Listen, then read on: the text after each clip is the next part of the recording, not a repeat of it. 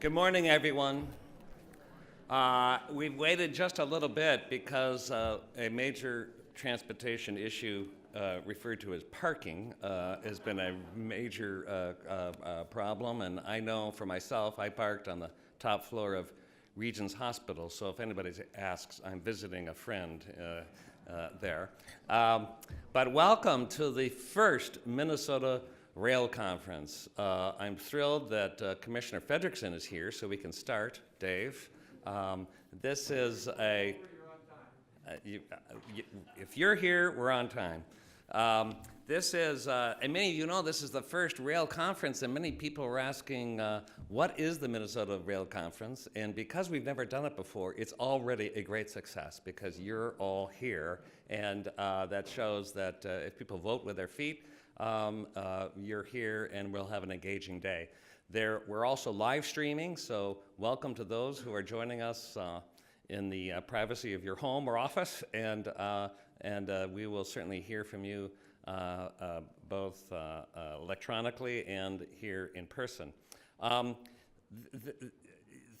have to actually thank a number of people, and I won't thank everybody, but you know full well that the Minnesota Regional Council Regional Railroads Association, John Appetz is here, has an annual meeting for over 30 years, and those of us like myself who have appeared and spoken and been to that conference knows that there's a lot of valuable information. So this is going to be slightly different because we're including other stakeholders and communities, and hopefully this will build on some of what has already been happening in the industry.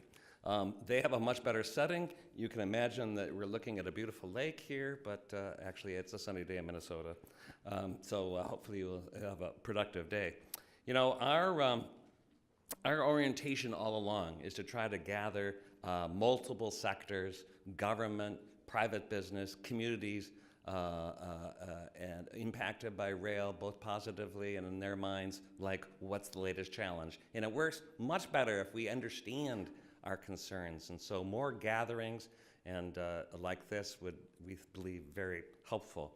You know, this was initiated by the Dayton administration. We have great hopes and aspirations that the Walz administration, who cares about industry in Minnesota, and one Minnesota, all of Minnesota, will also pick up and continue this as a tradition. But there have been a number of accomplishments over the past few years, and I'll just name a few. That has begun when we initiated a council on rail. And we actually hired an interagency rail director. So I really thank Tenzin Dolkar, who has really helped set this up. And then before her, Aileen Chermoff really set the bar high in terms of having not just a MnDOT relationship, but many agencies that are involved with rail to come together and have more face-to-face conversations. We have worked extensively on rail emergency operations, better awareness, better coordination. We have been engaged with communities to think about rail as an incredible asset, an opportunity for economic development. And we know that economic development doesn't just happen. It happens when we do thoughtful long-term planning and we allow for the opportunities that this robust industry in Minnesota can provide.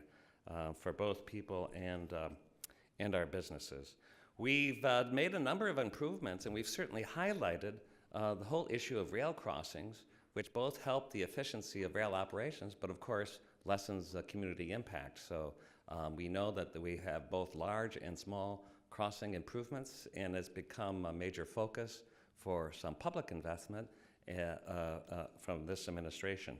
So I don't want to get into the substance of it, but I will just say a few things because we've had great media attention, we've had a great awareness, and I think that many times the public is less aware of the importance that rail, and particularly freight rail, has for this state. When you think about the amount of freight in terms of tonnage, 278 million tons of freight each year, 26% of all freight in the state is carried by rail. And the ag community alone, because Dave is here, he will tell you that 157,000 carloads of farm products originate or terminate in this state. And I would be neglectful, and we'll hear more about this. Passenger rail exists in Minnesota. It may even expand, and we've done a lot of planning, and we're prepared for the next steps in that important feature. So with no further ado, I want to get forward and get into the substance, but I'd like to say that the economy of Minnesota has a bright future, and that our robust rail network is really one of the underlying foundations for that. So today, we're very blessed to have a number of speakers and panelists, and I'm going to introduce Gerard McCullough, who will first give us an overview. And it's always important that we have the smartest person in the room. Okay, I don't know who that is, but there's a really smart and experienced person who will give us this understanding to kind of set the table. He has a PhD. He is from the University of Minnesota, and as he just said, during exam time, it's a really nice time to get out and get across the river and spend time with us. And I would say during a transition, it'd be a nice time for me to go to the U. So I don't know, maybe we can change places. But Gerard is with the Transportation Economics and Analysis of Network Industries. In the past, he has served as a special assistant in the U.S. Department of Transportation during the Carter administration, and was a principal co-author of the congressionally mandated report, A Prospectus for Change in the Freight Rail Industry. So to help think about the future and where we are today, it's a delight to introduce Gerard McCullough. Thank you.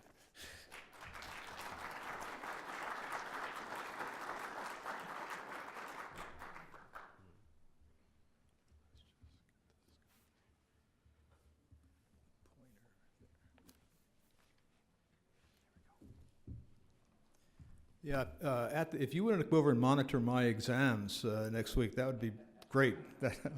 So, yeah, I'm Gerard McCullough. I actually had a chance to work at the Federal Rail Administration back in the late 1970s when we were wrestling with a railroad industry that was not very healthy. About a third of the industry in the northeastern part of the country was bankrupt. Another portion of it was getting ready to be bankrupt in the Midwest, and that then led to the Staggers Act and to changes that we'll talk about a little bit later. What I'm going to say today then focuses on the freight industry. You'll talk later about passengers, and my perspective is on the national industry, and again, there are people here who can talk a lot more about the Minnesota prospects. And I think the national prospect is certainly a lot different than what I saw in the late 1970s, but there are challenges, and I'm going to talk about those challenges. So the industry certainly is facing challenges, but it certainly could be a lot worse than it was in the 1970s. And as I thought about that, my wife actually told me an anecdote about it could be worse that was passed on by the writer Elie Wiesel, who was an author who lived in Boston and had an automobile accident in Boston, which is an easy thing to do, having lived there. And Wiesel ended up in the hospital with a broken leg, broken ribs, and bad injury to his neck. And he said, as friends would come and visit him, they would say, you know, this and this, and then say, you know, but it really could be a lot worse. And so another friend came in to visit him at the hospital and said, we're having a nice chat. And then the friend said, you know, but it really could be a lot worse. And finally, after about 4 or 5 people who came and said that to him, Elie said that he said to this guy, look, you know, I've got a broken leg, I have broken ribs, I've got a very badly hurt neck. What do you mean it could be worse? And his friend said, well, it could be worse. It could have happened to me. Again, that's sort of my theme then, that I'm going to talk about the challenges that the industry is facing, but it's certainly there are also great opportunities, because I think the industry is basically healthy, and certainly in facing those challenges, it could be a lot worse. All right. So again, I'll talk very quickly about background, then talk about the economy. That's what I specialize in, and specifically how the economy affects railroads at the national level, and then identify some challenges and opportunities, and then how those challenges and opportunities have policy implications. All right, so in terms of the background, I heard once that a picture is worth 1,000 words and a map is worth about 1,000,000 words. So to me, this map kind of summarizes the railroad industry, at least as we found the railroad industry in 1980. And so again, the industry really has a history, and that history began in the eastern and midwestern part of the country, where the industry developed in the late 19th century to service towns and agricultural producers in that part of the country. And you have a pretty dense network that evolved. As the country expanded, of course, you had a network that expanded with it and moved to the west, but a more sparse network. Come 1950, the interstate highway system is built. A lot of the traffic that was being served in the eastern part of the country moved on to the highway system, all right? And by 1980, we were in this situation where the kind of traffic that at least railroads in that era served well, right? Energy, timber, coal was moving heavily in the west and not so heavily in the east. But you had a big network in the east and a sparser network in the west, and that translates into railroads in the west being pretty healthy, railroads in the east being not so healthy. And that's pretty much what led to the Staggers Act, which said part of the problem here, besides just the shift in economic activity, was over-regulation. And the idea of the Staggers Act was to keep a form of regulation there, residual regulation, but not intrusive regulation. And I think most of us would say that the Staggers Act certainly has worked. It hasn't solved all the problems, but at least the industry got back to financial health and was able to sort of make decisions about rationalizing on its own rather than having the government have to intervene and provide heavy subsidies. So that's sort of the first part, is understanding the structure of that network. The second piece, though, and I think this is where railroads are different than a lot of other industries, and that is in their production structure. Automobile manufacturers manufacture automobiles and sell them. Trucking companies develop transportation services and sell them. Railroads really have these sort of two kinds of products. They first have to build their infrastructure, all right? And then having built the infrastructure, they then provide transportation services to people who are there to buy those services, all right? Now, it turns out that with and these two kinds of products that they have distinguish them from many different kinds of industries. All right, so this first product, which is what you can call the infrastructure output, that is on a continuing basis, they have to maintain their networks, okay? And it also turns out, so one, that's expensive. It means that their capital costs represent about 20% of their expenditures, which is a lot. Of other industries, it might be 5 to 10%. But it also means that in general, this is not true universally, and we're going to hear a lot about short line railroads, where this is not the case. But in terms of the major railroad carriers, because they maintain infrastructure and for some other reasons, as they get bigger, as they maintain more infrastructure, they become more efficient at it, and their average cost of operation goes down, right? So they tend to get bigger and bigger, and we certainly have seen that now. We really only have 6 major Class I railroads now operating in the United States. All right, so that's the first factor, I think, that's important in understanding railroads. The second factor is that when we look at their operating outputs now, those are pretty big outputs that you see there. All right, so these intermodal cars, box cars, bulk cars, and I could put tank cars in this picture as well. If you think of it, probably none of us, all of us have probably dealt with UPS, but none of us have had a railroad come to our house to either deliver or pick up a product. Okay, so the firms that railroads deal with, freight railroads, their customers also tend to be large, right? That the size of the shipment is really what determines whether a railroad can compete effectively in a market. And shippers who have big shipments tend to be big shippers, all right? So they're where they work, it tends to be with chemical companies, with automobile companies, with steel manufacturers, with large agricultural shippers, all right? And that means that the markets they're in usually involve negotiations with these large shippers. So yes, there are large railroads, but they're dealing with large shippers. All right, so result of all this technology then is first, because of these returns to scale, because they have to manufacture their infrastructure, they're still regulated, okay? So their decisions are affected by the fact that there is a government agency watching them, and they have to keep that in mind, all right? But then secondly, that much of their business then involves bilateral negotiations with their customers. Okay, so it's large, well-informed railroads negotiating with large, well-informed customers.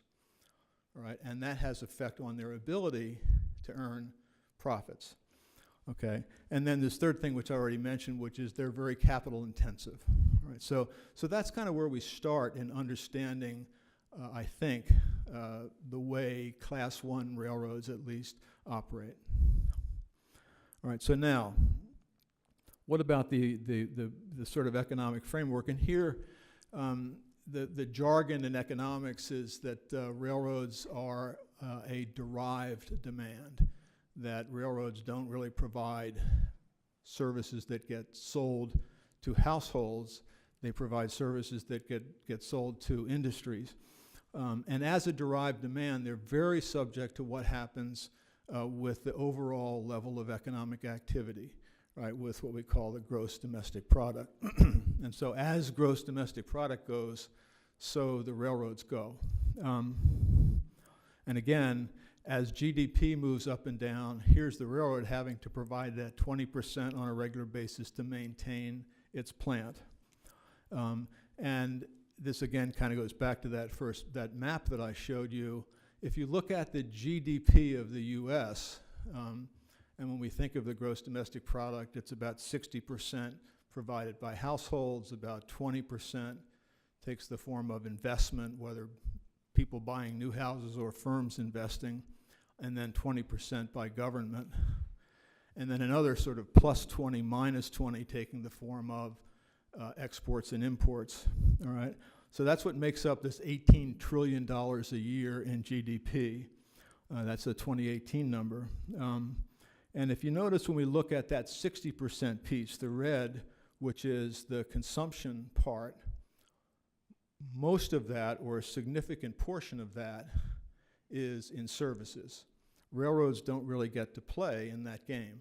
So railroads then depend on this much smaller bar of the production of goods in the economy, and then some of the production of investment, machinery, new trucks, et cetera, and then actually pretty heavily in the export-import dimension of the economy, all right? But it's a shrinking part of the economy in some ways that they are serving. This is my friend John Gray, who's the Vice President for Policy at the AAR, who provided this. And John then has actually done some analysis of the movements of GDP, because we keep hearing, yes, there's economic growth in this country. Recently, it's on the average of about 3% a year. But the growth in the parts of GDP that railroads get to get a piece of is, one, more erratic, and two, often slower than growth in the rest of the economy, okay? And that was really illustrated during the Great Recession back in 06, 07, and 08, when the kind of goods produced that railroads were able to compete for really dropped. And as John points out, and these bars here are the rates of growth within these different aspects of the economy within these different commodities. Actually, in 2016, railroad-related GDP was back in the recession. So the recovery really hasn't helped railroads as much as it has helped other sectors of the economy. Okay. And we can actually see this now if we look in a little bit more detail at the markets that railroads serve, all right? And the one that, of course, for anybody who's been involved in railroads for any period of time, the one that stands out first is, well, first, the grain market seems to be fairly healthy. It's staying at a reasonable level, and we'll hear more about that. The coal market, of course, is the one that used to sustain at least 25 to 30% of rail revenue on a regular basis, and that they could count on a regular basis, and that for a number of reasons, environmental, et cetera, is beginning to drop off, okay? All right, so this again now is the real challenge that railroads are beginning to face. As that coal traffic drops and continues to drop, are they going to be able to bring in enough revenue to make up that loss, all right? Well, where do they look? Chemicals are remaining pretty healthy. Motor vehicles have dropped off, right? Paper has dropped. Food products have dropped. And the one we see that has gained is over there on the right, and that's intermodal traffic. Okay, and I think a group like this now, if railroads are going to move into these kind of markets, a lot of people here will have a lot to do about that, okay, because these are going to be new markets in many cases for the railroads. Okay, and then I said this earlier, and this to me is a fairly stunning number that John Gray discovered when he did a careful analysis of traffic in 2014. Okay, a lot of that rail portion of the GDP is import-export traffic. And we're a little bit uncertain these days about what's going to happen with export-import traffic, okay? And John's calculation is that 35.2% of Class 1 rail revenue in 2014 was tied up with exports and imports, all right? So, and again, here's a railroad thinking we've got to cover this 20% to maintain the system. Now, do we have to cover it? No. Okay, railroads are big and they have this ability to eat their assets if they have to. But that's what they did back in the 60s and 70s, and that's when we began to see this thing called a stationary derailment, where the track just got so worn out that cars sitting in yards would basically fall over, all right? Okay, so this is the challenge. Okay, so I'll say challenges and opportunities because I think, again, it could be a lot worse. Okay, so I guess this is what you call a product placement in the world of television. You put in an ad for Minnesota and for BNSF. So this is a yard at Stables, Minnesota, and this is just to give you an idea of the varied products that railroads carry. Now, this was at this time when we had quite a bit of congestion on the system because these 8 trains here are all trying to vie for one track to be moving to the east, okay? But again, that's an intermodal train on the far left, and then a coal train, and then these 2 kind of silver-topped trains are carrying finished automobiles, and then we have a grain train as the sort of 4th one over from the left, and then we have oil trains, all right? And again, I think you'll hear more, there'll probably be more discussion of the future of that oil market later. Okay, but this says railroads basically have to serve all of these markets to remain viable.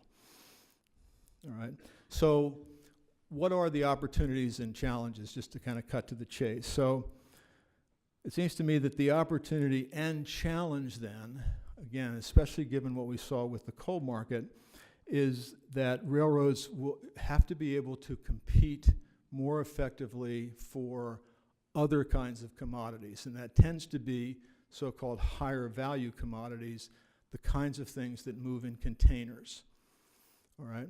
And again, maybe another sort of third key to understanding railroad markets is that in these negotiations, I think of the case, let's say BNSF, since BNSF will be represented today, goes to talk to an automobile producer, right, about shipments, the automobile producer is going to ship a finished automobile because they make a margin, right? They can sell that automobile for more than it costs them to make it.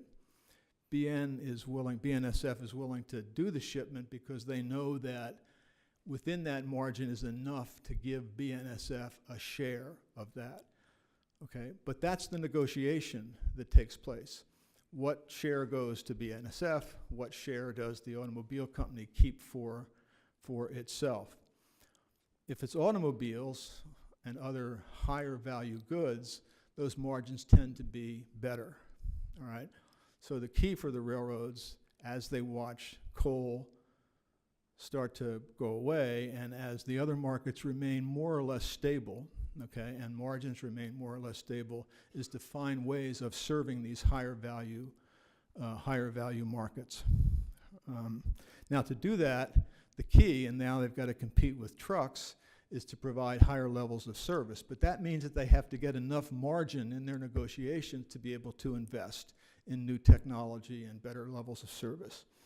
All right, and then I've listed a few of these things: advanced generations of positive train control, better management technologies, network operations, advanced inspection systems. There's still, even though railroad fundamental technology has not changed, there's still much that could be done to improve operations on the network, and a lot of that having to do with communication between railroads and shippers. All right. So a critical factor then that I would identify, though, is that in order to be able to do these kinds of negotiations, what we don't want to have then is a government agency like the Surface Transportation Board. And actually, STB has been pretty good about this over the past 10 to 20 years, getting into all the details of trying to tell railroads how to operate, okay? All right, so we want a regulatory environment that encourages technological change and adaptation, all right? All right, so I've got more stuff here on railroad carloads. People who study railroads love to talk about carloads, but I think we've made the basic point about losing coal and about intermodal being the growth part of it. And this, of course, says this is highway congestion. So one of the things that could happen with increased intermodal is to reduce the degree of highway congestion. We don't want to overemphasize that, though. I mean, some people talk as if we could take trucks off the highway and put all of the stuff into trains and be running 30-mile-long container trains around the country. That's not going to happen, all right? But there are potentials there, okay? All right, so policy implications then on what is required for railroads to make this sort of evolution into more higher value markets, all right? Okay, so first has to do with rail regulation, okay? So there is this Surface Transportation Board, which has kind of residual authority to regulate railroads in cases where the contract negotiations break down, right? And where a shipper can show that they're not being treated, quote, fairly, all right? Up till now, STB has always relied on some form of cost accounting to decide how it regulates. In the old days, it had this sort of very detailed Rail Form A. That got revised into something called the Uniform Rail Costing System, which was just as complicated. Luckily, in 1985, the Interstate Commerce Commission, which later became the Surface Transportation Board, adopted this notion of constrained market pricing, which basically said shippers have to show that they really couldn't buy or develop the alternative rail service that would compete with the price that the railroad was charging. It made it difficult for shippers to challenge. It sort of forced railroads and shippers to do more negotiation, but smaller shippers were kind of left out. So that's still been an issue, and that's something which the STB is still considering now in this thing called Ex Parte 722. So there are still questions about. It's pretty clear that an agency in Washington with a staff, albeit a highly competent staff of 30 or 40 people, really can't know what the cost of railroad operations are exactly. And if they impose that on railroads, we're going to go back to the 60s and 70s, all right? But then what are the regulatory alternatives? And I don't think that's really been fully worked out yet. And then maybe a final question is, the Surface Transportation Board has changed its structure and has now become, quote, independent of the USDOT. What independent actually means, though, is that it reports directly to Congress for its budget, okay, rather than to the Secretary of Transportation. And it's not clear whether that will make it more or less aggressive in using its regulation to kind of control the pricing and the behavior of railroads. So there are questions about the future of regulation. And then it seems to me the second set of policy questions have to do with highways, all right? So the performance of railroads, again, if they're going to be able to move into the intermodal markets in a significant way, depends on highway policy, all right? So will autonomous trucks, and we've gone through this question with truck size and weight arguments. As truck size and weight limits are changed, does that give trucks more of a cost advantage over railroads? Will that hurt railroad markets? What's that going to do to the viability of the industry? I think that question comes back again when we talk about autonomous trucks. And then finally, this long-standing question of who pays for the highways, right? Do you think about the highways as a utility where the users pay, or as public goods where there's going to be significant public subsidies, which again then would disadvantage railroads as they try to compete more effectively with trucks? And I think besides those challenges, I think the other two, though, are one, will railroad managements adopt or adapt to the new circumstances? But then two, and now I turn it over to you, as they try to move into these new markets, that's going to take much more working with states, with locales, right, with with shipper groups, right, to design services that will work for both shippers and railroads.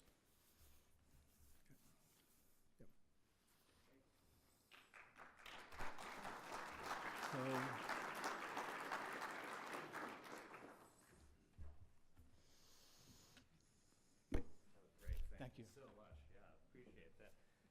Thank you so much, Gerard. And that really was a great point to kind of set the base of information. And now we're going to get drilled deeper with a wonderful panel. But first, I want to recognize just a couple of other cabinet members who have joined us, and I didn't see immediately, but our Commissioner of Commerce, Jessica Luman, is in the room.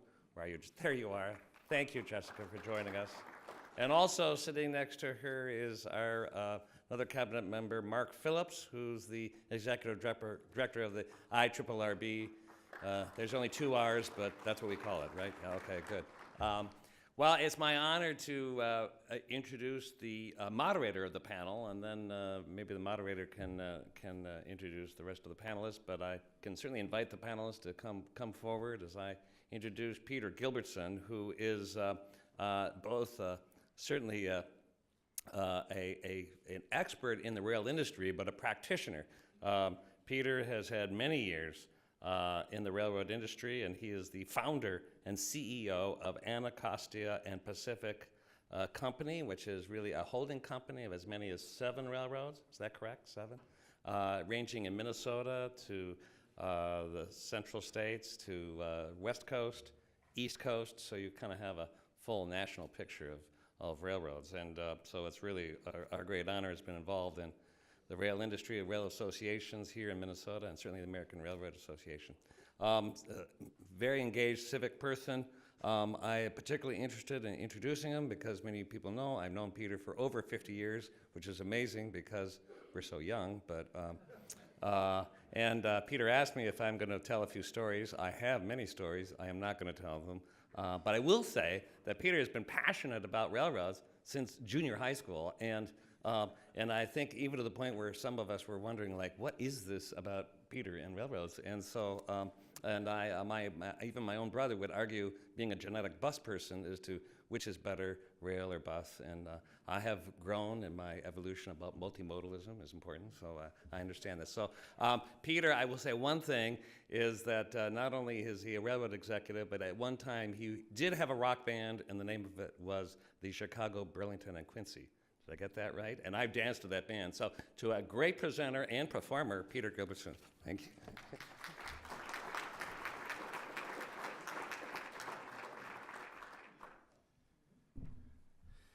He said he wouldn't, but he did. Thank you, Charlie. No, it's a pleasure to be here. I really want to acknowledge Charlie and the governor for institutionalizing this rail conference. I think it's good for the industry. It's good for the state. We can't over communicate on these issues, so it's great to have all these stakeholders here, and I hope this continues because I think it's going to be a valuable tool. We have a great panel here. You've already heard from Gerard, and I won't introduce him, but Lydia Borghi is with BNSF. She is new to the company since 2017. She's Executive Director of State and Government Affairs for North Dakota, South Dakota, and Minnesota. Prior to BNSF, she worked for the Target Corporation in their legislative area, and she is a graduate of Hamlin and a JD from William Mitchell, so some real Minnesota connections there. Bill Gardner is Director of MnDOT's Office of Freight and Commercial Vehicle Operations and has managed freight planning for freight rail and intercity passenger rail, ports, and waterways. He's been with MnDOT for 19 years and has 38 years of multimodal training. He has a master's degree in city and regional planning from the University of North Carolina and an undergraduate degree from the University of Wisconsin. And then last, I'll just leave it at that, John Appetz is a shareholder at Mezzarelli and Kramer and has been a member of their government relations department since 1989. John, as many of you know, has been the executive director and legislative counsel for the Minnesota Regional Railroads Association for 25 years, and he has put on the other conference for all these years and has been extremely useful in again, promoting that dialogue between all the stakeholders in the Minnesota. He started out on the staff of Senator Hubert Humphrey, and he was transition chief to St. Paul Mayor-elect Norm Coleman. He had an undergraduate degree from Gustavus Adolphus and a JD from William Mitchell. So great panel here, and I'm going to let them give some introductory comments. But one of the opportunities or perks of moderating is I want to tell you just a little bit about our perspective. I am in the regional short line business. We have a railroad in Minnesota called Northern Lines, which is up in St. Cloud area. We have about 30 miles of operations up there. It's a BNSF spinoff, and we work closely with BNSF as all short lines do, and we're actually having a meeting on Friday with some BNSF representatives to talk about some new business up there. So we have grown the business from where it started. One of the fundamental things about short lines is the reason that they were for sale usually isn't because they were so successful. They were usually for sale because there was an opportunity for a turnaround or a slow death. And I think the great story of the short lines has generally been, and there's been exceptions, but has generally been is they have been turnarounds. And we have managed as an industry to increase business and do it in a safe and productive way. We have some interesting operations. One is we run the freight franchise on the Long Island Railroad in New York. So people talk about can freight and passenger coexist? We coexist with 700 passenger trains a day. And we run 5 or 6 freight trains out in there somewhere. So yes, you can. And we've been there for 20 years, and we've tripled the freight business on Long Island. And this is a place where they haven't made anything, since World War I, essentially. So there is growth potential in this industry, but we have to change our model, and I think Gerard alluded to that. We also operate the switching port operations in the ports of LA and Long Beach, so we very much integrate with the operations of BNSF and UP there in those markets. So the short lines, I think, have evolved from this kind of sleepy effort to save the branch line that goes kind of out to that one grain elevator to be a very professionalized industry. One of the things we're proud of is I think we're the first railroad of any size to adopt a sleep apnea screening program for our train operating employees.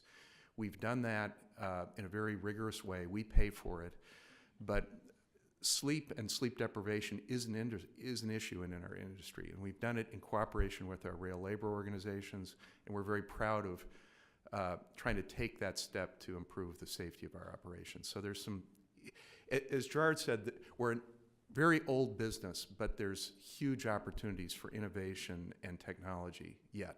So that's exciting. So we'll just go down the road. Lydia, why don't you start and just give us a little background about you and some of the issues you see. I'm actually going to hand it off to John. Oh, okay. Sorry, I Peter. tell you what, let me hop up there, Peter. Is that okay? Okay, Just please, yeah. I don't have a sign, but I'm going to sit by your sign. Exactly. Go right ahead.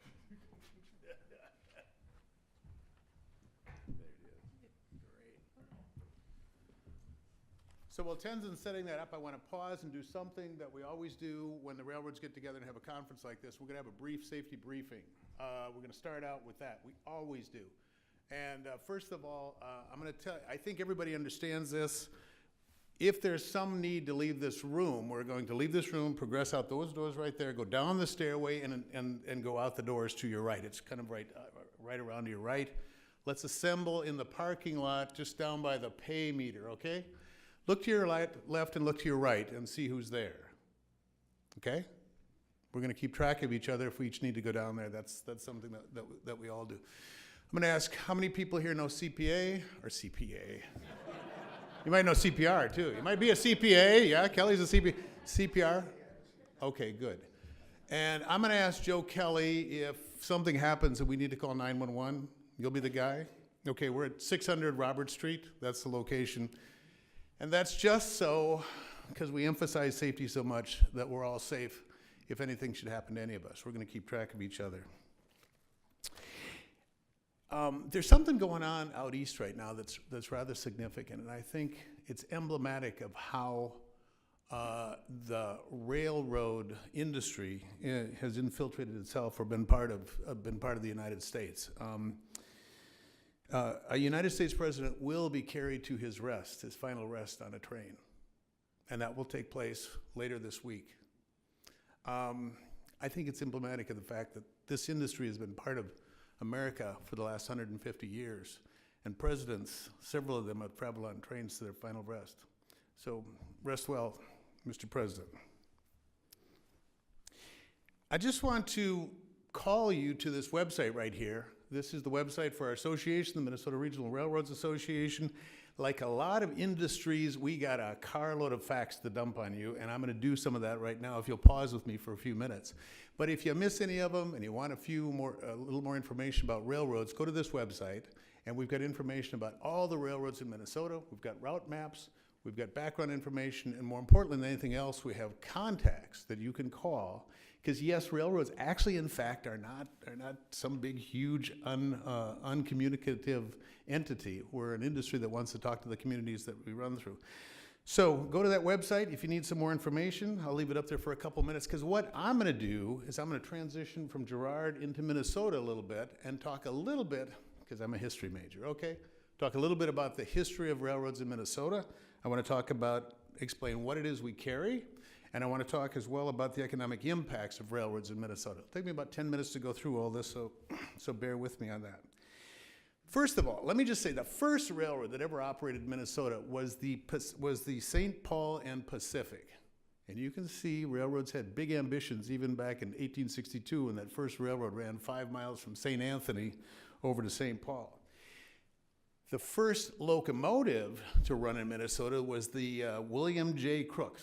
And if any of you want to see the William J. Crooks, it's still available. You can go take a peek at it up at the Duluth Rail Museum.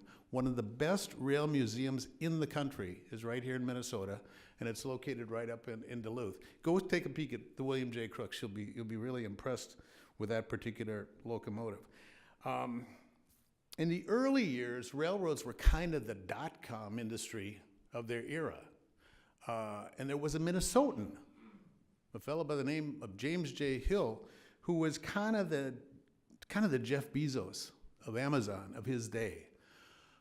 The St. Paul and Pacific went bankrupt, as most railroads did at that point in time, And James J. Hill came along and decided to purchase that railroad and turn it into something. He indeed did, and you've seen some of the result of that today. Its successor railroad is sitting with Lydia right over there, the Burlington Northern Santa Fe, and is the second largest railroad in the entire United States. James J. Hill had no small ambitions, and he had no small living arrangements. If you want to see another piece of Minnesota history from the Minnesota Historical Society, run up to the cathedral and run across the street, and you can see James J. Hill's humble 40,000 square foot abode, where he and his wife and their 10 children and their servants remained. It's a beautiful place. You really should see it and take some advantage of seeing all of that. Well, 1862 forward, about 100 years, the railroad industry became it did become the preeminent mode of transportation for moving people and freight across Minnesota and throughout the United States. You heard Gerard talk about the 1960s and 70s. Over-regulation caused the railroad industry literally to go bankrupt. In the 1970s, the Congress sat down and they had to figure out whether or not to nationalize the railroad industry or to deregulate the railroad industry, and they chose the latter course. As Gerard said, it was the Staggers Act that was passed by the Congress that basically took the shackles off the railroad industry, that the shackles of economic regulation, mandatory operations, and kind of allowed the railroad industry, which you saw the picture of up there, to essentially shed a lot of the unprofitable lines that it was operating. As Peter said, some of those lines became what we call short line railroads today.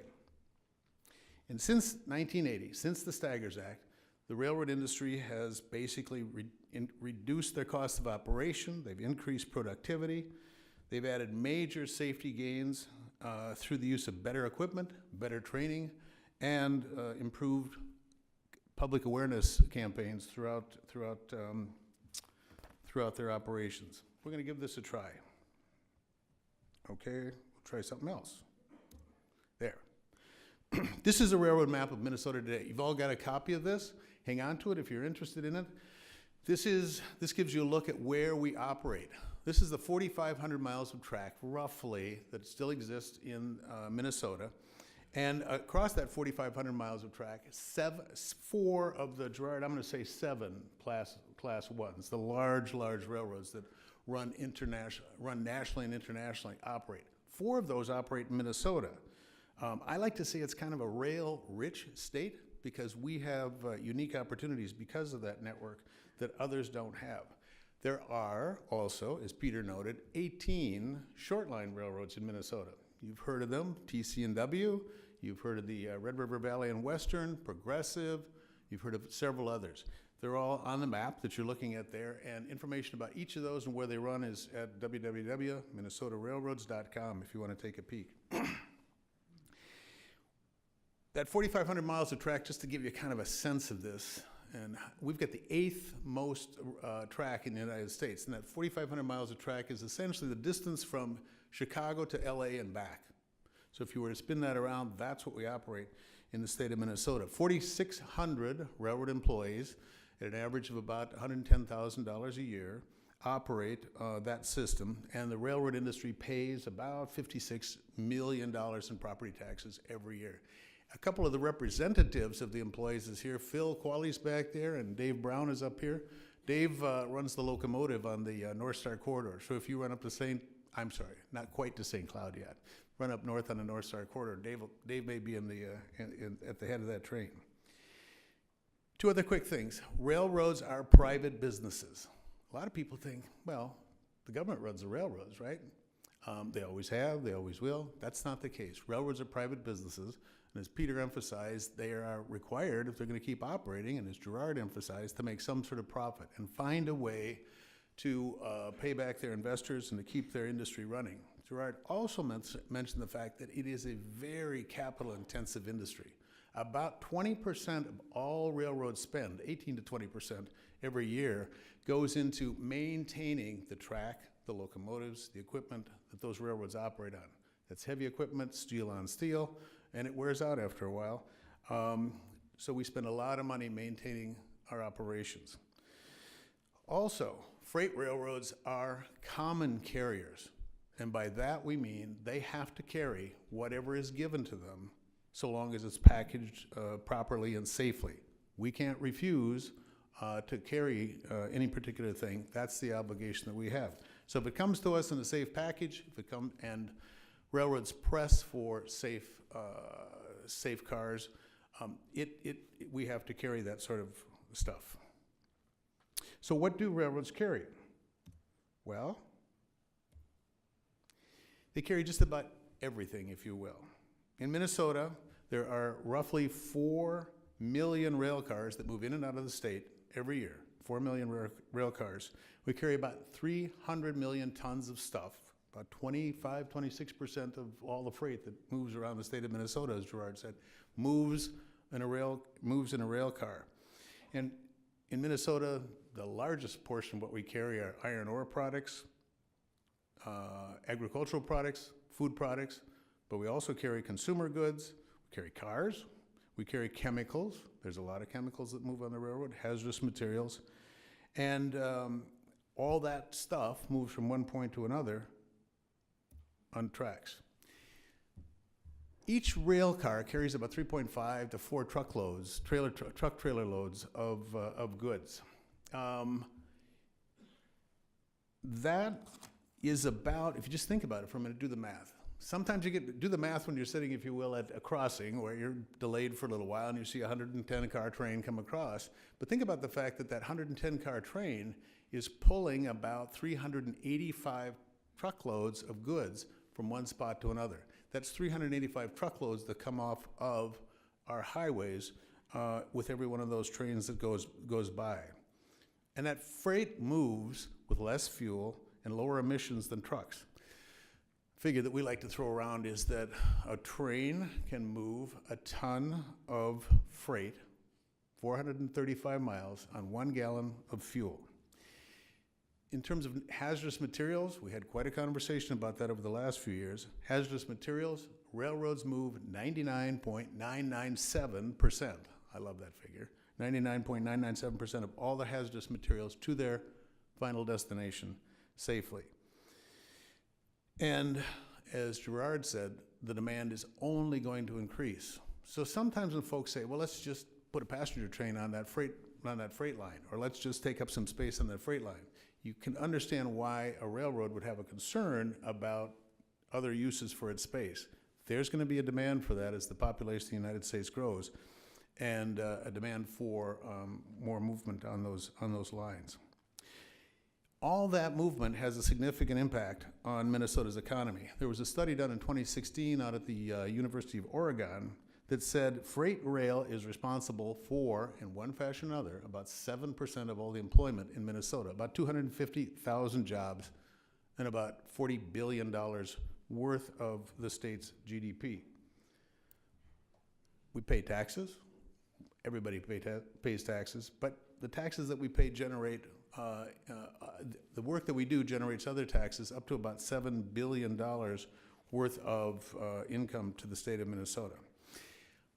Now, Peter, I'm going to ask Lydia to come up and talk a little bit about what the biggest railroad in Minnesota, the Burlington Northern Santa Fe, does, how it connects us to the world and the rest of the nation, and how it does so very safely. Thank you. All right, I always have to adjust the mic a little bit. I'm short up here. So thanks for having me. So Gerard talked kind of big picture. I wish he would have given me my orientation when I started at the railroad, because that was just a great overview of kind of the economy and how we react to the economy. John narrowed it a little bit further, talked about the state of Minnesota. I'm going to narrow it even further and talk about just one railroad, which is BNSF Railway. Like Peter said, my name's Lydia Bjorgi. I'm the Executive Director for State Government Affairs for BNSF Railway. So a little bit about BNSF. We are a Berkshire Hathaway company, which means we're owned by Warren Buffett, which is a bit unique for a Class 1 not to be publicly traded. We have about 41,000 employees. We operate in 28 states and 3 Canadian provinces. You can see from the map here that we're a West Coast railroad. So we go from about Chicago to New Orleans west. One thing that means is we have great access to the West Coast ports. So Gerard talked about how important trade is to railroads. That's true for BNSF also. We have great access to the ports in Southern California, LA, Long Beach, great access to the ports in the Pacific Northwest, Seattle, Tacoma area. About a quarter of rail freight on BNSF, those large numbers that we've been hearing about that this morning, run on BNSF. So nationwide, we touch about 1 in 4 of everything that's on that network. We operate about 1,200 trains a day. Whoops. I'm missing a slide. I'm missing the most important slide, the Minnesota slide, but guess what? You all have a handout that says BNSF in Minnesota that has a great map, a little bit of facts, and most importantly, contact information for the company, for different representatives in different areas. Take that home, hang it on your fridge, put it in a frame next to your bed, however you want to handle that, but it's a great amount of information. So we're the largest Class 1 in the state with 1,500 miles. We have about 2,200 employees. Some of our major facilities, we have Minneapolis, St. Paul, Dilworth near Fargo, Moorhead, and Wilmer. And you can see from the map too, I mean, John talked about how rail rich the state is. BNSF is a big part of that. We just crisscross the state. So what are we hauling on all of that track of ours? This is an overview of our network. So network-wide, what are we hauling? The big bold numbers are the number of units we're hauling, or carloads. So that's a single car, and those are in thousands. So much like the presentation we heard first from Gerard, consumer products is a big part of our network, and it's only continuing to grow. It's a little over half of what we're hauling, and again, a big part of why that is that great access we have to those West Coast ports.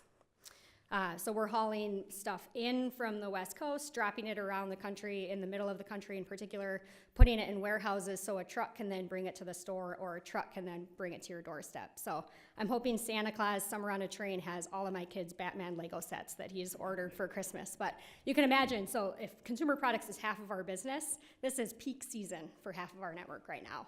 So we are busy. We're busy, which we like to be busy.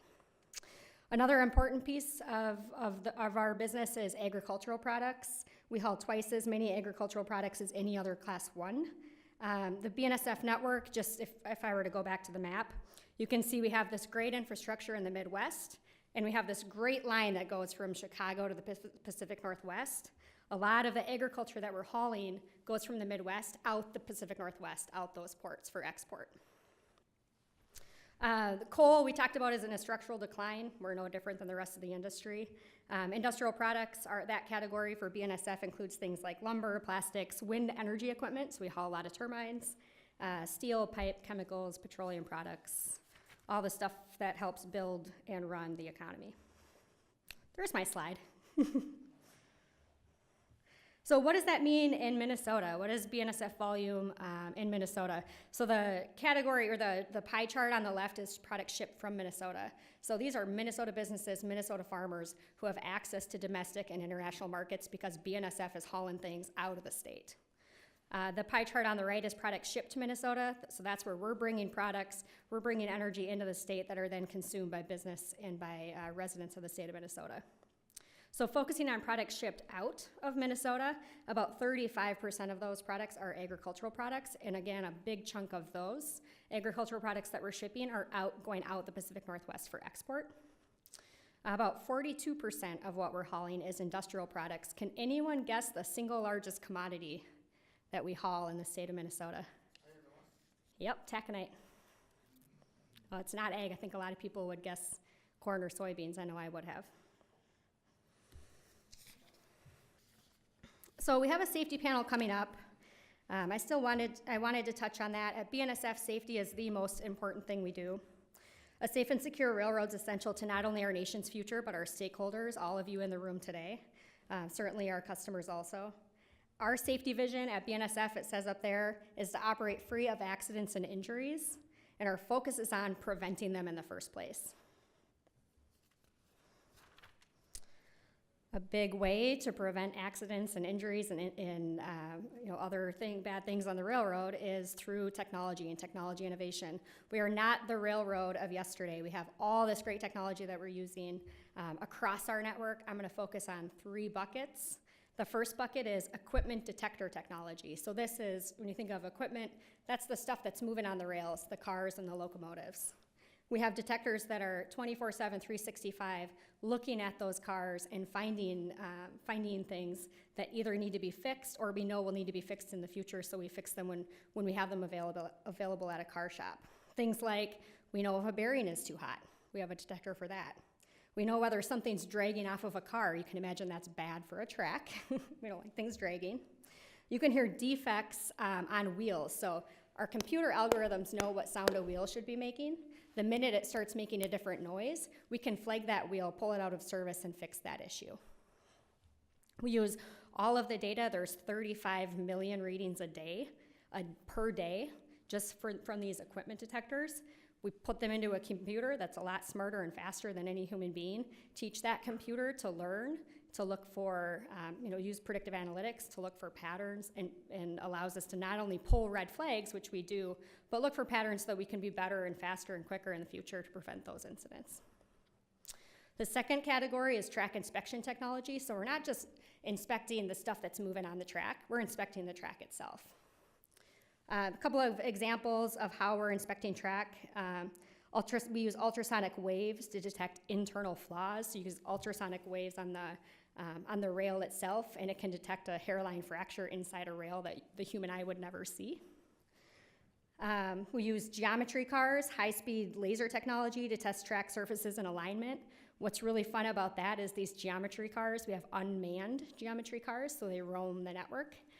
Which has allowed us to more than double our track inspection. And again, that's just pulling a ton of data and allowing us to be smarter and more efficient about how we're maintaining our track. Ground penetrating radar, so it does just that. We can go 2 feet deep into the substructure of the track to determine whether that is acting how we want it to be acting. We use drones. At BNSF, we're the only railroad that it has FAA approval to be testing beyond line of sight. So we're flying drones hundreds and hundreds of miles a day and picking up millions and millions of images of our track to test and look for the conditions of the track. The final bucket that I'll talk about is positive train control, which we might touch on later too in the safety panel. But positive train control is really an example of BNSF leading in terms of technology and in the railroad industry. BNSF is 100% installed for our infrastructure for positive train control. But what is positive train control, or PTC? PTC warns the locomotive crew of a problem, and if needed, it stops the train. So I'll say that again, PTC stops the train. It can prevent train-to-train collisions, the movement of trains through a misaligned switch. So if a train's going into a spot we don't want it to be going into. It can stop the train or warn crews of excessive speed. About 89.7% of BNSF trains, about 89.7, only an engineer would give me that, run with PTC right now. So a very high percentage. Oh no, you're missing all the billions of dollars that we've been contributing to our own network. I'm sorry about the cell range. So what those numbers usually say are things like 5.5 billion, $4 billion, 3.4 billion, and what that represents is the money that we're pumping of our own profits back into our network. It's a huge part of our safety program. We have a capital investment plan every year. We use that capital investment plan to ensure that we're operating in a safe and reliable network, and we're anticipating the needs of our customers.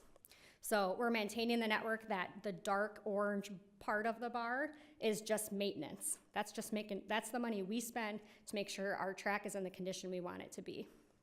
The lighter orange bar, that's anticipating the needs of the customer. So that's expanding where we think our customers are going to need us and making sure that we're allowing our customers to meet their market demands.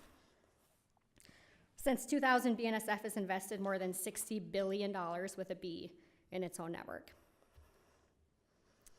In Minnesota, the numbers are just as compelling. We've invested over $800 million in the last 5 years. So $800 million of our own profits back into our network right here in the state of Minnesota. Those are dollars that are in the ground, making us safer, more reliable, more efficient for our customers. 90 million of that was in 2018. So we have employees who live, work, and play throughout our entire network. We haul a lot of freight through a lot of different communities. We like to give back to those communities. One way we do that is through our BNSF Foundation. I thought while I had all these great community leaders in the room, I would put a plug in for the foundation. Since 2012, we've given over $2 million right here in the state of Minnesota. If you or your police department or your fire department or a local community organization you're involved with, and your community is served by BNSF, I highly encourage you to visit bnsffoundation.com and look at whether it might make sense to apply for a grant. The grant application is written for a member of the general public, not a grant writer, so it's pretty easy to do and pretty accessible.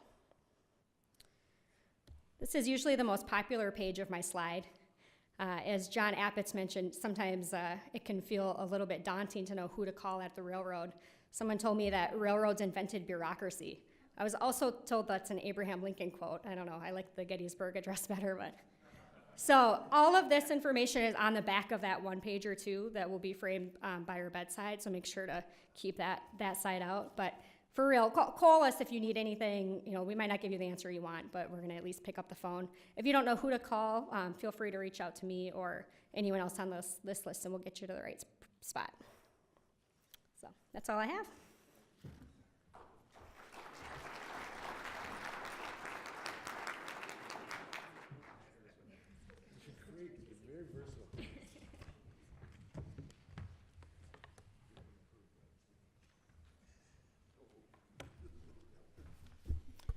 Lydia, I too always have to adjust the microphone a little bit. As John mentioned, you know, this is a special day, not just because it's the first railroad conference that we're offering, but also the nation, of course, is honoring our former President Bush. But I also heard on the radio this morning driving here that this was the day in history when Prohibition ended. So I was thinking that for those of you who are so inclined, maybe tonight you select your favorite beverage and toast our former president. By the way, Lydia, I thought we had cornered the market on bureaucracy, but maybe not. As Commissioner Zelli mentioned earlier this morning, the Rail Council has been really focused on improving coordination and communications between government and the rail industry. And that's really been through a framework of kind of a three-legged stool, focusing on safety, focusing on economic development, and focusing on really improving community engagement.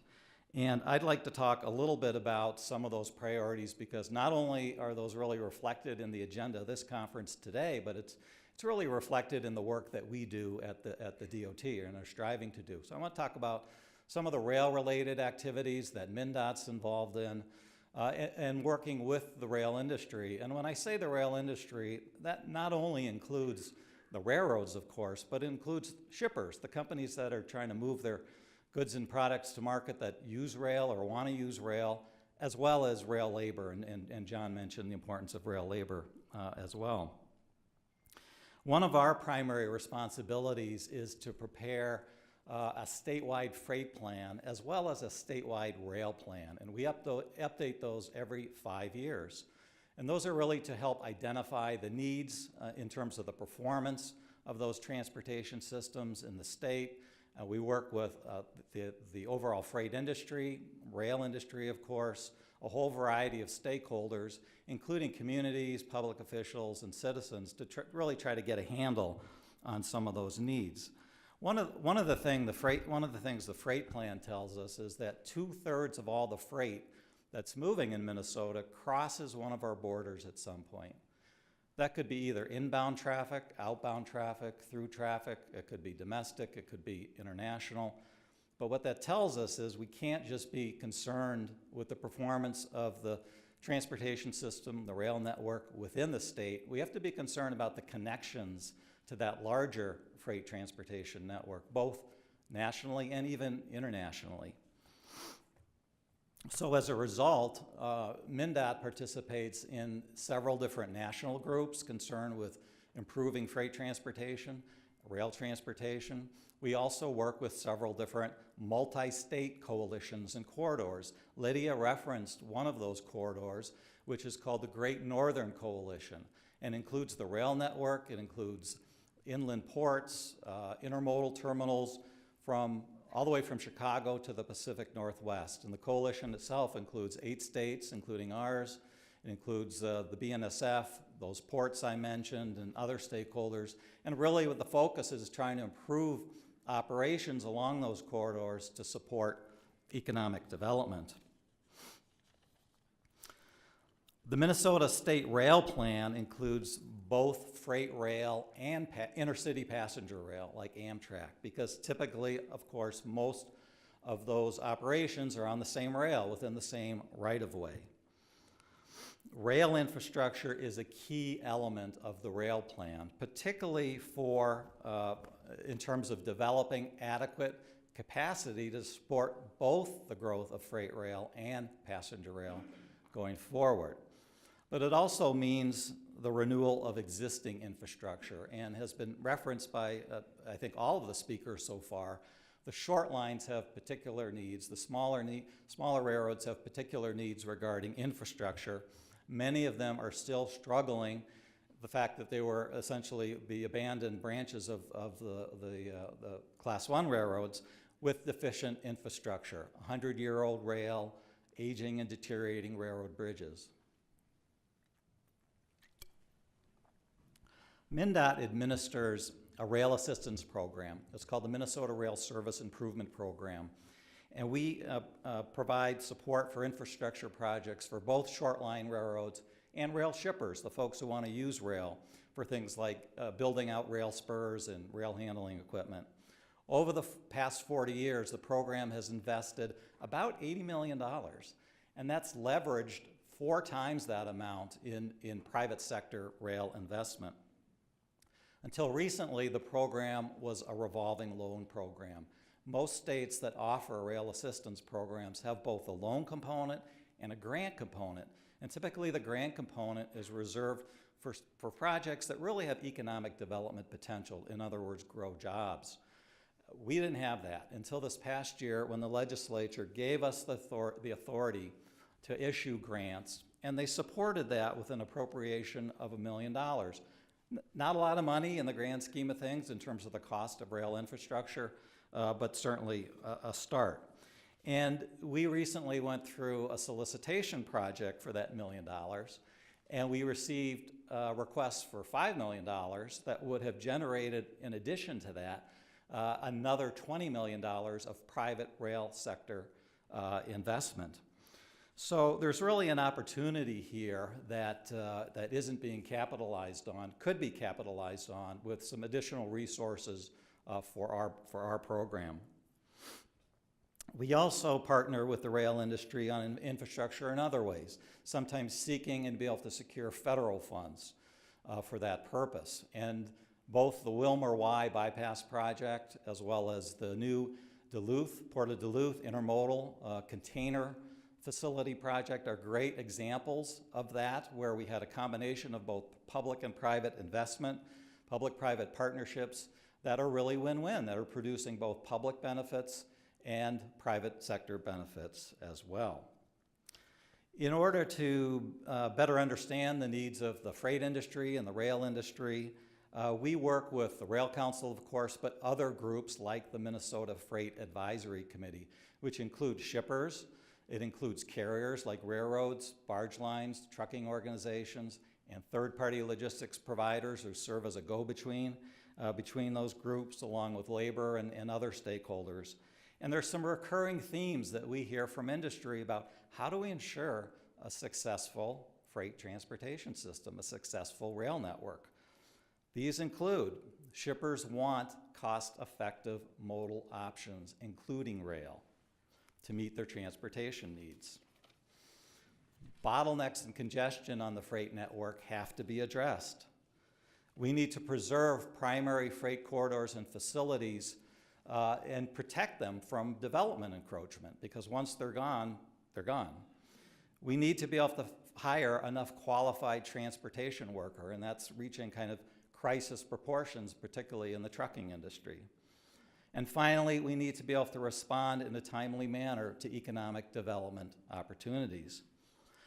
For rail specifically, we also need better access, and this was mentioned, the importance because it's growing rapidly, of the intermodal sector. We need better access as a state to intermodal truck-to-rail container service. Right now, it's pretty much limited to the big yards in the Twin Cities and the new small yard in Duluth. And so firms like Marvin, for example, up in the other corner of the state, have to literally dray hundreds of miles their products to reach the container yards either in Winnipeg or in the Twin Cities. So as a state, we hear a lot of requests for improved intermodal service. We also need better rail connections into some of our ports. We need to address the rail bottlenecks on the east side of the Twin Cities metro region. We hear a lot about that bottleneck. But we also hear from communities, and we hear from citizens, of course, about their interest in rail, and sometimes their concerns about rail. And some of the time, this is concerns about the impacts of freight movements on communities. It's concerns about the impacts of freight on the environment and on quality of life. For rail, of course, this includes concerns about safety. And you'll hear a lot more about safety in the next session in a few minutes, including emergency preparedness and some of the work that's going on with incident response and so forth, and what MnDOT's responsibility is there. But there's two other areas I wanted to conclude with that I wanted to mention that we also hear a lot of concerns about. Those include train horn noise as well as blocked crossings. For train horns, railroads are required to sound the locomotive horns as trains approach grade crossings as a safety precaution. Obviously, that's a concern and a nuisance and a disruption to quality of life for folks who live and work in the vicinity of grade crossings, particularly at night, as you can imagine. And so there's a number of communities in Minnesota that have gone through an application process that's required. It's regulated by the Federal Railroad Administration to develop and implement what's called quiet zones, where the grade crossing signal systems and other improvements such as medians in the roadway are put into place, and that eliminates the need for locomotives to always sound their horn at grade crossings. This is an expensive proposition. Those upgrades are not cheap, and communities are responsible for the expenses. Unfortunately, there's no assistance program. Our role is limited to technical assistance, working with the FRA and the communities. There is no financial assistance program for quiet zones, either at the state or federal level. So that's an outstanding need that we hear quite a bit about. The other area is block crossings, where trains stop for long periods of time at grade crossings. And this continues to be an issue here in Minnesota, but also nationally, very much so. And I regularly receive phone calls at my desk from irate motorists who can't get to work, they can't get to school, they're very frustrated, and of course this can also present a public safety issue if emergency responders can't reach their destination in a timely manner. So what do we do when we get a complaint about a block crossing? Well, we immediately call the railroad because we want to find out what's caused the blockage, and they want to find out what caused the blockage. Sometimes it's an equipment problem, maybe a one-time equipment problem that won't be repeated. Great. In very rare instances, it might be a grade crossing signal system problem. Doesn't happen too often, but occasionally. In other instances, it's an operational issue, and the railroad can actually make adjustments so that that blockage doesn't occur, at least not on a regular basis. They can cut trains and do things differently with sidings and so forth. But sometimes they can't. And we're also seeing some change in railroad operations, and this has become very popular in other parts of the country. It's called modern railroading or precision schedule railroading, where there's really less flexibility for those operations to be adjusted. And so that's a bit of a concern going forward as a potential response to solving block crossing. So I think this is an area that we need a lot more conversation about to try to find solutions here in Minnesota, but perhaps at a national level as well. With that, I've covered a lot of territory. I will stop, turn it back over to Peter, our moderator, and if we've got time for some questions and answers.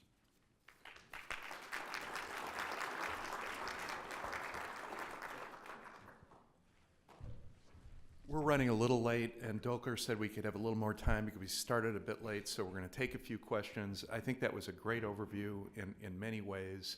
A lot of the questions I was going to ask were answered by the panel here. So I'd just like to emphasize on the grade crossing issue, which is a point of friction between the communities and the railroads, is the ultimate solution, obviously, which is not free and has impacts, but is grade separations. I mean, to eliminate the interface, essentially. And obviously, we can't do that every place, but that's an important issue. One other impact that's out there that may be covered in the safety area, which is a growing issue, unfortunately, for our industry, is suicides and trespasser injuries. And again, these are occurring. Our safety statistics are improving with that exception, frankly. And that's something we have very little control over, but it is an issue that's out there. So I'd like to open it up. I have a few questions if nobody else does, but I suspect we have some other questions. Anyone have a question? Yes? Gerard, you had a slide from that AHR, and at the bottom it said it excluded coal, petroleum, and grain products, which Lydia had showed like that was like 25% of the freight. So I thought it was kind of invalidated his slide. Right, and the idea there, though. Mike? Yeah.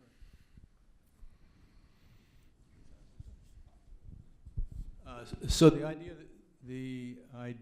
there was that that was to identify other markets. In other words, the 25%, the bulk commodities are there. The question is, can railroads move into the higher value markets where there are good margins, which can help the railroad and the shipper?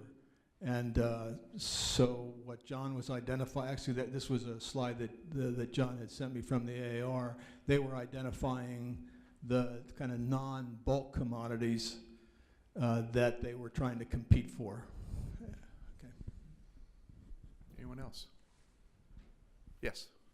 Are you starting to see what type of impacts are happening as a result of tariffs, U.S. tariffs and retaliatory tariffs? Besides just obviously negative impacts on commodities and things, are we starting to see any shifts in where products are going or any of that type of thing, or is it too early to tell? As far as I know, it's too early to tell. I haven't done any recent. I think we begin to see it with automobiles a little bit, but I have not seen any kind of an analysis yet of the direct effect. I can speak to that too a little bit, just from BNSF's perspective. Our ag products are actually up about 10% year over year. We've been running all 140 unit shuttle trains that we have all year. We expect to do that through the end of the year. We're just seeing a mix in commodities. So instead of shipping soybeans in October, normally our soybean program would be like 90 or 95% of what we're shipping out the Pacific Northwest. And now it's about 60% corn, 20% wheat, 20% soybean. So it's just a shift in what folks are sending. I think the question is, longer term, have we sort of already created new markets that didn't exist before? On the flip side of that, our taconite, I talked about taconite already, but our taconite customers are doing really well because of the tariffs and other reasons, of course, too. But just generally, like Gerard talked about at the beginning of his slide, when the economy does well, we're doing well, and the economy is doing well right now. People are building stuff. Justin on our economic development team has been real busy with customers looking to expand or build in new spots. So I think that might be why we also haven't seen a huge impact from the tariffs, at least from BNSF. Just as a note, when you ask a question, wait for the mic because we have this webinar going on and they can't hear you otherwise. One other thing, a data point on the tariff issues. I know with the ports of LA and Long Beach, actually I think Long Beach had a record October, but that may be trying to get ahead of that because a lot of LA Long Beach is consumer goods, but they're, if anything, it's incredibly strong right now. Other questions? Yes. Wait for the mic.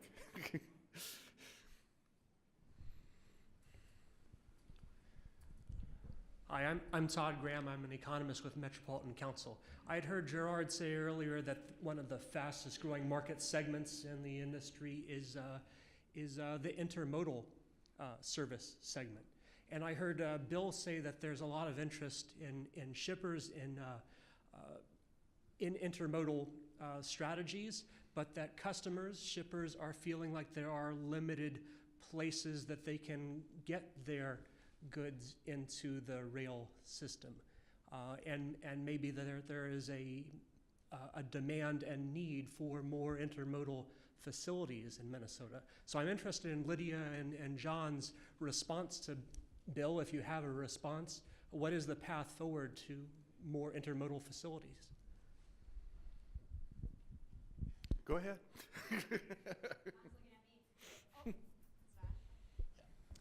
The Freight Advisory Committee that Bill mentioned actually just did a study on this. So if you're really interested in understanding intermodal, I'm certainly not an expert. You can see from my pie charts on Minnesota, we don't talk about intermodal as much as we do ag and industrial products. But the bottom line summary is lane balance is really important. So the steamship lines like to have as much going in as they do going out. We react, at least at BNSF, to that demand and to where those containers are going to be. We don't own the containers, the steamship lines do, so we react to that market demand.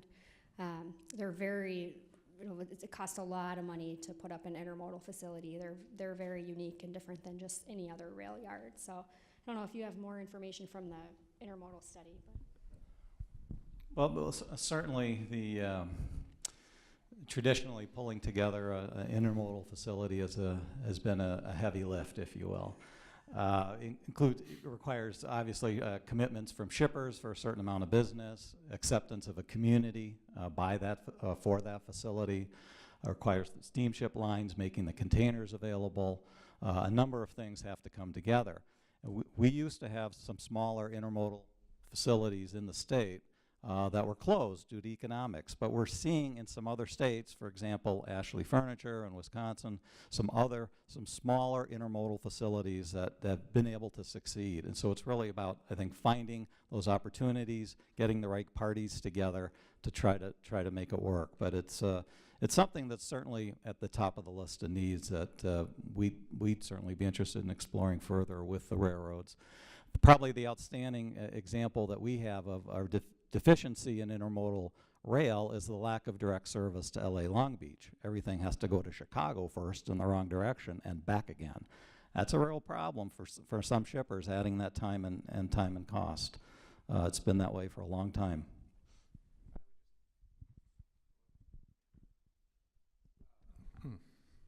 Hello? Okay, thank you, sorry.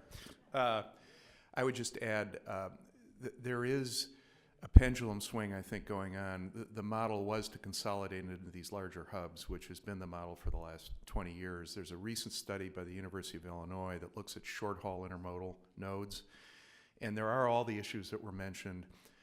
There's also an issue of balance of traffic, of not just origins and destinations, but balance. But there is a huge market for short-haul intermodal out there that has not been accessed. And a good example is the Ashley Furniture.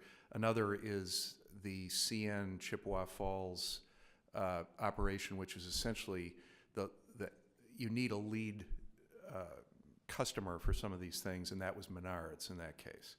And it was Prince Rupert imports to Menards, really, is what drove that. But this is an opportunity I think the industry has. One of the challenges is the capacity utilization of these main lines. And again, if you're consuming capacity for a 90-mile train that's taking capacity for a train that's coming from Tacoma, you're making a bad trade. So there is some capacity enhancement that has to associate with some of this stuff. Any others? Yes.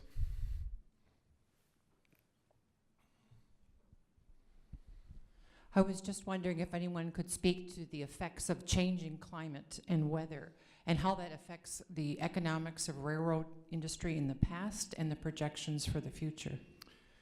Well, I'm going to first respond to that because that's a key question, and we do have an inherently efficient mode here. You've heard some of the statistics of just the fuel economy of it. But the other really impressive thing that's happened over the last 20 years, and maybe somebody has the actual stats, I don't, but is in the efficiency of rail operations just as far as CO2 and NOx emissions of the locomotives. Dramatic improvements. We've gone from a tier nothing locomotive to a tier 2 and tier 3 and now tier 4 locomotive.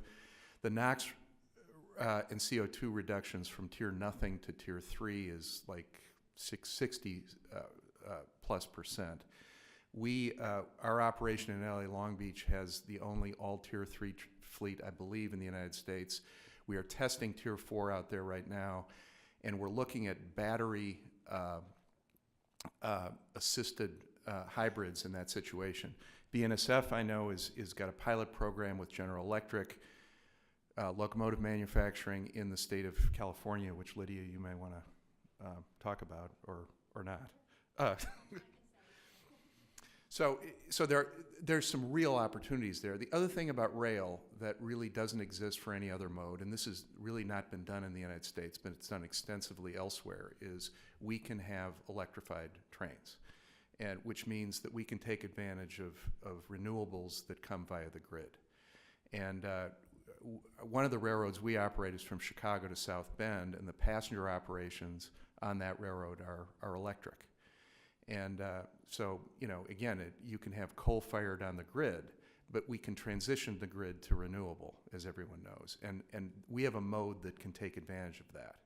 So I think the environmental benefits are really profound. And I think we have a really impressive record so far, but we can do a lot more. Please. I can just add too, in addition to the GE transportation testing of hybrid electric locomotives that BNSF is working on, we're testing not just on locomotives, but what else can we make electric? And so, for example, in our yards, cranes, trucks, loaders, all of those things. So how else can we create an efficient network in our yard and on our tracks? So that's something that we're dedicated to, and we're working on. A lot of the testing comes out of California for probably obvious reasons. Their standards are different, but it is something we're committed to. Other questions? We're about running out of time, but we can fit one more in. Anyone? All right. Well, thank you very much. We appreciate it.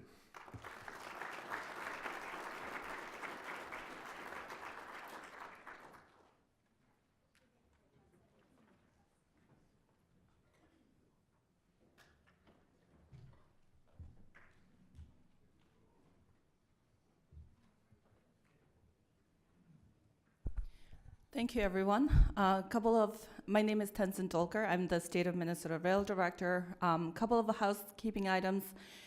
There are bathrooms if you go straight, and on the left are your bathrooms, and I'm sure most of you have figured that out. We are running behind, but we'll make sure that we figure out a way to do the lunch.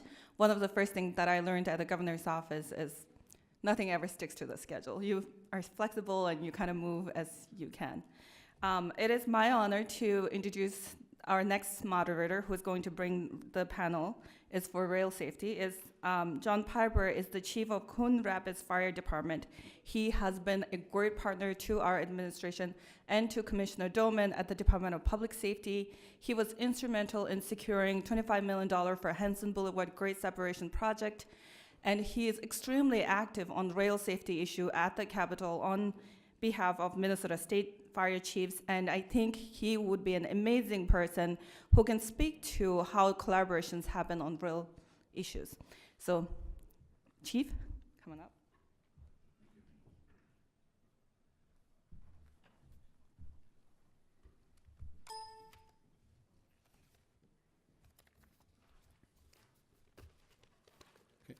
Thank you for having me. I think like anything we do, teamwork is the way we get things done. From a city perspective, I've been with Coon Rapids about 37 years now. I've been chief for about the last 11, where I've actually got to get involved a little bit with some of the rail issues. But so I'm going to talk a little bit about a couple things that have happened in Coon Rapids, and then we'll bring the panel in that will bring a lot of information to you about if we have a rail emergency, the locals can do some things, but we really rely on the railroads and some of our people at the state level to bring in further resources. So with that said, the couple things you heard just a minute ago was the whistle-free thing. Coon Rapids many, many years ago got involved in that. a lot of complaints because we have a lot of crossings in the city, and BNSF has their Staples line and their Hinckley line coming through our city, and one of our council members got real involved, and we got the whistle-free in place, and it's really worked out well for us. But of course, as you heard earlier, there's a big cost in upgrading the crossings to make sure they're safe. So we got that taken care of. And then the other issue that you heard mentioned is when I took my position, we had a real problem. Hanson Boulevard is a main north-south route in our city for commuters, for pedestrians, and of course for emergency vehicles. And we really found ourselves getting stopped on a very frequent basis on our way to emergency responses. And as all of you know, in a life-threatening medical, we measure time in seconds, and the delays were substantial. And what compounded the issue is the way BNSF operates is the two lines come together in our city, so they need to stage their trains prior to clearing them to going into the Northtown yard. So we worked with BNSF and at the state level, and basically everything from the governor's office to Commissioner Dolman to Commissioner Zelli, state elected officials, county elected officials, and from a rail safety perspective, a crossing safety issue, and of course from the block crossings from an emergency response and just frustration perspective. And I'm really pleased to say that it took us a couple of years, but between all involved, we ended up getting the money 50% from the state and then 50% locally, and all the utility work was done this year. And the road will be shut down next spring, and then in August, prior to the schools going back into session, we hope to have the grade separation in place. So again, I look at it from many perspectives, but first and foremost, I'm trying to get our emergency vehicles to the calls. And like I say, anytime you can separate people, vehicles, bicycles from trains, it's a good thing for the people, and it's a good thing for the railroad. Everybody wins. But like I say, I just made a note, I think I mentioned them all, but to make this happen, it was Governor Dayton and his staff, like I said, the Commissioner Dolman, Commissioner Zelli, and the state elected officials, county elected officials, and the railroads. Brian Sweeney at the time was with BNSF and was a real big supporter of this and really helped us through the process. So I guess collaboration, I mean, it was really a team effort. I'm fortunate that what I do, get to work with a lot of people, and I'm really pleased with the relationship that I and the fire service and the emergency managers in the state have with the railroads.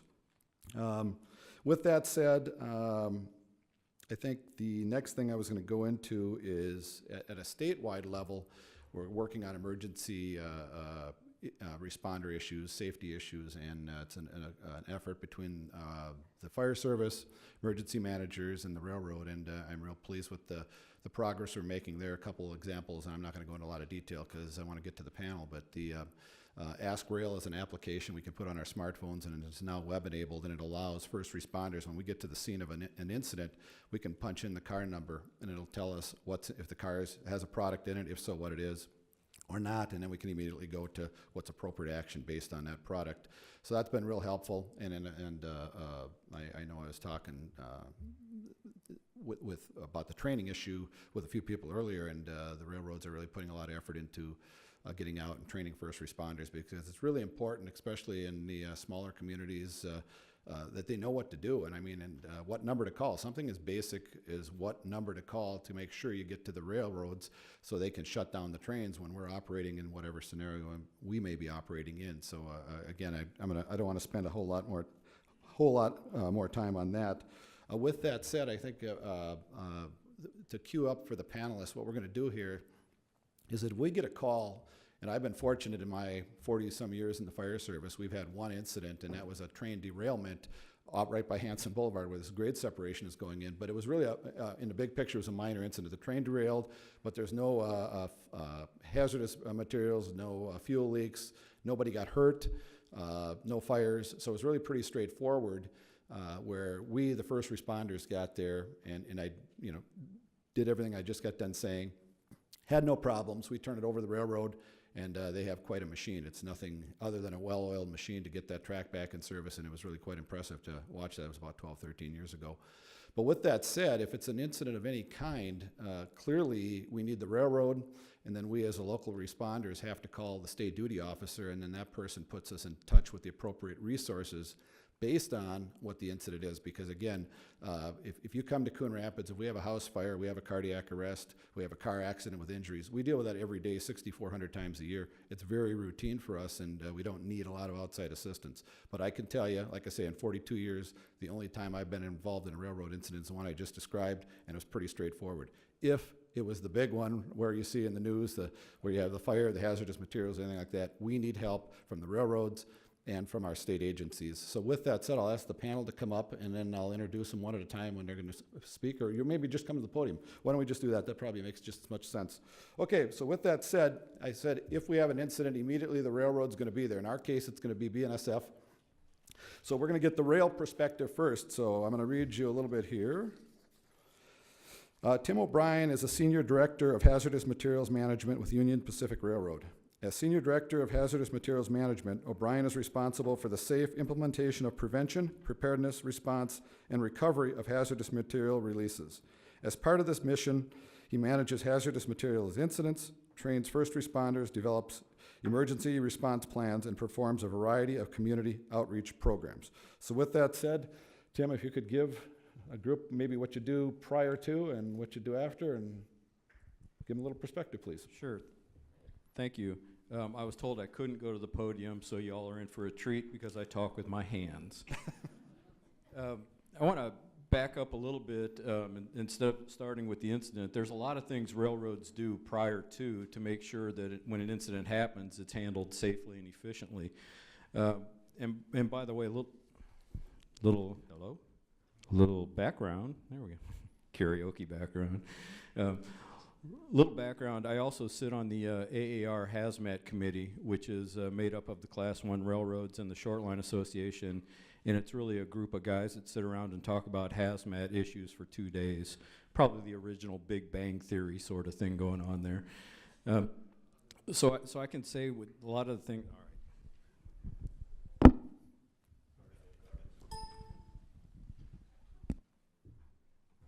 A lot of the things that I'm going to tell you that railroads do, all the Class 1s do in some form or fashion. So nothing is unique to the UP and what I'm going to share. But first of all, we spend a lot of time trying to prevent hazardous materials incidents from happening. And what that means is we're out working with our chemical shippers, making sure they understand proper securement and loading and unloading procedures of tank cars, so when they give them to a railroad, they can get from point A to point B safely. Believe it or not, most of the responses railroads make are for non-accident related releases.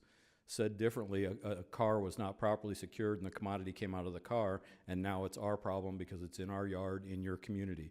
So we have to address that. So working with our shippers to prevent that is a big activity we do. I wander around too. Joe Eichton's here making sure I say things correctly, so I gotta look at my notes. The other thing that the AAR has taken a big interest in is trying to reduce the number of NARs that happen throughout the industry. So we have a task force that we've put together, and railroads are real data junkies. So we gather up all the data from all the hazmat releases on rail and analyze those and see if there are any trends, whether it be a shipper or car type or valve type incident, and then we go out and attack it as an industry, not just one railroad. So, and it's been a very effective program. If you're really interested in that data, the AARNAR.com is something, you'll find it. Another thing we do a lot of preparedness activities, and what that means to us is we develop all of our plans, our hazardous materials emergency response plan, our Open 90 plans for our facilities that store tremendous amounts of diesel fuel, and then our state-specific contingency plans, which Minnesota is one of 4 states that we travel through that has requirements for a state-specific contingency plan. So our group does a lot of that. We're also out on the preparedness side dealing with public responders on a regular basis. So we do a lot of training with fire departments. We do drills in communities. In fact, we just did a tabletop yesterday, I believe it was, down in Albert Lee, and we did a large full-scale drill on the Mississippi River about a month or so ago. Not the incident, the exercise that we did. We're also very big in TransCare, and TransCare is an acronym for Transportation Community Awareness and Emergency Response. That is multimodal. And what that's geared toward is going out into the communities and making sure they're prepared for any sort of transportation industry. Really, the railroads are the driver behind TransCare, but we bring in pipelines, those rubber tire transporters, and we haven't brought in airlines yet, but we go out and we'll do commodity flow data for communities. We'll look at their plans to see how effective they are, and we'll help them exercise those. So TransCare is a wonderful organization that all the railroads participate in. By the way, commodity flow, if you're a public responder and you want to know what goes through your community on the rails as far as hazardous materials, all you have to do is ask that railroad that runs through your community, and we'll provide that to you on an annualized basis. So we'll tell you in 2018, this is what came through your community. Wonderful thing to do if you're a public responder, because now you can be prepared for the things coming through your town. The response side is what John was alluding to, and on the response side, our main goal is human health and the environment from the hazmat team. So we'll go in and work with the communities. Our goal is not to come in and take over, it's to plug ourselves in to your command structure and work to get it stabilized and ultimately cleaned up. We're very, very good at that. We're all NIMS trained. We understand ICS. And we do even have professional incident management teams that we can bring in. A lot of our team members are trained to fulfill those roles, so we're very well schooled in that. Chief mentioned AskRail, a great tool. I won't talk about it anymore. I think he did a great job. And then finally, on the recovery side, once everything's stable, certainly the railroad's goal is to get that track back in operation, but from the community perspective, we'll stay out there until we get it back, to get the community whole again and get everything right. So hopefully that covered what you wanted there, Chief. Very good.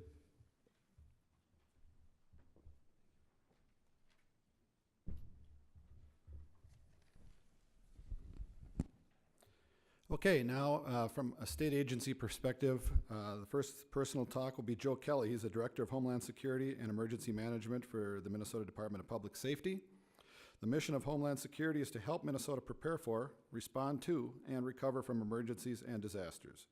In the role of director since 2015, Kelly's responsibilities are to ensure that communities are prepared to respond to emergencies and have the resilience to recover quickly from the effects of disasters. With that, I'm going to try to shut this off. Thanks, Chief. We'll try this one more time. If I can do it, anybody can do it. So, yeah, sorry, Tim.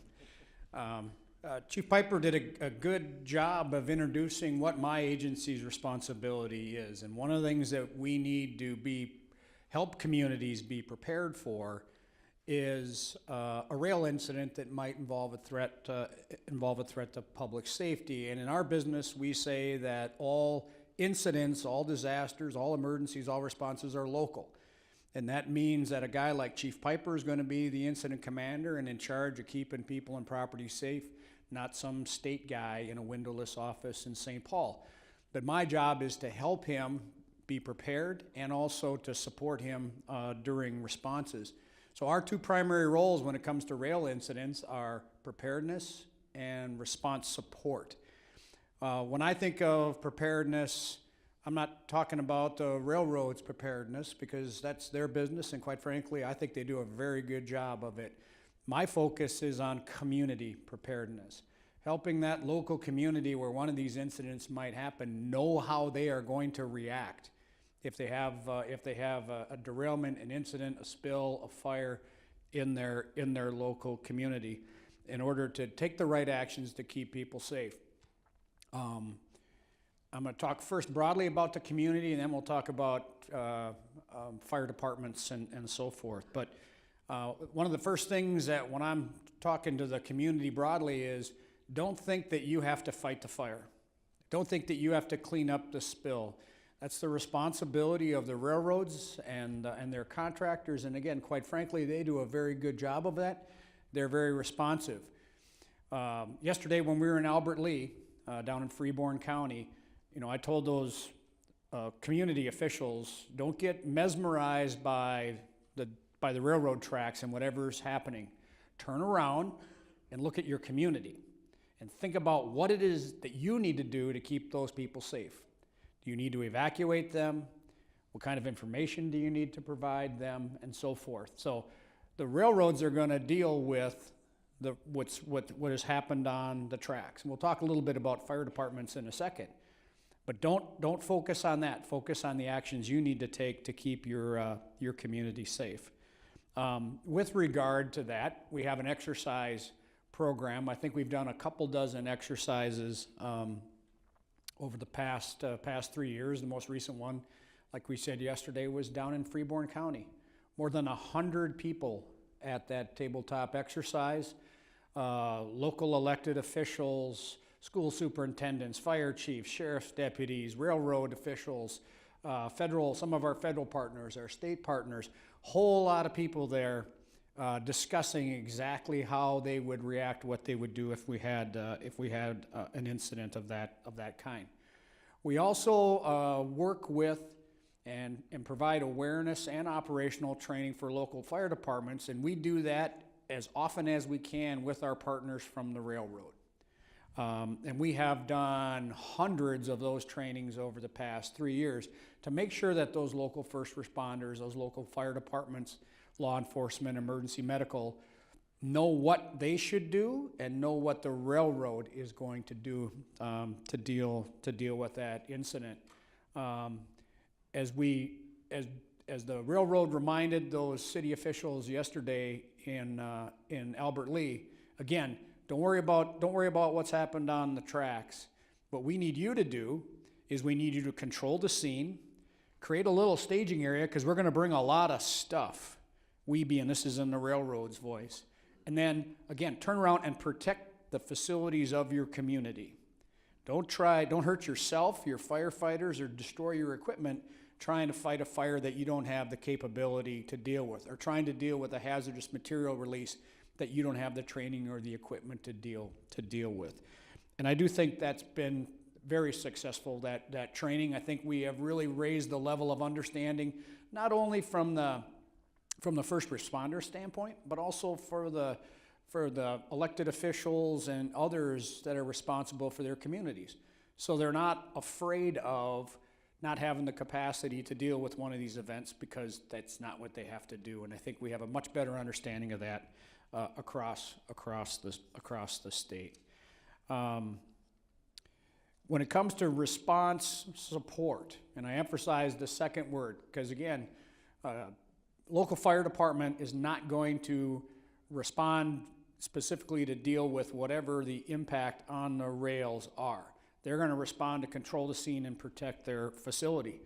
And we're going to help them with that. We're going to provide that liaison for them. So in order to accomplish that, we have on-call duty officers 24/7, 365, that when a local fire chief like Chief Piper has an incident and he calls the Minnesota duty officer, they will immediately be on the line to provide technical advice to the incident commander. If it hasn't already happened, make those connections with the rail company and so forth. If they need some immediate help, we have 11 hazardous materials response teams. And those teams, again, are not going to they're not going to clean up the spill or deal with the fire. They're going to go to the scene. They're going to help the incident commander figure out what is he or she have on their hands. They're going to be able to do some simple mitigation in order to keep the problem from getting worse, do some monitoring, and provide advice to the incident commander, all the while working in concert with the railroad and their contractors as they're on the way. So we have 11 of those teams stationed across the state. We also have one state, technical rescue would be the correct words for it. Technical rescue if you have to do some complicated extraction things. And then maybe if all else fails, we have the State Emergency Operations Center in downtown St. Paul. So if that local incident commander needs more resources than he or she has locally, and whether that's help with evacuation or sheltering, whether it's help with figuring out if the water's safe to drink, we need some modeling for environmental impacts, all those things, through one phone call, that local incident commander can get access to about 24 state agencies and another handful of federal partners. So one of these things happens, we are there to help and support that local incident commander, liaison, and work with the railroads so we can keep our community safe get this thing cleaned up, and is always in the rail's interest to get traffic flowing up and down the rails again. So that's kind of what our role is, Chief. Thank you. Okay, continuing on from the Minnesota Pollution Control Agency perspective, we have Doreen Fear-Tucker here with the Emergency Response Program. Doreen has been part of the Emergency Response Program at the Minnesota Pollution Control Agency for 30 years, serving the last 10 in a supervisory role. The MPCA program is responsible for planning, preparing, and responding to environmental emergencies. Through her role, Tucker oversees a staff of 8 and has partnered with many stakeholders to improve emergency preparedness in the state. The Emergency Response Program also integrates with all MPCA programs to improve the agency's preparedness and response to environmental emergencies. The program triages over 3,000 incidents a year and spends about $1 million annually on state lead cleanup or responses. Thanks, Chief. Good morning. The Emergency Response Program oversees planning, preparedness, and response with the railroads for oil and hazardous substance. And so we are a regulatory agency, but we also provide support to local officials during an incident or natural disasters. A little bit on our response. I think the introduction covered generally what we do, but we do have on-call people. They rotate shifts, and so we're available 24/7, and we can provide advice. We go to the scene. We support fire chiefs and whatnot in an emergency. More importantly, I guess, for us is the preparedness and planning that we've been doing the last couple of years. Since 2015, we had legislative changes that affected not only the railroads, but ourselves and public safety. And the railroads that run unit trains, which in Minnesota is defined as 25 cars or more of oil or hazardous substance, were affected by that. So that was BNSF, CP, CN, UP, and Twin Cities and Western. They all had some new requirements, and we've worked to implement those requirements with them along with other partners. So we began some of the new legislation and trying to figure out what's our plan. And we started planning kind of on a 3-year cycle. And we took input from some of the partners from the railroads and talked about how are we going to do this, and then came up with the plan and began doing some of the work. So I'm going to cover a little bit about some of what we accomplished since 2015.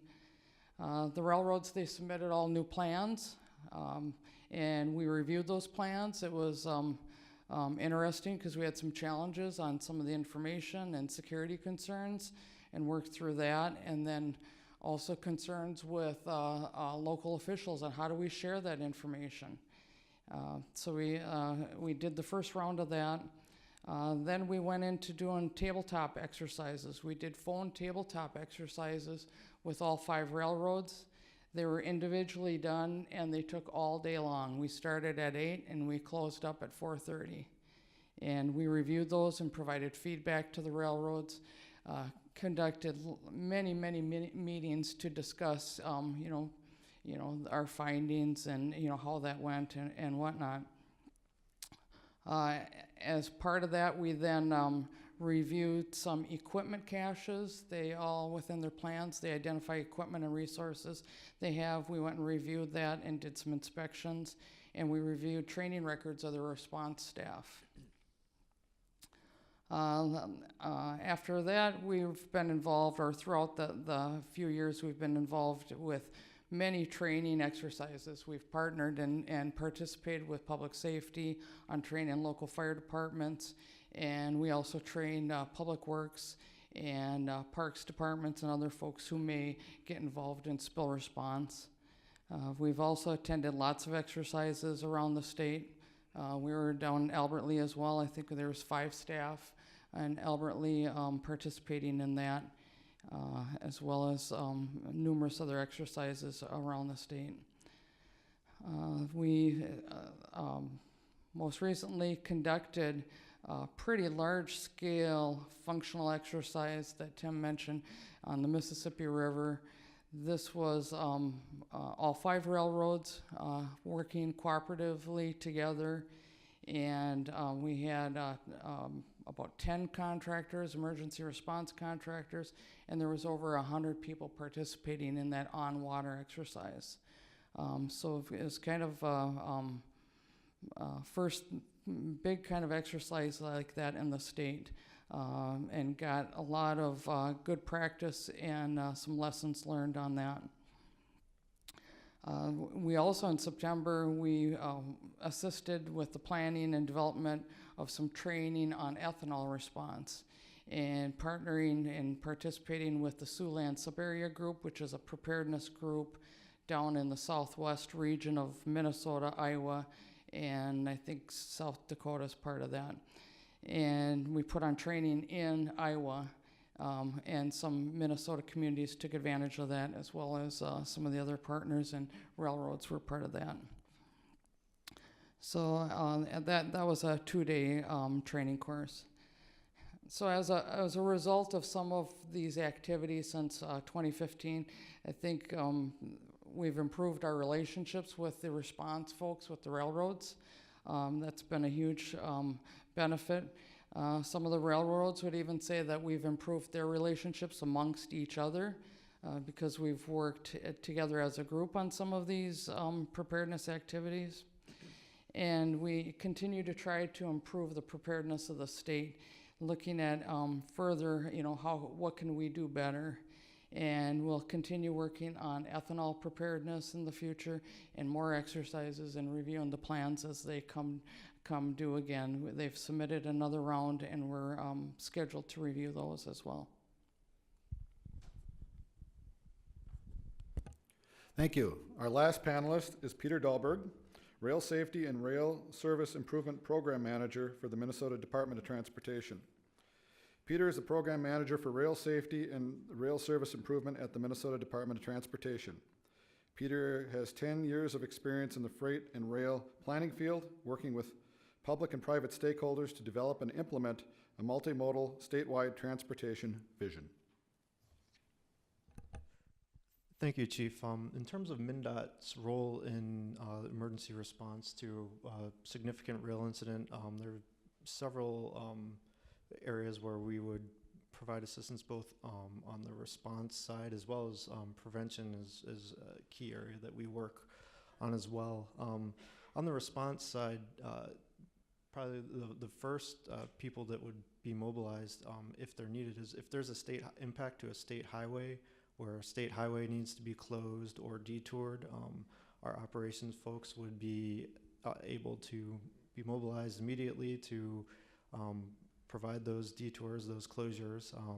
There have been several significant incidents in other states where they've had to actually close interstate highways down.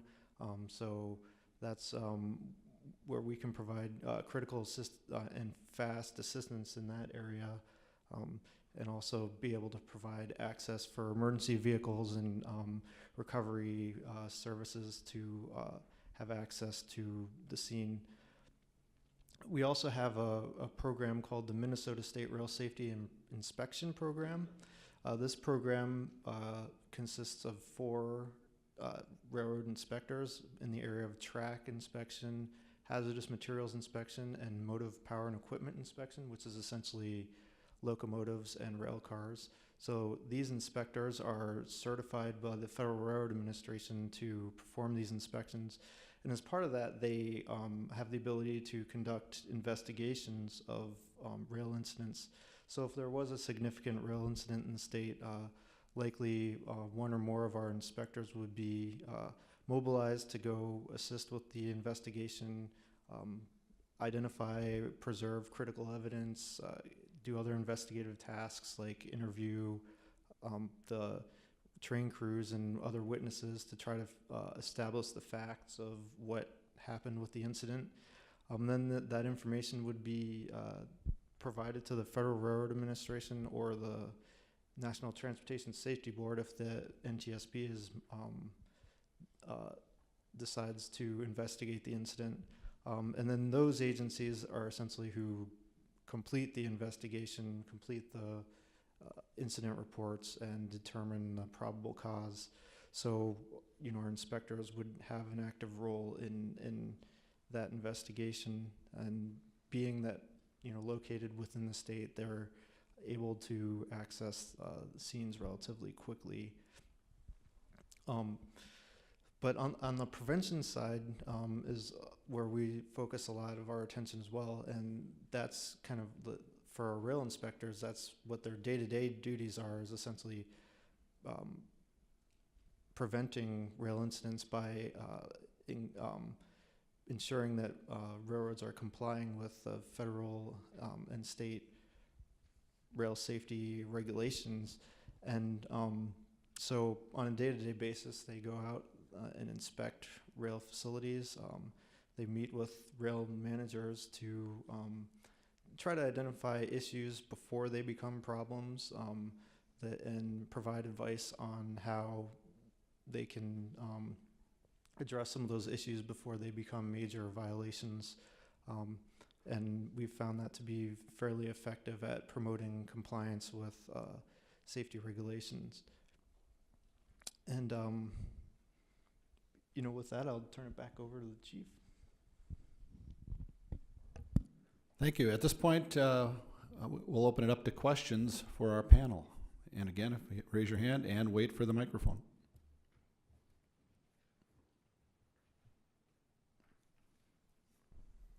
Hey, Chief, while we're waiting for a question, if I could, my mother taught me always to say please and thank you and give credit where it should be.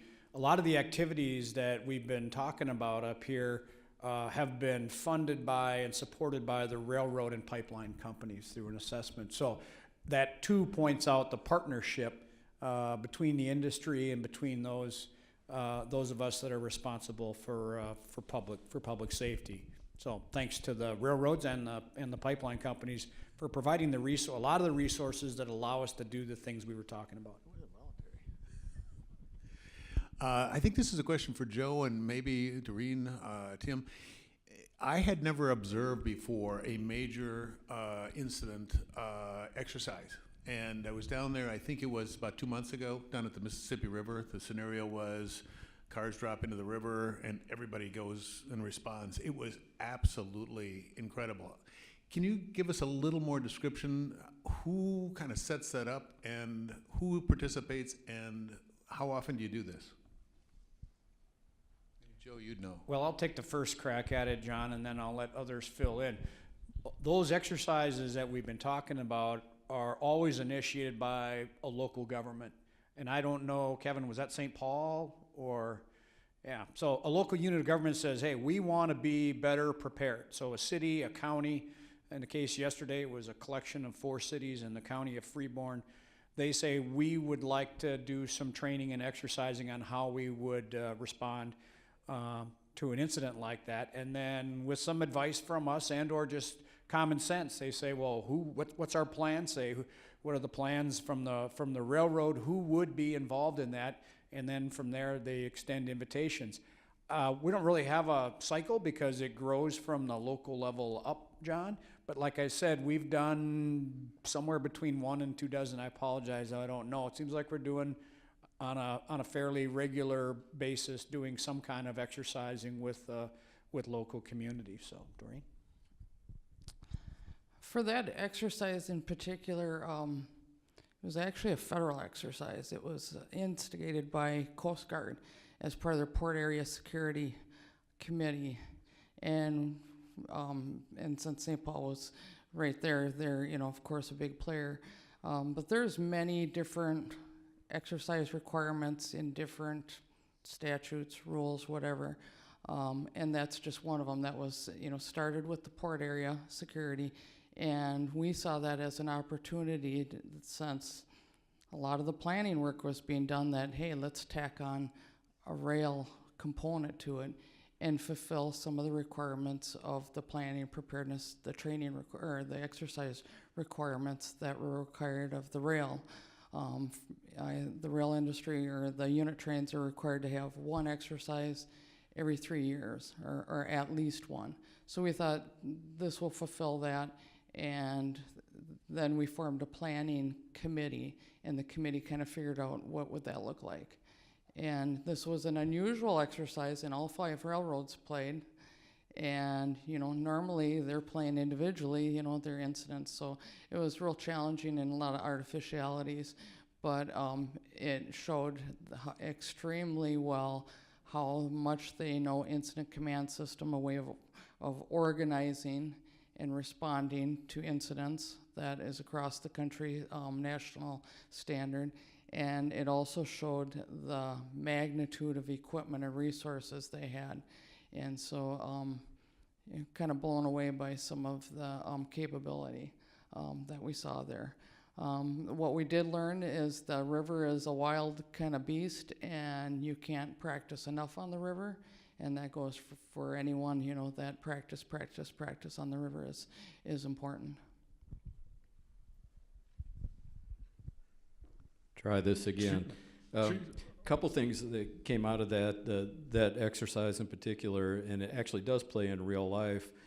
As much as the railroads love to compete against one another, when one railroad has a bad day, it impacts the entire industry. So we have agreements with the other Western Class 1 railroads that if they have a person or an asset closer than we have, they will allow us to use their asset. So we are constantly helping one another out when there's an incident. A great example was a derailment with a fire we had 3 years ago in Oregon. We mobilized UP and BNSF assets out there to deal with the incident. So we do play together in real life as well, and then when we're not playing together, we pick on one another. That's just the way it works. Secondly, these drills, especially when you get the Coast Guard involved, and there's a new federal law coming out that requires railroads that haul high hazard flammable trains to have a contingency plan very similar to what the state of Minnesota requires, but we have to do that for the entire system now. And one of the requirements there for drills and exercises is that you do them to U.S. Coast Guard standards. And please don't ask me what this acronym means, but it's the NPREP standard, and that's how we have to do drills and exercise in the future, which means you're standing up a full IMT, incident management team, to do your exercises going forward. Chief, we do have a question from the internet, and the question is, what data supports the effectiveness of MnDOT's rail safety programs, and are additional inspectors needed? Thanks. Well, basically what we have, as was mentioned earlier, over 4,500 miles of railroad track in the state. And prior to around the 2013 timeframe, we only had one track inspector for all 4,500 of those miles. And right now, now we have 2 track inspectors. We didn't have any inspectors in the hazmat field or the MP&E field. So we feel that, with that much rail mileage and, only one inspector, it didn't provide, adequate coverage for that inspector to be able to have a feel for the level of compliance of all the rail lines in the state. So now that we have 2, we've essentially doubled that and gained a better understanding of the rail lines in the state. Because if you don't have, if we don't have state inspectors out there looking at these things, we don't understand what the risks are, how well the regulations are being complied with, what areas maybe need to be worked on. So definitely the number of miles and being able to inspect more has helped, but also just in terms of we do keep track of how many inspections our inspectors are doing, what the number of defects and violations that they're finding. Ultimately, we'd like to not see any defects or violations. That would be a goal, but we are finding that even with increased in numbers of inspectors, we still generally tend to see the same level of defects and violations. So that's that data is what we look at, what informs us to how to deploy those resources and effectively. But we also look at risk of which areas that need more detailed inspection. With the crude oil, we know what routes the crude oil trains are using across the state, and so we want to make sure that those routes are adequately inspected at least 4 times a year. And so if you're going to be focusing 4 times a year on those areas, if you don't have adequate resources, then you're not going to be able to inspect those other areas.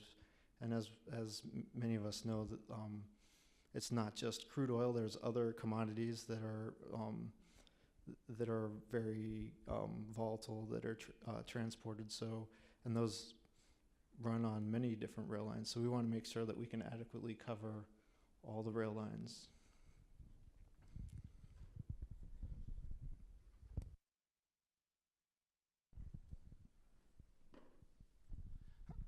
The likelihood of one of these events happening in a rural area is probably higher than it happening in a metro area. And so a lot of the rural fire departments and first responders, they can't get people, they have 3 people that can turn out to a fire even with mutual aid. So what are you working on for getting assets to an incident in a hurry?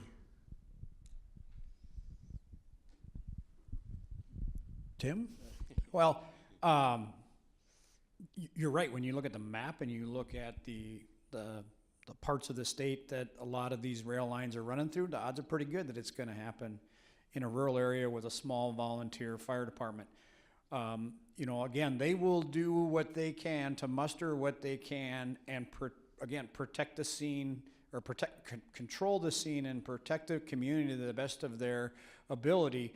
The real response time thing, I think, is how fast can the railroad get their crews, their contractors there to start dealing with the issue. Our hazardous materials response teams that can be there to help advise that incident commander, they're all within, every community's within 2 hours of getting help. Now, 2 hours can be a really long time if you've got an incident on your hand, but the state's big, there's 4,500 miles. Part of what we try to say, because of the issue you're bringing up, sir, is control the scene, wait for help to get there, protect your community. And I'll let Tim talk about how quickly the railroad can get the equipment and technical expertise there. Before I touch on that, I mentioned in my brief talk that a lot of what we do is talk to fire departments on preparedness, and there's a tremendous amount of training available to these fire departments, whether it's in person or online. CBT type training is available to them. But one thing we preach all the time is whenever you have hazmat involved, you better have an understanding of what's in there. That's where Ask Rail comes into play. And non-intervention is a perfectly acceptable tactic in protecting your community, like Joe mentioned. That being said, from the railroad's response time on the Union Pacific, we have 30 responders scattered throughout our system, and they are positioned in areas that have a high volume of hazardous material traffic. And so we have contracts. We're very contractor dependent. We have professional hazmat contractors under contract and specialty contractors that we can bring out. Those have a 4-hour response time written into their contract. And like Joe said, that's an eternity when something's happening, but they just can't survive in some of these small areas, so we work real hard to get them there. And then we have a lot of rail assets that we have positioned specifically around crude oil and ethanol routes, so that we can deploy those, and those are with either contractors or in some cases with fire departments. I'd like to just add to that as well. The resources out there, we do the training with the fire departments, and we also do training with wastewater operators through other programs at the agency. And a lot of those wastewater operators are on the fire department. So we, acknowledge that. But we try to empower them in that, there's a lot of creativity that can happen if you can do it safely. And there's a lot you can do with a pile of dirt, to stop flow. There's, and then there's always, while they're waiting for resources or as it's, the incident progresses, there's a lot of conversation back and forth, talking to the chief. What are you seeing? What can you do? Hey, I know somebody. Hey, there's a company down here, in addition to what, the railroad is, required to do and provide and what plans they have. So a lot of people kind of get together on problem solving as quick as they can to support that fire chief the best they can with anything they know and send in everything they can. So it's sometimes it's real. I don't know. It's real impressive on some of the innovation and what comes together on these. Thank you for any and all training that you've been doing to help increase safety for citizens. As you know, I'm sure everybody in this room knows citizens who live along rail tracks, who have rail tracks in their backyard and within, just feet of their home, know that they're taking a huge risk, and they're very concerned. One of the questions I have is that as cities go forward in Minnesota planning for increased density of housing, for example, to accommodate additional growing populations, it seems to me that running high-speed or hazardous trains through those extremely proposed dense neighborhoods continues to be an issue, will be more of an issue in the future. And I understand that during the Super Bowl that some high hazardous trains were rerouted around the inner city because of the risk. So isn't the ultimate safety that we need rerouting of some tracks that transport high hazardous trains around heavily congested areas with people living in there? I know it's expensive, I don't say this lightly, but people's lives also have values and worth. Comments?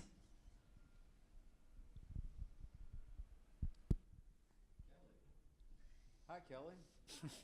No relation, but.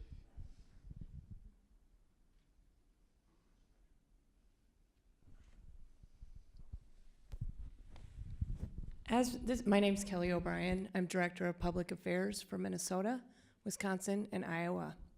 And I'd like to comment and go back.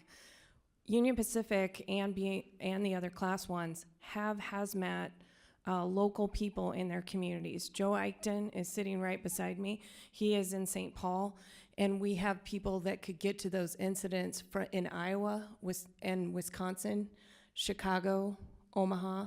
So those people will be dispatched very quickly, and I feel like that was missed, and I wanted to say that. To your question, land use policy is very important to Union Pacific, and what I will say is once industrial land is rezoned, it's very interesting how that becomes very slippery slope. Because once you have industrial land that goes away, it then becomes rezoned to commercial, light commercial, residential.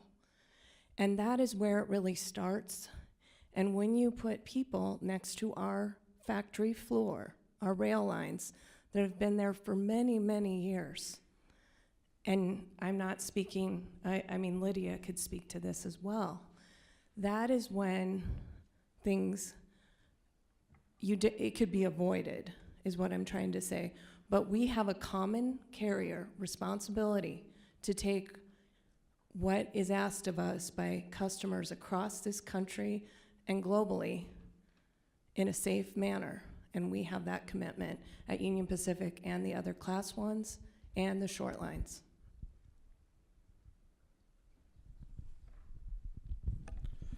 Okay, I think in the interest of time and not holding up your lunch, I don't want to be responsible for that. And, panel, do you have any quick comments before we wrap up? Well, I was just going to comment a little bit too on that. I definitely understand the concern about land use planning, and that's actually something that, if we got into, I was going to talk a little bit about. But definitely, I think there's some education about not just railroads, but about freight in general that can happen to local cities and counties that are doing land use planning and just to understand, compatible uses next to railroad tracks, and, and how they can better plan around freight, and both for public safety and also from an economic development standpoint, keeping some of that industrial land for development of rail uses, because the amount of land that's being available for economic development opportunities that can use rail is on the decline. So, but as we've found out in a lot of our conversations, that's very there is a demand for economic development around freight lines, and also just to kind of touch a little bit on the routing issue. It's certainly something that the DOT has been involved with over the past few years. There's a lot of factors, a lot of issues involved with that, and yeah, we can plan for future land use, but the fact of the matter is that we've got rail lines coming right through existing communities, and that's there right now, and that's what we're dealing with right now. And it's a very difficult task if you want to reroute railroad traffic, because ultimately, if you're not going through one community, you're going to have to go through another community. Unless new rail lines are built outside of urban communities, which would be very costly. It's very difficult to do. So it's definitely an issue that we're aware of, and very complicated issue at that. So that's just what I wanted to add there. Anybody else? Okay. Wait for the microphone. Yes, you can, John. David and I were just having a quick conversation about an incident that arose in his hometown of Murdoch a few years ago, where an anhydrous ammonia truck was clipped, and then there was a release. Unfortunately, the release went away from the schoolhouse rather than towards the schoolhouse. And he said, "Who does the planning for that? What do you do in that sort of incident?" I think it has to do with the county emergency manager, and perhaps there's somebody who does some of this work. Can you just lay some of that out? Tell us who that might be. Thanks, John. I thought we were going to have lunch. No, it's a really great question, and it came up yesterday as one of the scenarios, because we talk about impacts and populations that need extra help or time or coordination that might be within the range of those. I think for my money, that first falls with the superintendent of schools. You got to have a plan to evacuate your school. Now, you're going to need data, information to do that, and you're probably going to get it from the incident commander, who's going to tell you what's in the air, which way is the wind blowing, and maybe with the advice of somebody from, in this scenario, from a rail company, hey, we think you should evacuate, but it's going to be a local public safety official's call, who's going to call the superintendent and say, you got to move your kids. It's incumbent on that school to have a plan for evacuating the school. It'd be nice if that's where it stopped. Okay, evacuate the school. How? How do we get the buses here now? By the way, where do we take them? Depending on which way the wind is blowing. And then probably as tricky and sensitive, that's easy, as anything, how do we reunite these children with their families? And how do we communicate that message out to the community?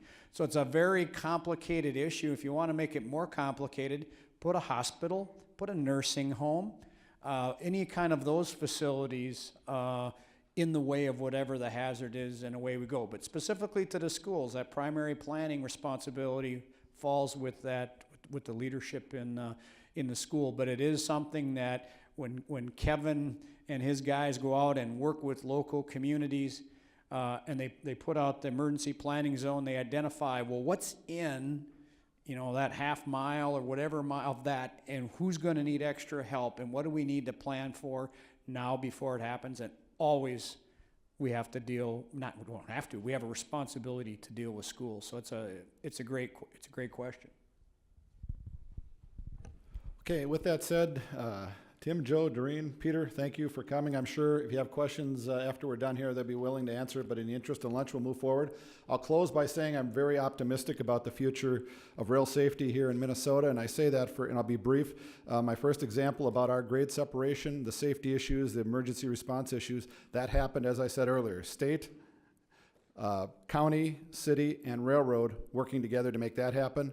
As far as I brought up the example of Ask Rail and the training going on, that's an example of working statewide with the rail officials. And to Lydia and John that were on our previous panel, they're both, John's not listening to me, but that's okay. But anyway, I'm trying to tell you thank you, John and Lydia, and the support we get from the railroads to work together with the emergency managers and the fire service here in Minnesota to make things safer. And last is, as I said before, we had the incident in Coon Rapids years ago, and I watched the BNSF and their team in action for that, and it was a well-oiled machine. I'm comfortable, very comfortable, that if it's something more than that, BNSF or any railroad in the state would bring more to the table, whatever is necessary. Plus, you heard what our state agencies can bring to the table. So with that, I will close and say thank you for taking an hour to listen to us, and enjoy your lunch.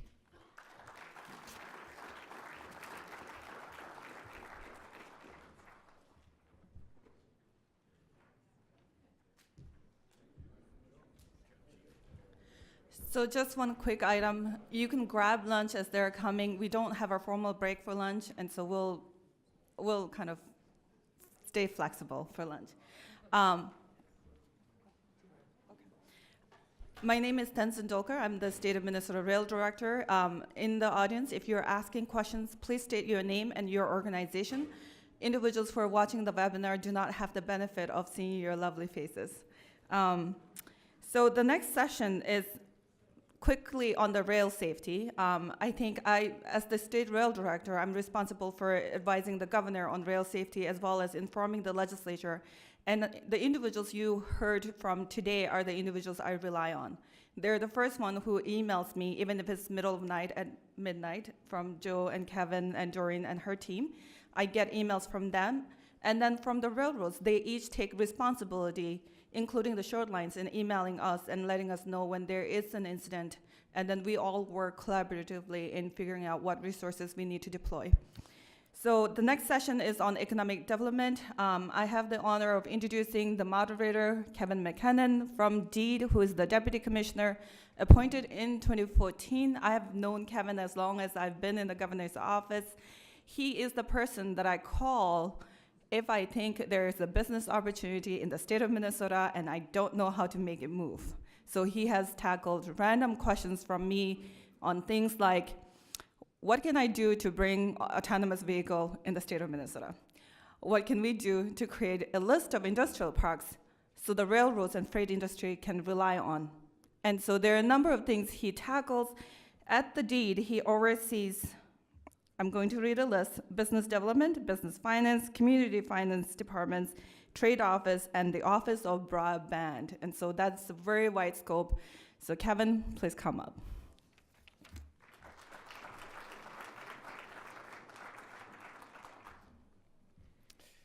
Well, thank you, Dokar. It's a pleasure to be here this morning. And since we are standing between you and lunch, I will keep my comments brief, and we'll get the panel up here and get moving. But welcome to the session, Economic Development, an in-depth look at some projects. Excited to have 3 communities with us today to talk about what's going on in their communities.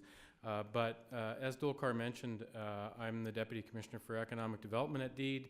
I've been at DEED for about 13 years in various capacities along the way. And quite frankly, over the last 13 years have always been engaged with MnDOT, but we continue to strengthen our relationship around infrastructure, regardless of whether that's ports, roads, rail, air service, you name it. We try to collaborate and cooperate as much as we can between the agencies. And as Dolkar mentioned, a lot of the things that I oversee at DEED directly touch business, directly touch the communities, and directly touch many of the employees here of all the, in our state of the businesses that help us remain competitive. So as you all know, Minnesota's well known as I go out across the country for our infrastructure. And long ago, we have recognized the importance of that, and we've continued to invest. We're also very fortunate to have the Class 1s and the others in the state who have invested in significant infrastructure for us as well. But regardless of whether it's moving people or goods, the transportation system plays a critical role in economic development and commerce. You heard this morning in the first session about the supply chain of getting goods to market. We focus obviously at DEED heavily on export of goods, as does the Department of Agriculture. And so you can see the importance of rail on that. But we've been able to provide alternatives as economics change. And we believe it's important to be flexible to meet the needs of the business community, to allow them to remain competitive. And so this session today hopefully will provide you some good examples of how communities use or are adapting to the changing landscape. And so with that, I'd like the panelists, if they would please come up. I'll ask each of them to come on up to speak about their communities, and then we'll open it up for questions at the end, and we'll get to lunch. Before I do that, I'm going to have Mayor Williams. She'll be first here. Mayor Delray Williams has been Moorhead's mayor, her adopted hometown. She's a North Dakota native, since 2013. During her tenure as mayor, she's been active in state and regional issues that affect Moorhead, including the Coalition of Greater Minnesota Cities and the Metro Flood Diversion Authority Board, among various others. Mayor Williams has been instrumental in establishing the Arts and Culture Commission for Moorhead. Mayor Williams unfortunately did not run for re-election, or maybe fortunately for her, and will be completing her term at the end of 2018. She was an active community member prior to her tenure, and very confident that she will remain engaged once she leaves office. So please help me welcome Mayor Williams of Moorhead.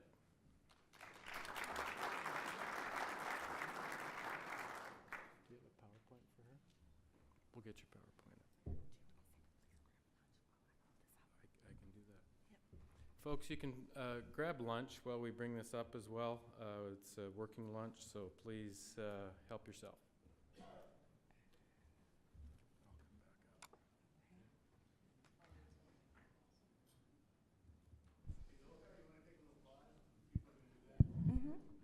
Yep.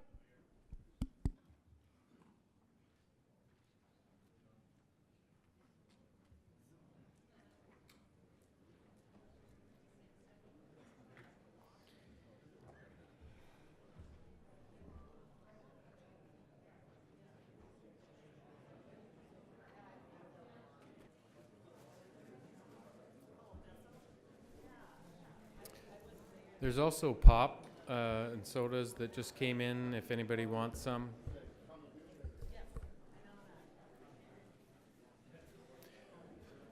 So we're going to get back on track here. Glad everybody got fed or is getting fed. And I'm going to ask Mayor Williams here. She's going to come up to the podium. Thank you.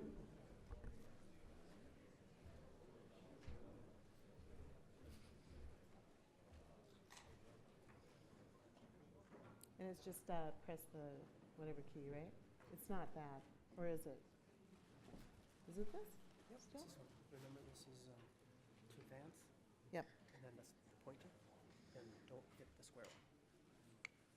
Gotcha. Good afternoon. So I didn't think trains would be a thing when I ran.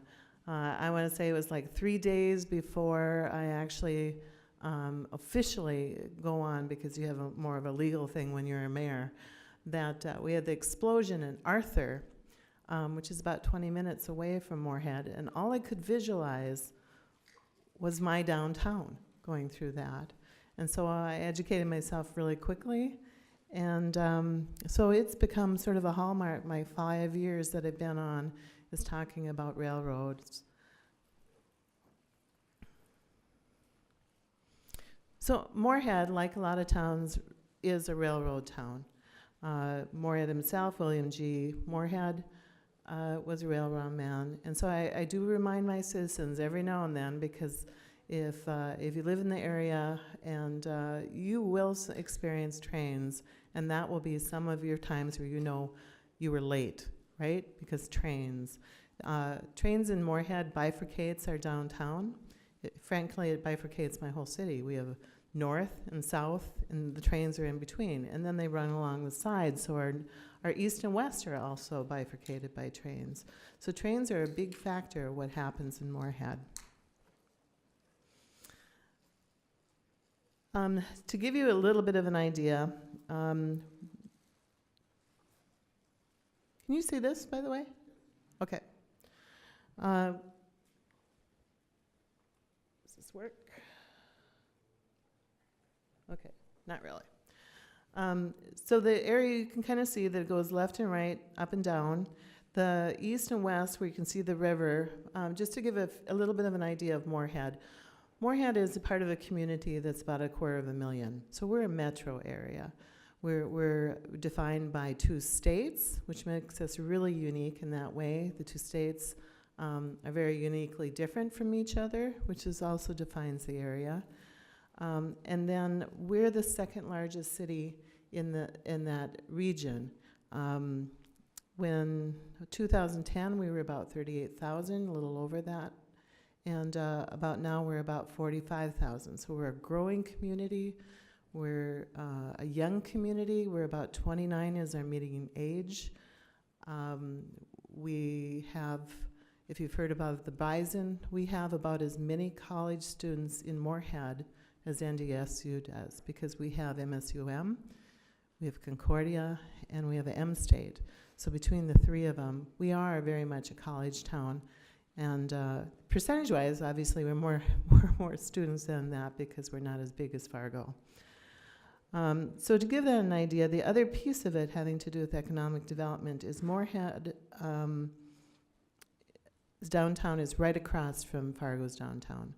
Fargo has a downtown that has gone through a number of stages, but currently is often on those website lists that you see, you know, top 10 downtowns. Fargo is there, and I can clue you in, Moorhead is not. A key component of it is we did some interesting things back in the days. We had water was an issue, there were some fires, and one of the things they did is they put a mall in our downtown. Now that was a cool idea then. It's not the coolest idea now. And if anybody else has a Herberger's, that's their hallmark, then you understand how that mall is right now.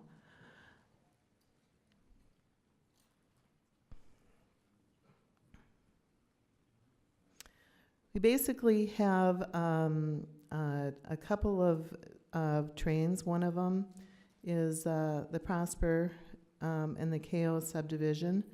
That one is not as active. The one that in particular that is bigger is the one that is the KO line, the Burlington Northern line. That one is a double track, and when I have the legislatures here, because we're talking about how to fix it and I need money, I will talk about how what happens is those trains go across, then they slow down, then they stop, and then they back up. And nicely, that happened one of the times when we were all standing there, and their faces were perfect. If I could plan that, Burlington Northern people, next time, let me know. That would be great. And then I would explain. I said, well, and then what happens when this happens is then the other track, another train goes through. And so my community, when we talk about how to fix this, all they know is the trains drive them nuts. They don't know the rest of it. And so it does impact my downtown. It impacts how we develop our economic development. They block it. And so when when we got our funding from the state, we talked strongly about safety because it really, truly is a safety issue. Our high school is right there. There's buses that go by really regularly, and it blocks it. The only other place that it can go is way out in 34th Street, if you can imagine. 34th Street means 34 streets away, right? And the next one is one that kind of goes by the river, but if we're in flood stage, that sometimes gets totally blocked by water too.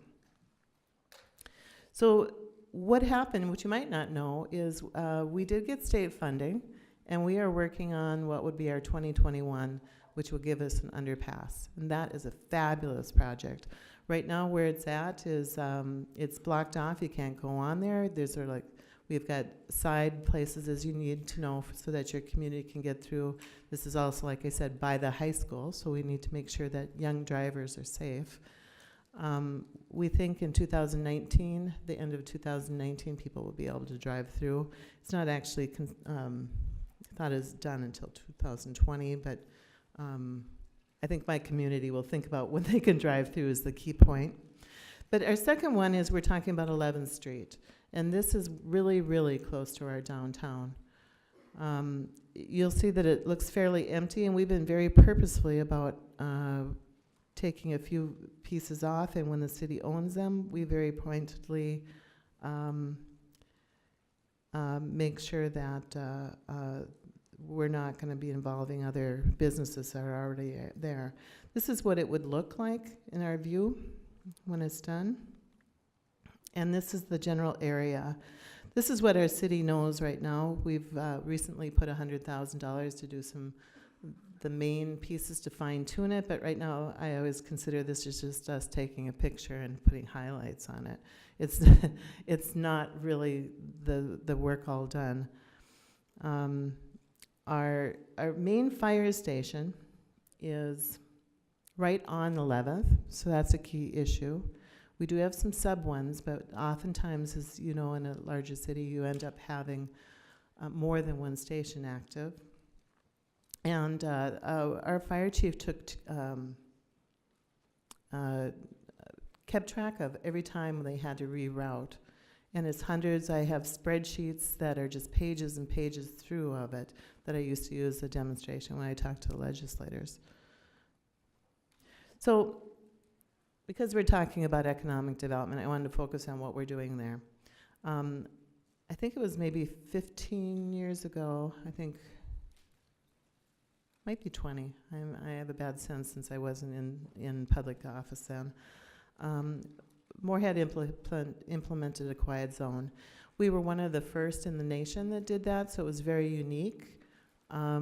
It basically goes through our downtown, so we have all the gating, those kinds of things, so people walk across it safely.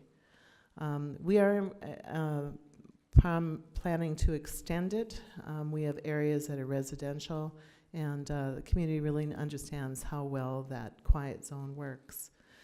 2015, we worked with MnDOT, and we did a project downtown. We made sure that turn lanes, paving, signals, and stuff like that had not only aesthetic appeal for was what I would say is we were setting the table for businesses to want to be there.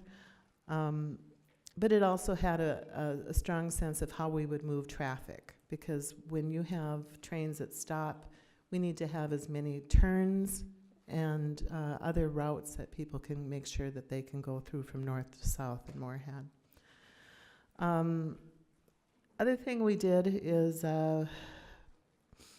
because our downtown is wanting, one of the key things is, to have a walkable, bikeable downtown, you need to have citizens downtown. So we made a couple years ago, or no, it was earlier this year, time flies, a promise to do 500 units of housing in 5 years. And frankly, I think we're halfway there at the end of this year. So I think it's not going to be a problem. I think the interesting thing about 2021 happening is the degree of development that's happening just because we are making sure people can go through. I think there was a visual that if you couldn't go through, why have your business there? You know, people avoided the downtown. And as I'm leaving, I could probably say that there are 10 projects, I was counting them the other day, that are not quite open. They're either at the opening soonish stage, they're at that real mess up stage where people drive by and wonder what the heck's going there, or at the stage where we're negotiating. And I think 10, strongly, so that I'm pretty sure they're going to happen. So I'm pretty sure we're going to have good 10 down there. When we did the introduction, we talked in terms of the emphasis in arts and culture. And that was, I think in my first year, I decided to have an arts task force. My council felt like they were a little out of it, so they very rapidly decided they wanted to have a Moorhead Arts and Culture Commission, which is cool.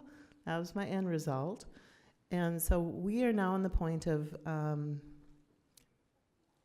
adding that kind of aspect into it. In fact, one of the things we're doing is we're taking that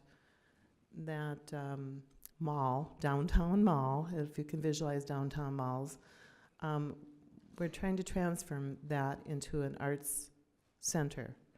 Not officially as a city, but between some donors, some work with our Rourke Museum, which is downtown, because our downtown doesn't have nothing. It has the Yumcum Center. If you've ever been to Moorhead, that's pretty spectacular. It's a ship that was built to look like a Viking ship back in the days, and they went all the way across the ocean and came back. We have that museum. We have the Rourke Museum, which is outstanding. We have a good grocery store, which a lot of downtowns want. And we have a number of storage shields that are in our downtown. So it's not wanting, but it needs to have that oomph that lots of downtowns used to have, you know, with the old buildings, those kinds of things. Anyway, arts and culture, that will be probably one of the things that's happening. We're taking a little bit of what's happening in Fargo, who is gentrifying right now. And that may be good for Fargo, but it's not what my people want. They want something fun to do with their friends and family after work.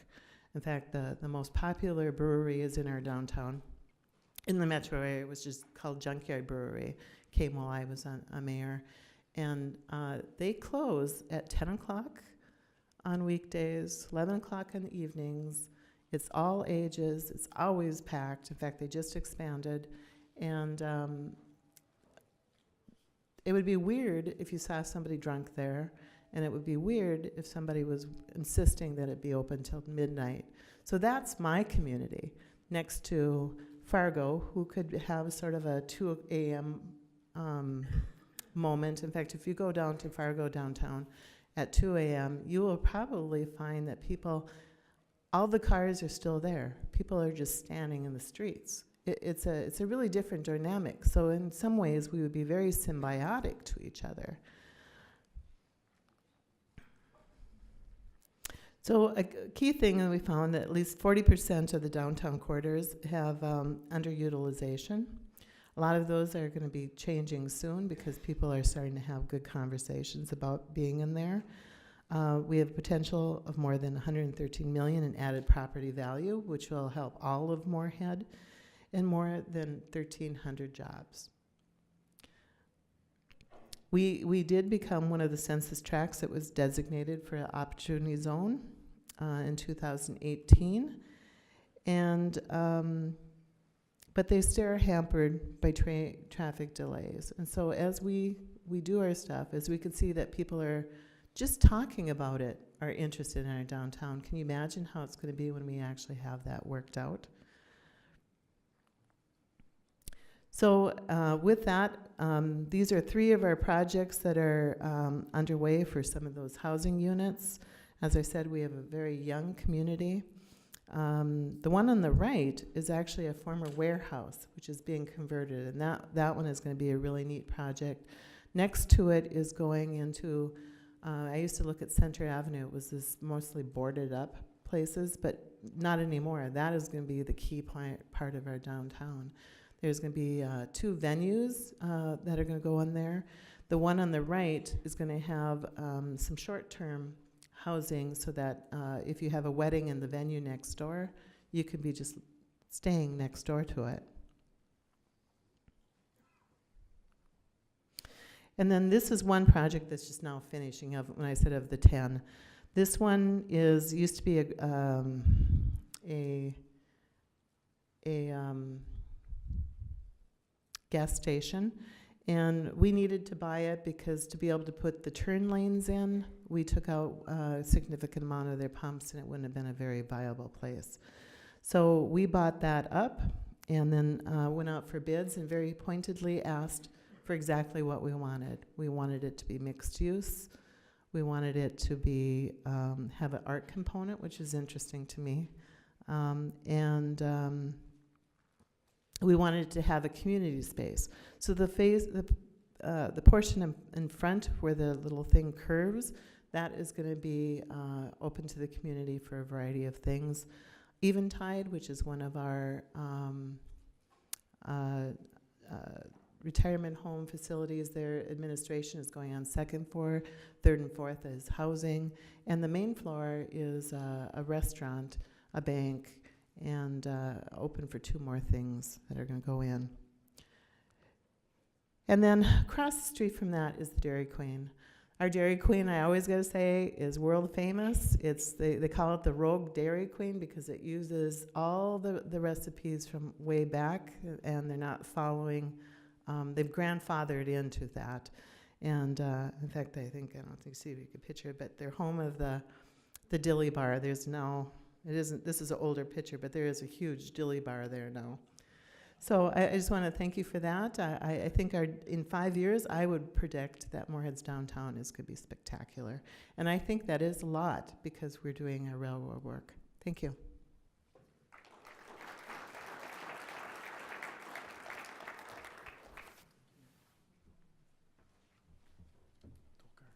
Dolkar. Hey, Dolkar. You want to get the other one up and running? Thank you, Mayor Williams. Having worked in Fargo-Moorhead for the Economic Development Corporation, I can validate waiting for trains, trying to get to one part of the city or the other, and being on time for meetings, but also planning around when things are happening. Obviously, a great redevelopment opportunity for downtown Moorhead. Our next speaker is Greg Brzezinski from the City of Becker. Greg has held various governmental leadership roles for approximately 25 years, and currently he serves as the city's city administrator and has been there for 10 years. Greg has been a tireless advocate for the City of Becker and Sherburne County and is a strong supporter of public-private partnerships and collaborations. He's played a role in several key projects, including the Mississippi River Crossing Coalition, a study to determine the true impact of rail on Becker and Sherburne County, a transportation coalition to improve Class 2 and Class 3 railroads, and an alliance to improve the Becker Industrial Park's access to I-94 and U.S. Highway 10. So welcome, Greg. Thank you for being here.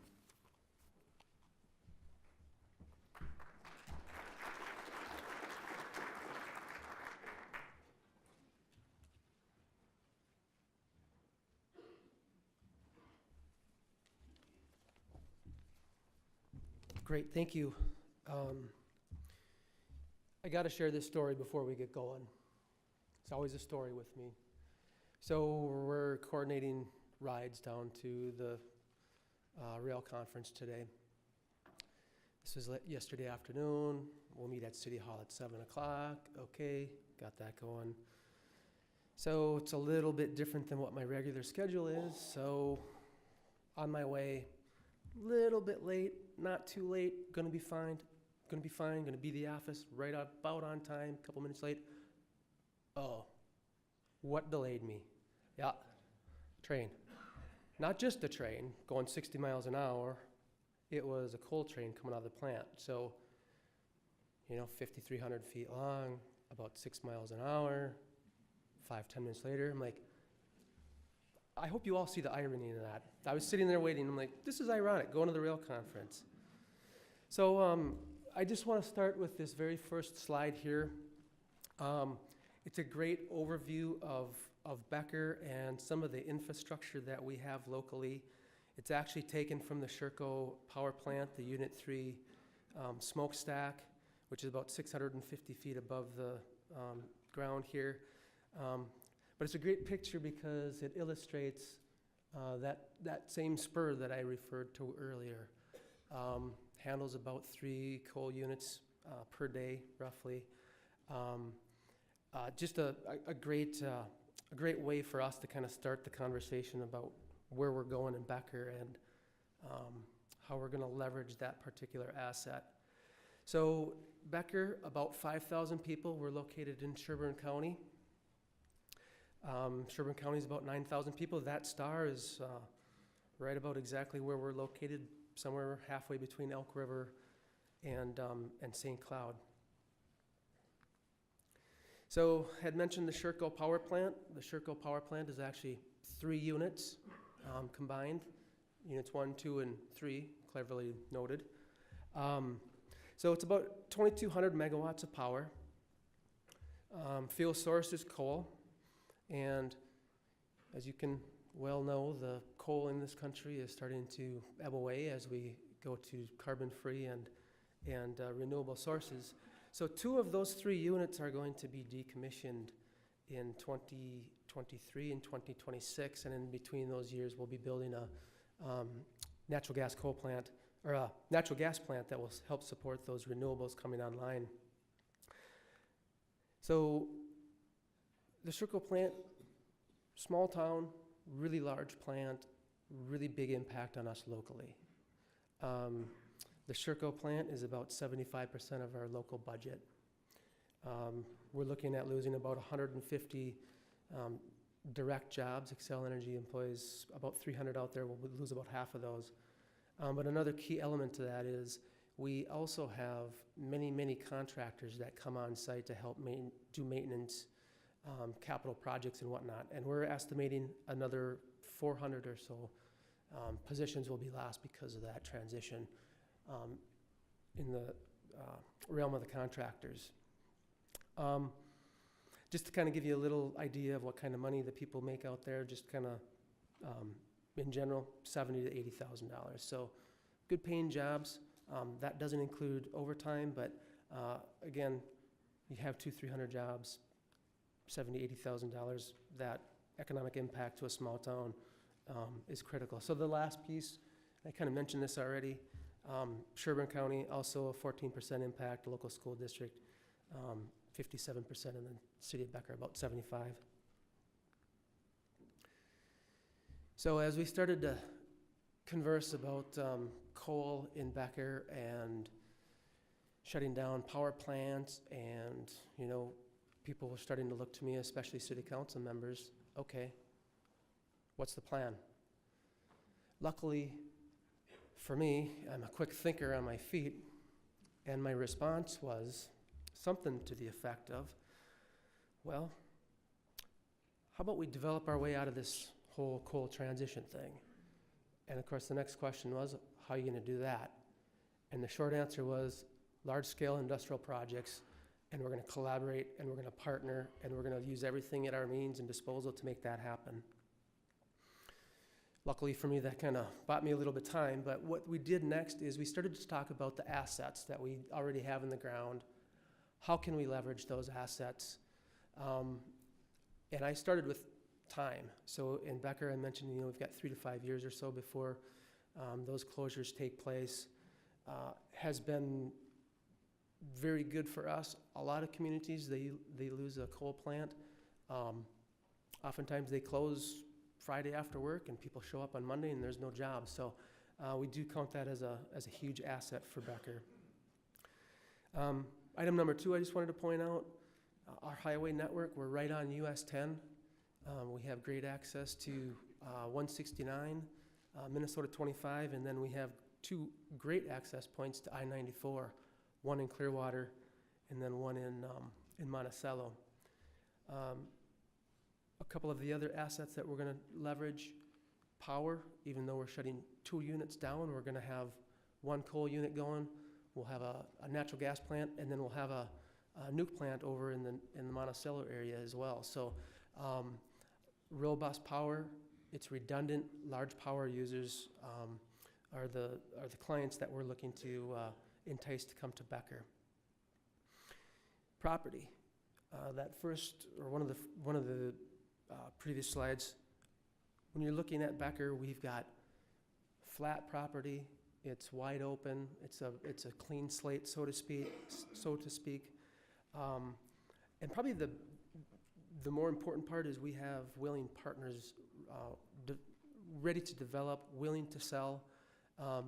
The city, we own some. Xcel Energy, they own some. We've got some private partners that are interested in developing. So certainly one of the assets that we're going to try to leverage during this transition. And then water. So lots of groundwater. I mean, when it comes to Becker and Sherburne County, there's a lot of good groundwater, but we also have good surface water. Important for a couple of reasons.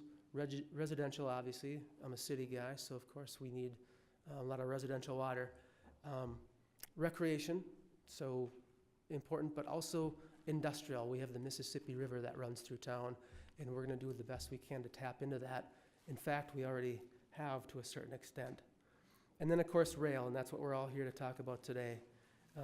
BNSF runs right through town, basically divides our industrial park from our residential commercial area. Xcel Energy has about 3 or 4 miles of track in the ground already to serve the Sherco plant.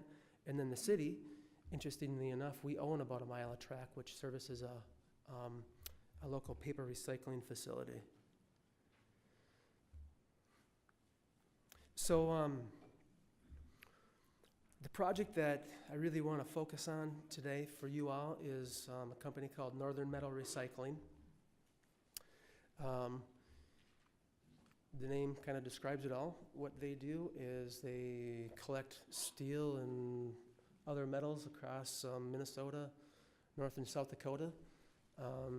They put it on trucks, and the proposal is they're going to haul it to Becker and put it in this big grinder shredder, and they're going to grind it up into steel pieces about the size of a softball. And then they're going to put it in a rail car, and they're going to ship it off to a steel mill to be melted down and recycled into other material. So this facility is going to be brand new. It's going to be state of the art. Metal recycling, as far as I can tell, and going through this process, isn't heavily regulated, but I believe that it's probably well positioned to be regulated. Our company that we're working with, Northern Metal Recycling, they have gone over and above, in my opinion, to make sure that they have the latest and greatest technology when it comes to managing any sort of air pollution, water pollution that could be developed from the activity. Northern Metals, they are planning a $50 million investment, which of course, in the big scheme of things with the decommissioning of Sherco and 2 of those units going away, we embrace that. We think it's a great start to backfilling those last jobs and that last tax base. Their plan, to start with, about 80 jobs. They plan to scale up to about 140, possibly more. And then I kind of mentioned this already, their plan, unit train rail. So all those components kind of put together are the things that we're interested in locally. So I'm going to try to work over my shoulder, talk a little bit about the site. So from the right bottom to the left top here, Highway 10, US 10 runs parallel to the BNSF main line. BNSF main line is in red. Okay, so if you get up to the top part of the slide, that blue line there, that is our proposed turnout off of the main, getting onto the Sherco spur, which the Sherco spur is all of the red going down here, goes down around the coal pile, wraps up, goes back out.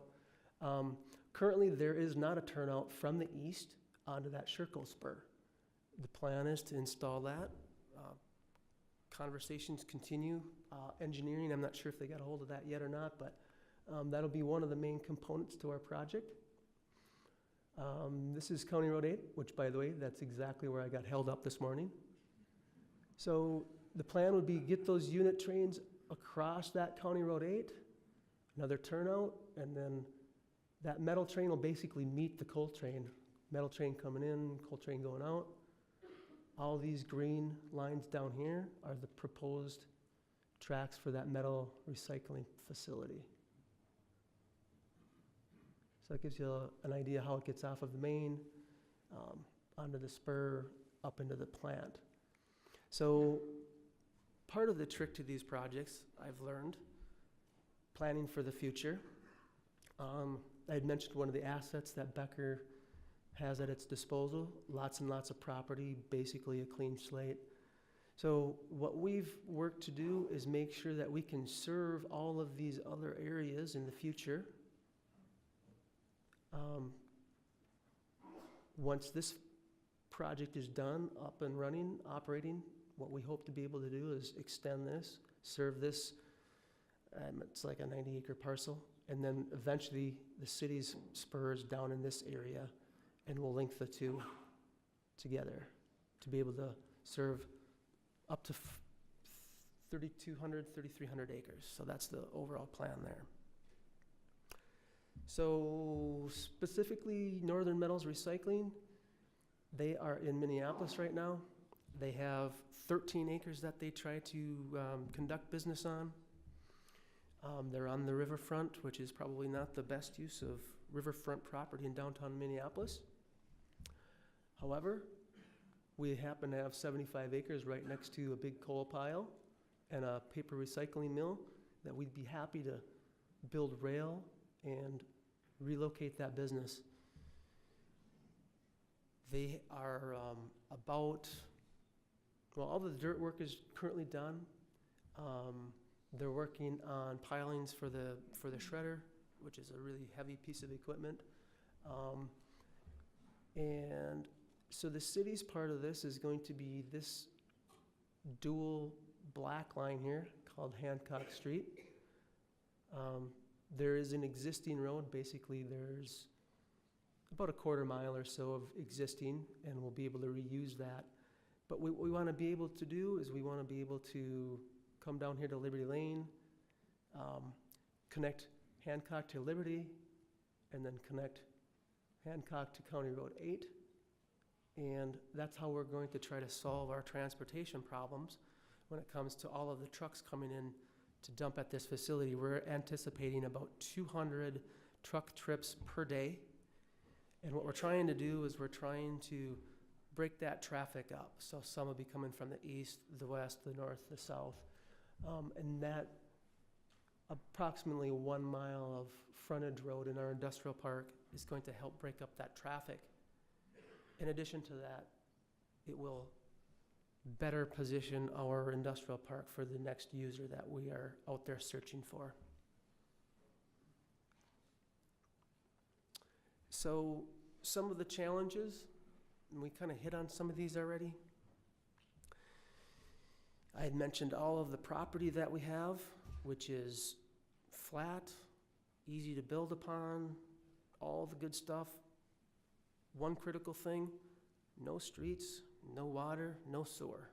So that's big for a project of this magnitude. So we kind of hit on the street part of it, that road part of it, or the road improvements. There'll be water and sewer included in that as well. Another challenge, rail transportation. I mentioned that switch. Just kind of getting it on everybody's radar. It's one of the pieces that we need to be able to tackle. Who pays for it? Who owns it? How does it work? I mean, we've got the city, we've got Northern Metals, we've got Xcel Energy, we've got BNSF.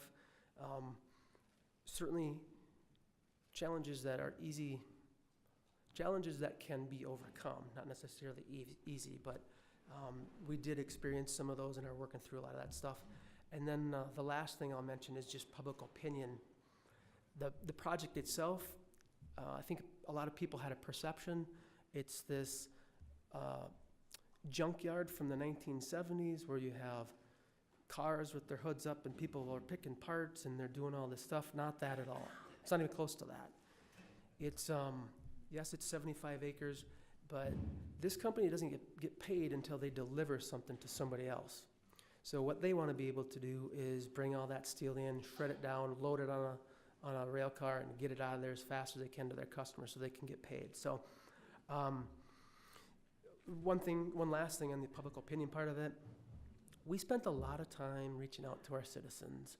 We had at least 4, maybe 5 outreach sessions, a couple at our city hall, a couple at our community center. We invited people to come in and let's have a conversation about what this thing is, why it's important to the community, how it's going to work. And it was well received. I think by the time we got to the last one, we had maybe 10 or 12 people, pretty much the same people, kind of asking the same questions. Point being is we got out ahead of it, and we made sure that our people had a chance to talk to our electeds and city staff. So those are the challenges. The fun part, impacts. So what we've tried to do is collaborate, Xcel Energy, BNSF, the city, the county, all these different jurisdictions. But what we're really trying to do is have our stakeholders at the table, and every time we do a project, everybody gets a piece of the pie. Everybody gets to do something, sell something, whatever it happens to be. So this project for Xcel Energy, we're expecting on the startup date 10 megawatts of power is what they're going to need. Locally, 80 to 140 jobs. This is going to be a state-of-the-art facility. It is recycling at its finest in Becker. I think I mentioned we have got a paper recycling mill. It's a great fit in our industrial park. Unit train rail, I couldn't be more excited about that, even though I get delayed once in a while. It is one of those projects I've talked about for about a decade. I've been the city administrator since about '09. One of the very first things I talked about is how can we leverage rail? We own some rail ourselves as a city. Xcel Energy owns some. We've got property. How can we do it? It's taken almost 10 years to get that to take root, but I'm very excited about it. Another impact, and I kind of touched on this, it builds another link to our industrial park. It positions us well for the future. It opens up additional property to be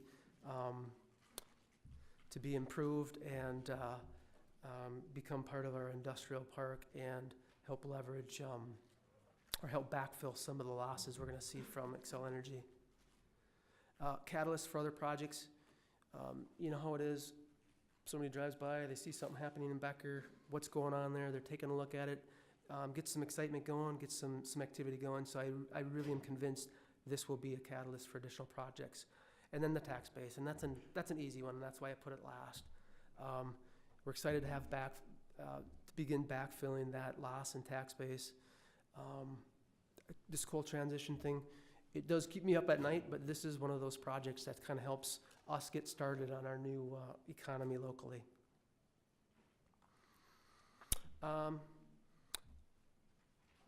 Couple things I just want to mention here, partnerships and collaboration.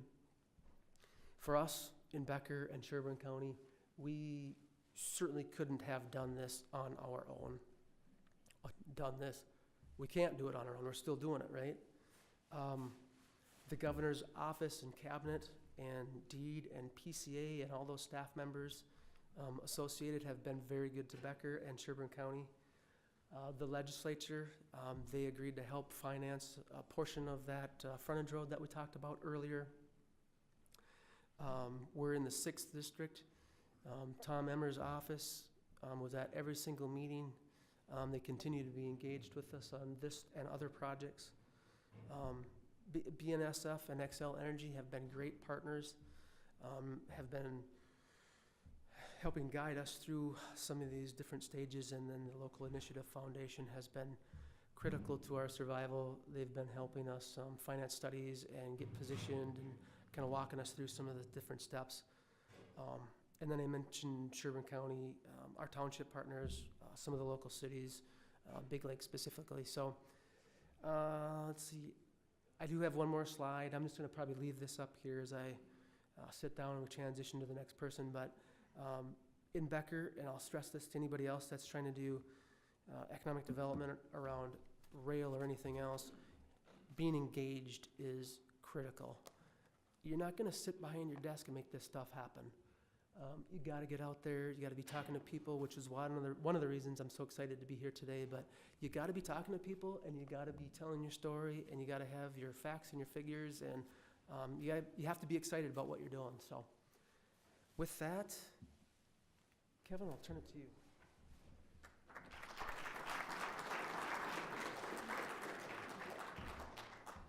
Thank you, Greg. Quite an opportunity, obviously in Becker. As I get, actually, Dolkar, if you wouldn't mind helping that. Our next speaker, Julie Rath. Julie has served as the Economic Development Specialist for the Redwood Area Development Corporation since June of 2001. Her duties at the EDC include assisting new and existing businesses with their development needs and their member communities in the Redwood area. Julie has also served as the administrator for the Minnesota Valley Regional Rail Authority since 2003. She's a certified economic development finance professional by NDC and has been involved in various organizations in economic development for many years. So welcome, Julie.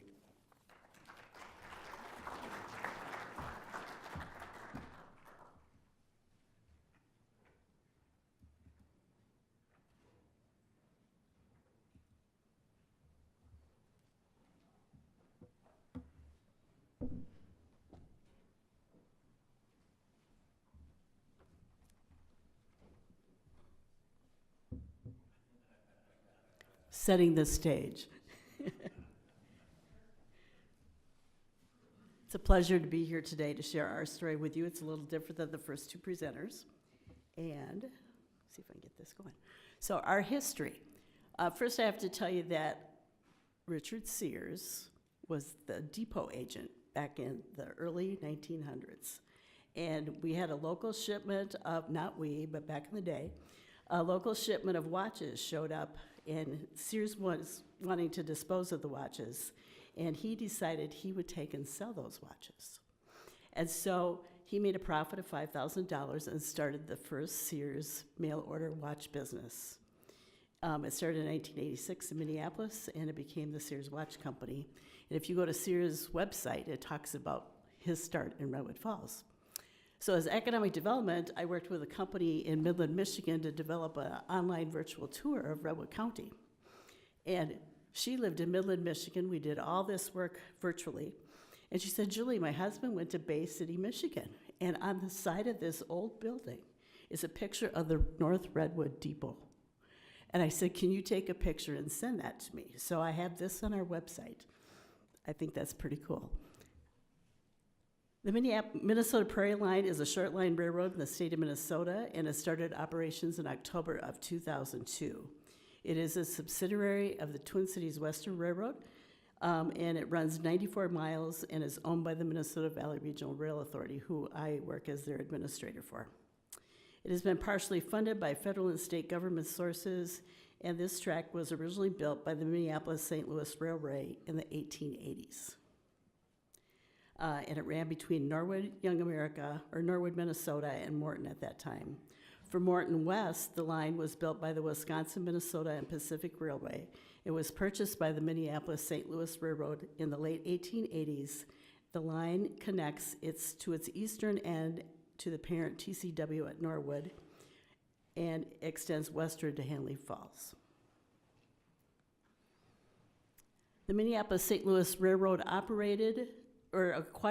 was acquired by the Chicago Northwestern in 1960. So remember, 1880 to 1960.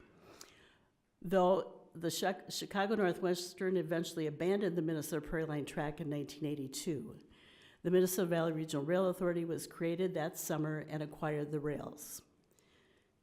The companies, including companies including the Minnesota Valley Authority, which is not the rail authority, and the Minnesota Central Railroad attempted to take over the line thereafter, but had little or no success. And the line was again abandoned in 2000 and continued to deteriorate for the next 2 years.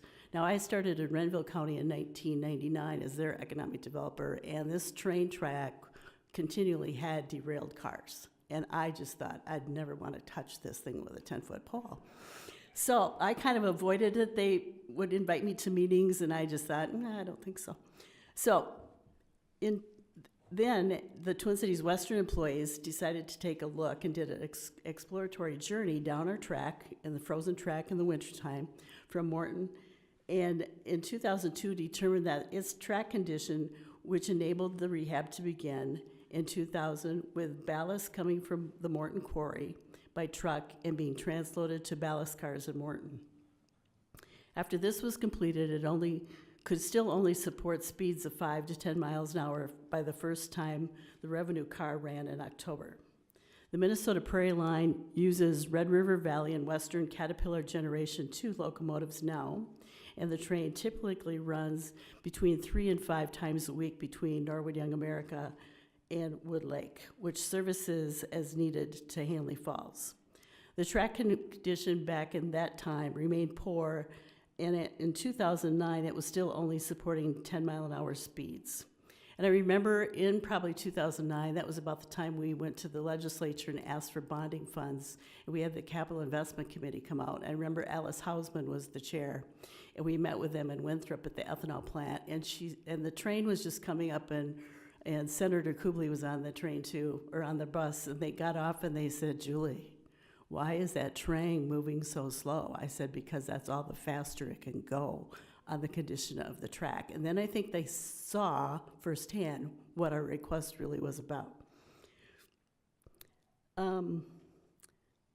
Okay, so anyway, we started securing the federal and state money during that time frame, and the intent was to, and still is to this day, to upgrade the track so it will support 25-mile-an-hour rail, and particularly from Norwood to Winthrop, which we have done, and that was where the ethanol plant is at. The Minnesota Valley Regional Rail Authority serves 16 communities. It owns 94.7 miles of track, and the track runs through Carver, Sibley, Renville, Redwood, and Yellow Medicine counties, with Hanley Falls on the west end, and the BN connects at that end and goes north up to Wilmer. And we are located in rural Minnesota. We serve some of the most productive agricultural counties in Minnesota. We're #1 in sugar beet production, #3 in soybeans, and #4 in corn production in the state of Minnesota. Our congressional districts are District 1 and 7, and both congressional leaders have been very supportive of our projects. And we are not a Class 1, typo. We are a Class 3 short line with a railroad owned by the Rail Authority and operated by Minnesota Prairie Line. So we have an operator's agreement between us as a public entity and MPL. So our line on the screen is the tan line. So we run from Hanley Falls and serve all these little towns.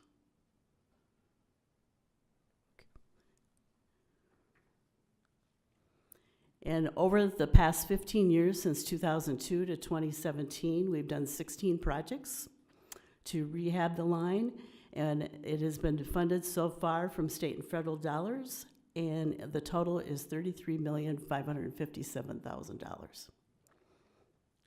And we've done various projects. Is that 1,000 or million? 33 million.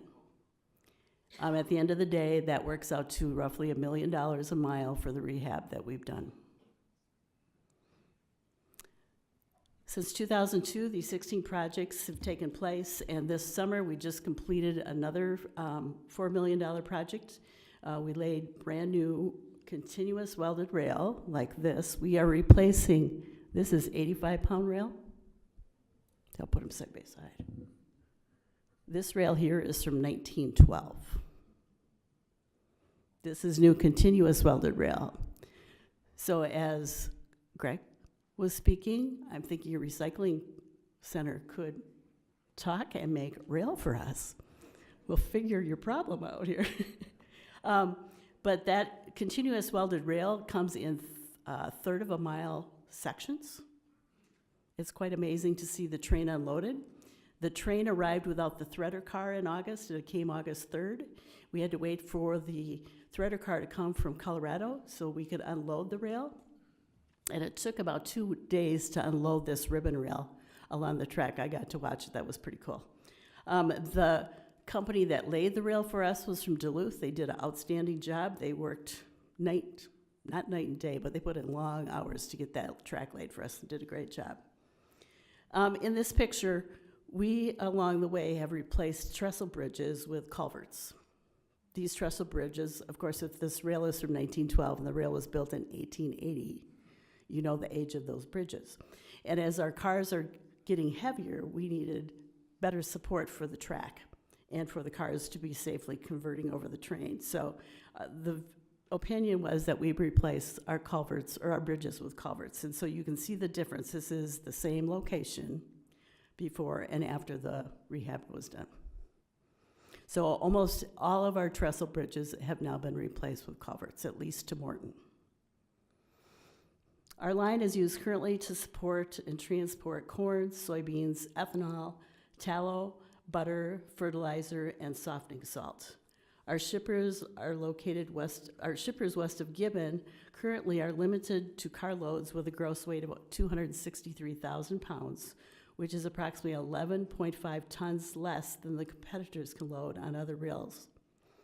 Our unimproved track segments are operated an exception basis from Class 1 tracks and only operate at 7 to 8 miles an hour. So even if you're at Delhi and you've loaded your 25 cars at a time, we can still only move that at 7 to 10 miles an hour till we get to Winthrop, where the track is now improved, and then we can build the train there and take it in at 25 miles an hour to the cities. Since this fall, from Gibbon east to Norwood, our track speed increased, and the low limit is now 286,000 pounds per carload. So that made a huge difference for the ethanol plant at Winthrop. These dedicated freight trains are the most efficient and cost-effective ways to move large volumes of bulk commodities.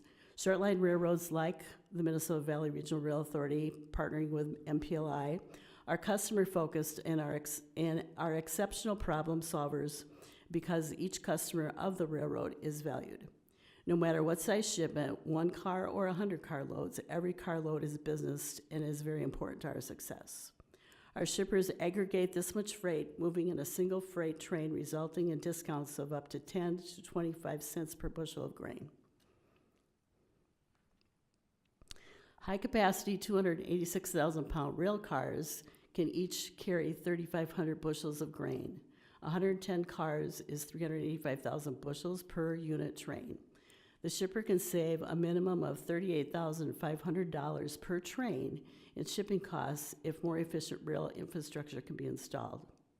With 36 miles completed since 2002 and only 58 more miles to go, the Rail Authority has a proven track record for job creation and has stimulated economic growth with past rail renovations from Winthrop east to Norwood Young America. Every rail car is equivalent, as John said earlier, to just over 3 less trucks on the road at a fraction of the cost of the fuel and the necessary road improvements that need to be made because of the road traffic or truck traffic. Since 2002, the Rail Authority's goal has been to rehab the entire 94.7 miles of track, and some of which is dated in 1912. We had a reporter come out from one of the magazines in the city, so I took him down to Morton on a tour. And it was in the spring, okay? And so we're down on the track and we're trying to find the date, 1912, on the rail. And all of a sudden I look up and there are garden snakes everywhere. And I said, we got to get out of here. So, yeah, it's amazing what you find along the rail. And then in 2002, okay, so our goal is rail safety, allowing for 25-mile-an-hour freight trains to move and handle the most modern 286,000-pound rail cars, which will reduce the truck traffic, improve safety, and anchor economic revitalization and job growth in southwest Minnesota. So here's our carload history since 2002. You can see we're way down, maybe a couple of hundred cars in 2002, and then it's gradually increased. The highest we've been is just under 7,000 cars per year, and we're in between that this year just because the markets are a little different. This was through 15. As a result of our investment in rail rehabilitation, we have seen the following growth and expansions and private investment occur in our communities. We have a new organic crop specialty grain site in Redwood Falls. He took the old elevator site and is shipping specialty grains from this area up to a company in Canada. We have a new diesel fuel emissions blending plant in Arlington. We have a new animal feed shipper located in Arlington at the Formica Seneca Foods facility, which is like 200,000 square foot facility, and they're making pet food in there.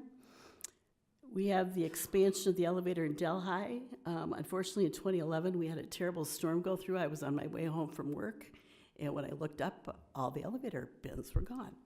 So they rebuilt the elevator bins, but they are a major shipper on our line too, and they're on the end of the track where it's only at 7 to 10 miles an hour yet, but they still ship by rail for that part of the county in the region.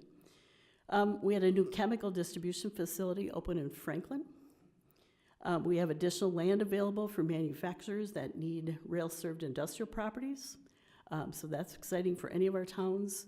We have a new salt warehouse expansion in Morton. This is a company I worked with back in 2003. They were located in Echo, Minnesota, in an old fertilizer bunker, part of the elevator. And one of the bankers said, "Julie, I think you need to go talk to him and see if he'd move to Redwood Falls." And so we relocated him to Redwood Falls, and he was there, built his business, and then expanded down into Morton with the expansion of a new warehouse. And he brings in softening salt from Utah and has residential customers and regional or commercial companies in the cities here too that he delivers softening salt to for their watering systems. So if you don't have it in your house, they told me at one point I had to sign up for their delivery system or they wouldn't work with me anymore. But it's great because now I don't have to lift any softening salt that's pneumatically fed into your house. So it's something if you're building housing to consider as well. They have a facility on the Progressive Rail line down at Randolph, Minnesota, too. We have the expansion of the ethanol plant in Winthrop. They doubled their capacity. And we have right now going up, Central Region Co-op at Fairfax is putting up a new 16,000-ton fertilizer facility with plans to be a rail shipper in the future once the track is improved. And then we have a new grain bin expansion project that happened in Morton, too, and they will become a future shipper of unit trains as well. So that's our goal, to help these commodity people get where they need to go with their markets. And our track is still in need of repair.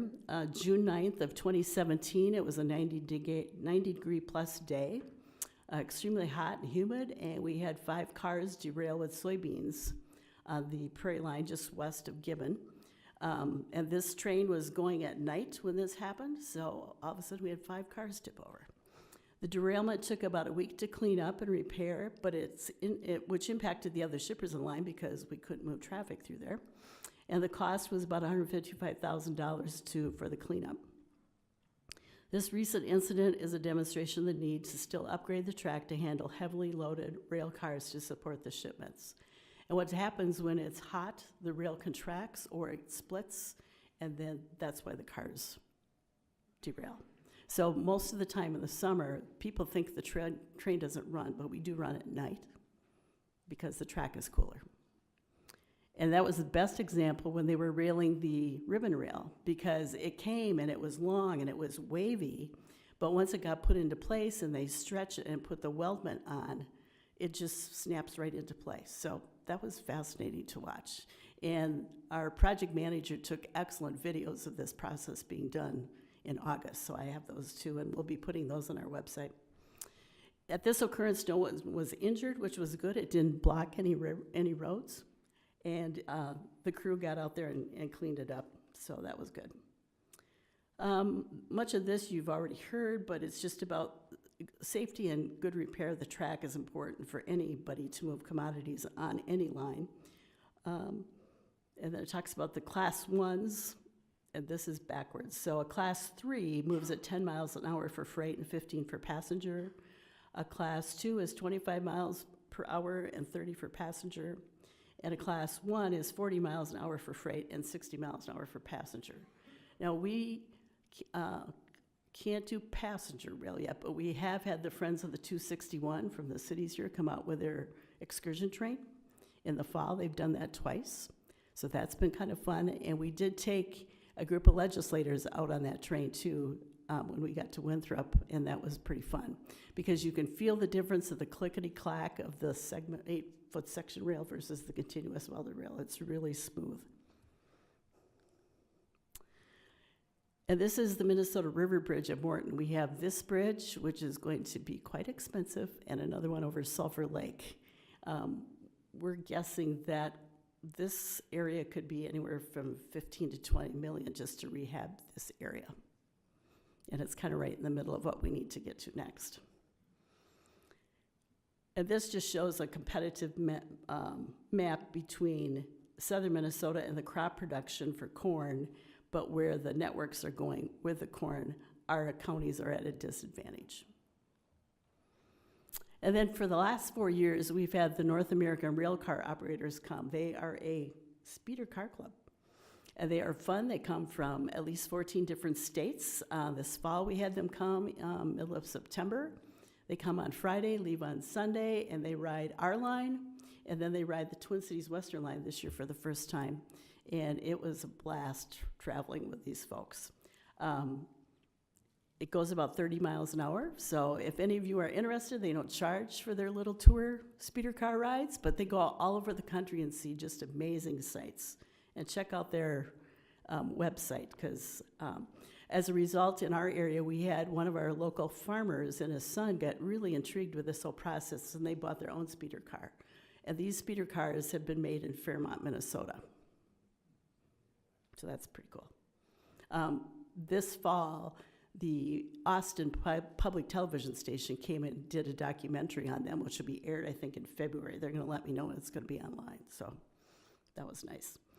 This was just this September. We had Senator Dames and Senator Newman and Representative Torkelson. We hosted them out for the day so they could see firsthand what the construction crew was doing, installing our new rail. So that was really good.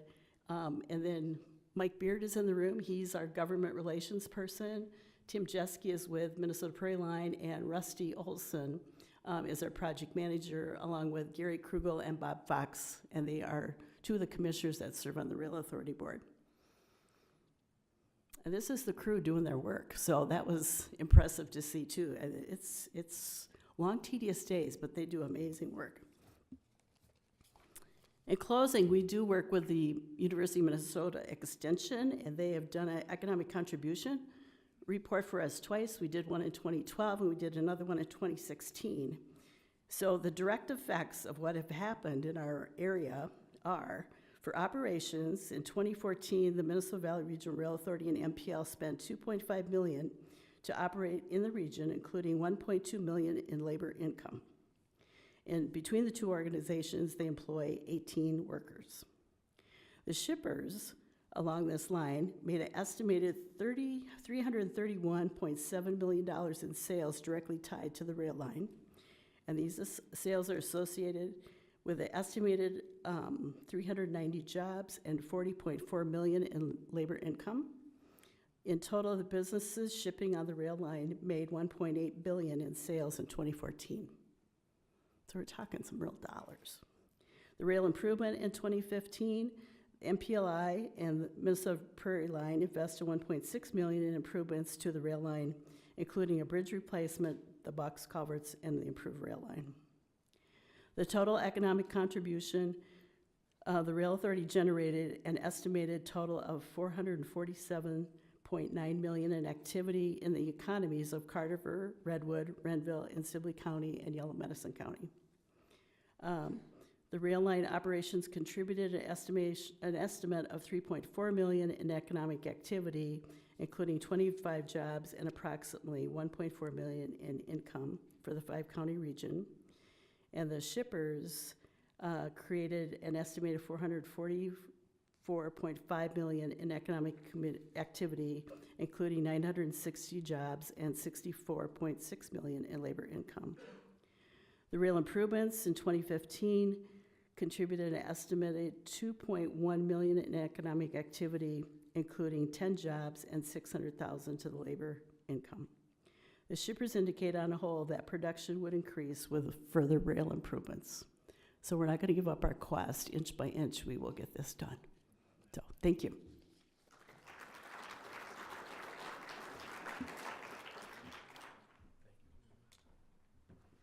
Well, thank you, Julie.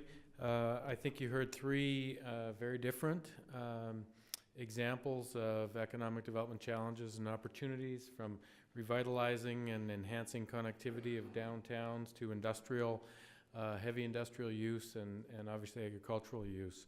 I'd like to open it up for questions. I think we have about 5 minutes before we need to transition to the next. So if there's any questions that anyone has, I know the mic is over here. There's one right behind you. Yep. I understand the state of North Dakota has been engaging with the BNSF periodically to possibly reopen the Dilworth intermodal facility. I was wondering how the mayor feels about that possibility of getting that intermodal terminal at Dilworth reinstated.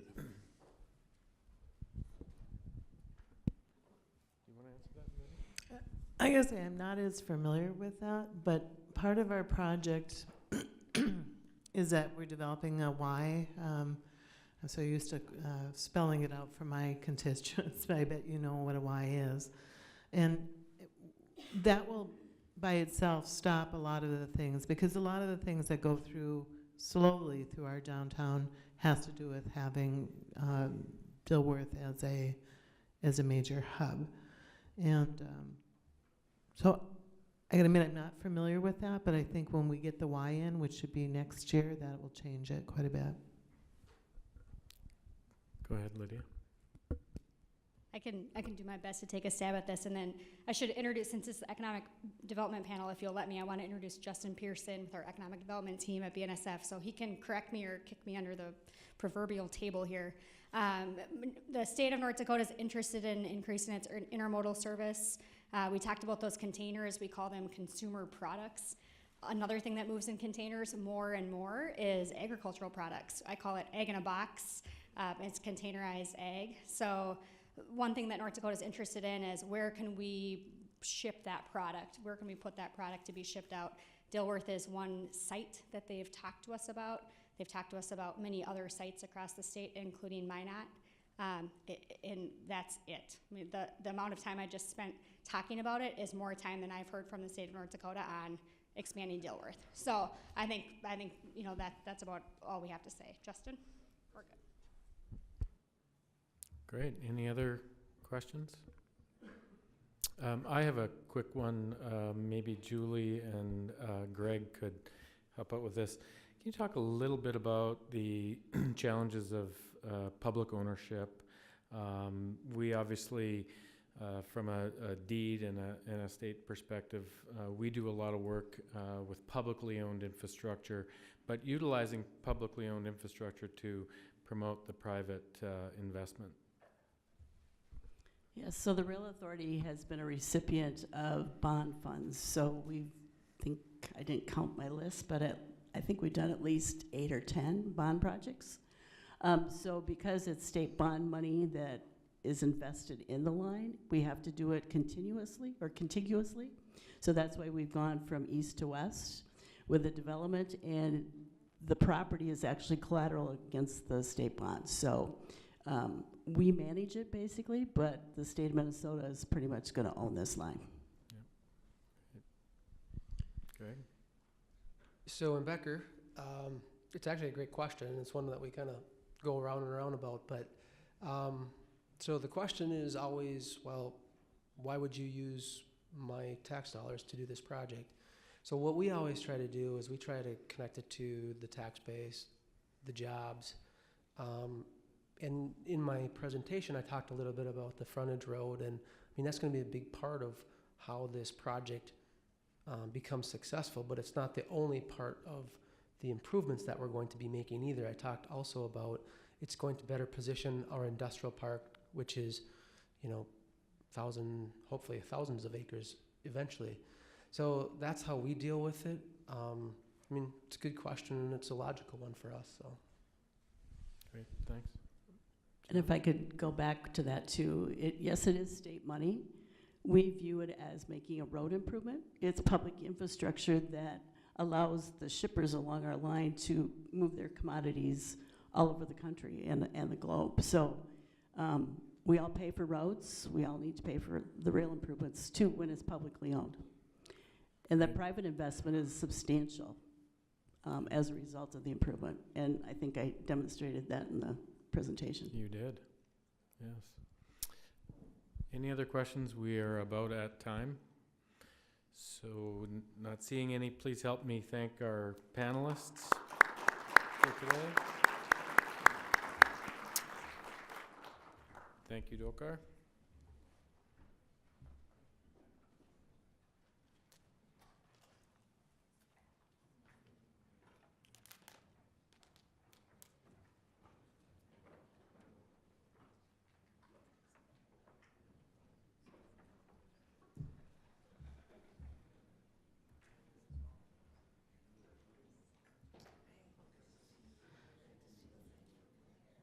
So while we're getting situated, I wanted to just do a quick plug-in for Minnesota Mercy program that is at the Department of Transportation, and TED, the Transportation Economic Development Program. That's a collaboration between MnDOT and DEED. And so there are funding available for rail projects. So if your community is interested, please approach somebody with DOT or reach out to Kevin and his team. Neil and David are right there. They would be happy to answer any questions you may have. I am going to bring up Commissioner Zelli, who is going to introduce our next speaker, who has amazingly made the travel from Chicago.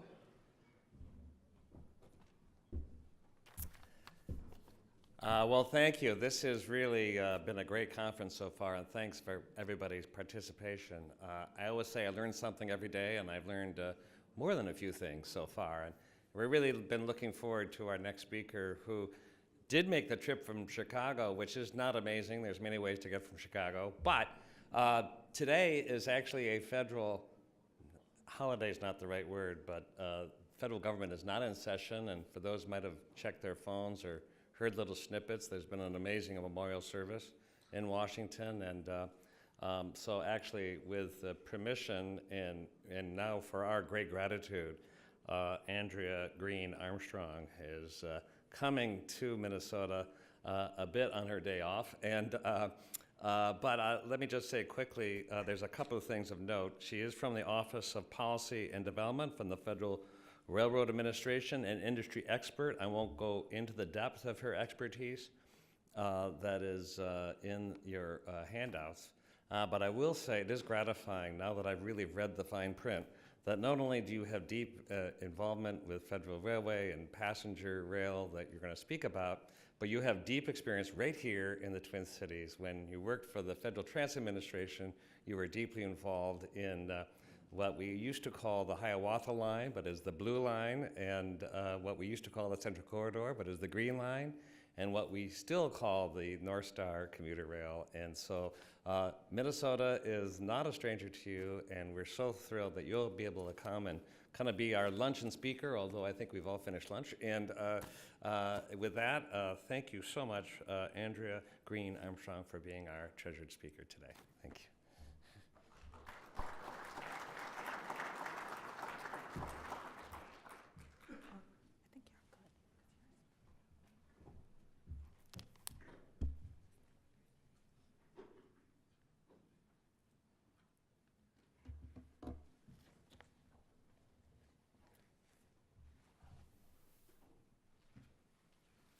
Good afternoon, and thank you for that wonderful introduction. I do have experience working with the Minnesota Transit projects, and it's exciting. I have not been here in quite some time. It's exciting to see all of the projects that were on paper actually come to life It's actually very possible with great people like you who are just constantly pushing and pulling for the projects and keeping them alive and going. So thank you for that introduction.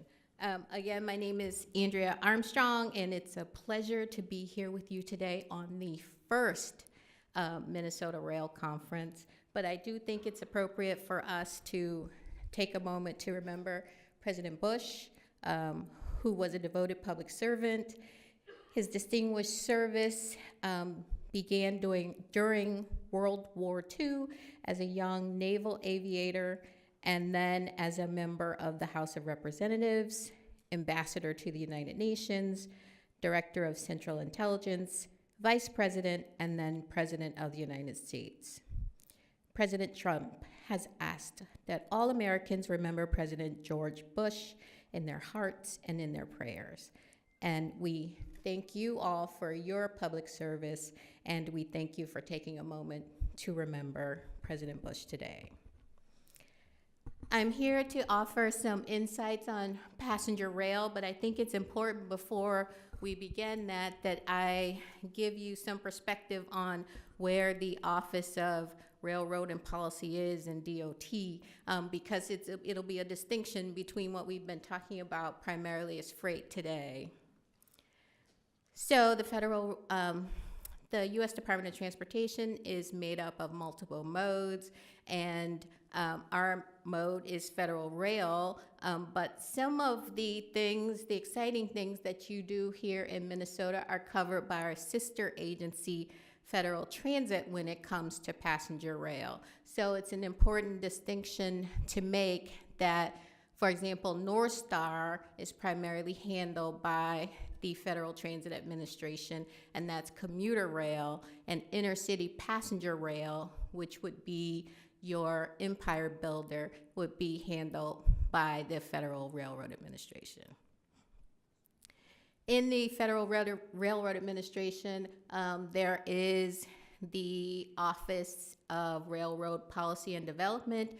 Paul Nissenbaum is our Associate Administrator, and so the perspectives that I provide today are coming from that perspective, which again is a distinction I offer because it's different than the Office of Safety, who has, as we've discussed earlier, the regulatory responsibilities for safety. In the Office of Railroad Policy and Development, we handle, for example, the grant programs, the planning, the environmental issues relative to the projects and programs that you're executing. So today, I'd like to just touch on PTC because that, of course, is the highest priority of the agency.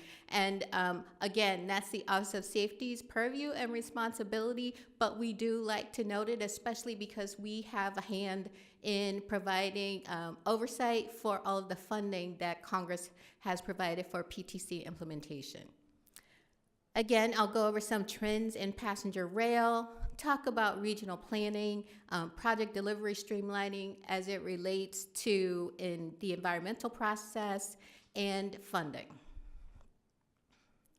So again, here is just a slide to show you where the PTC status was back at the end of September.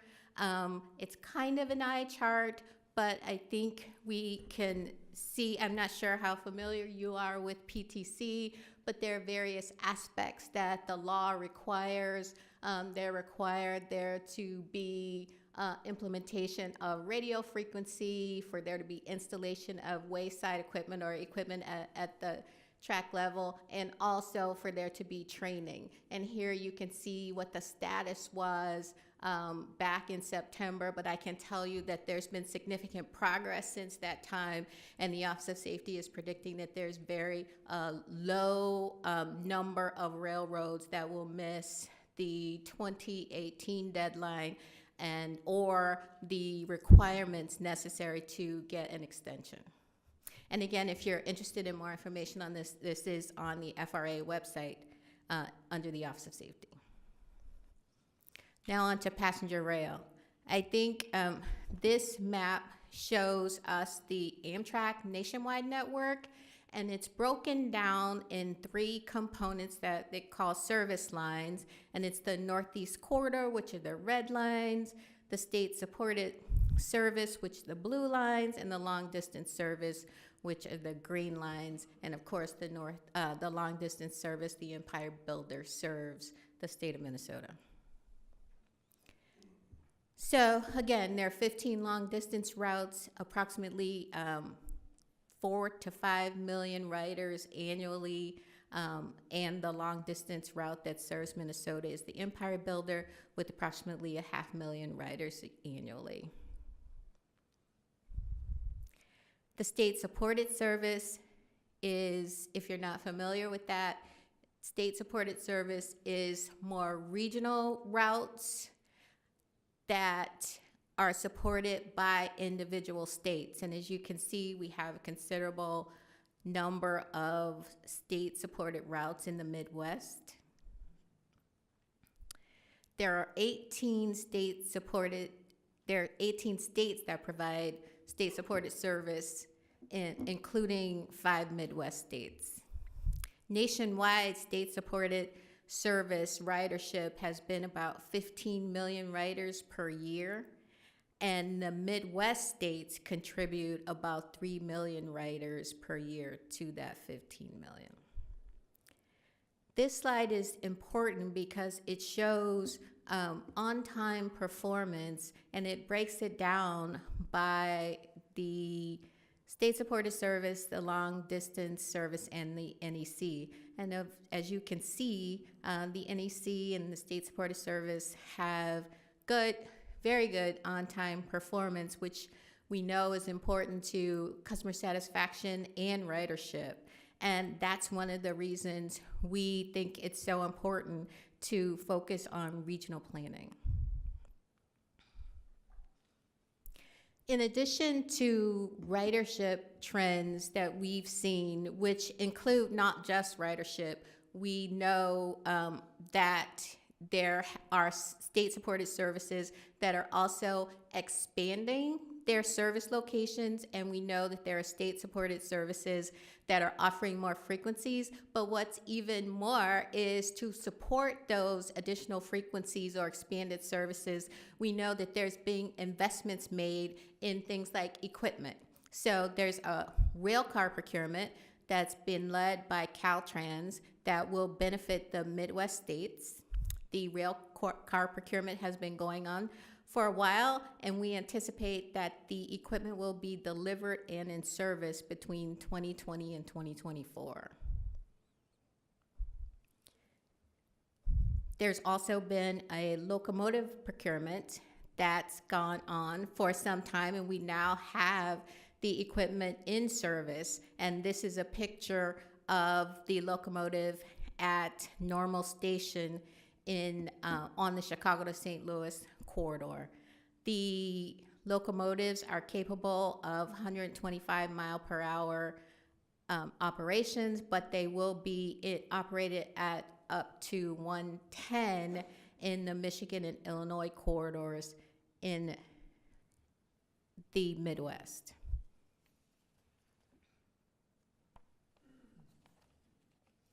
One second.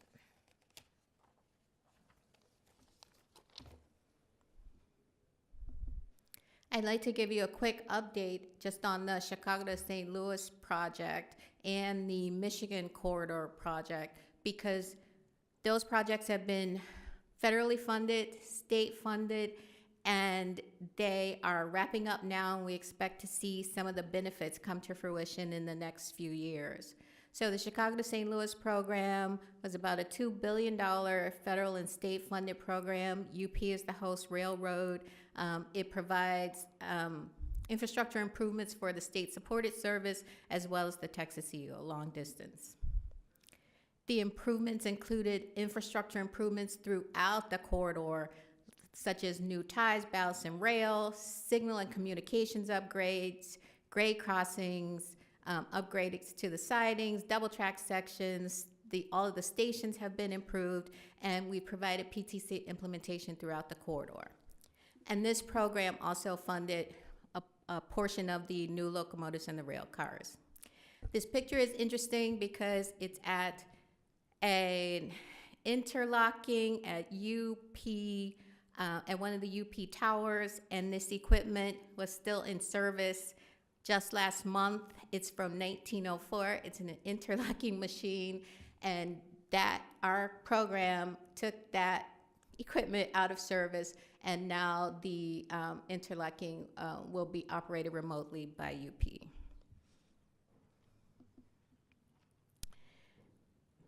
The corridor benefits that we've seen so far without the program being 100% complete is that on-time performance and reliability have gone up over 80%.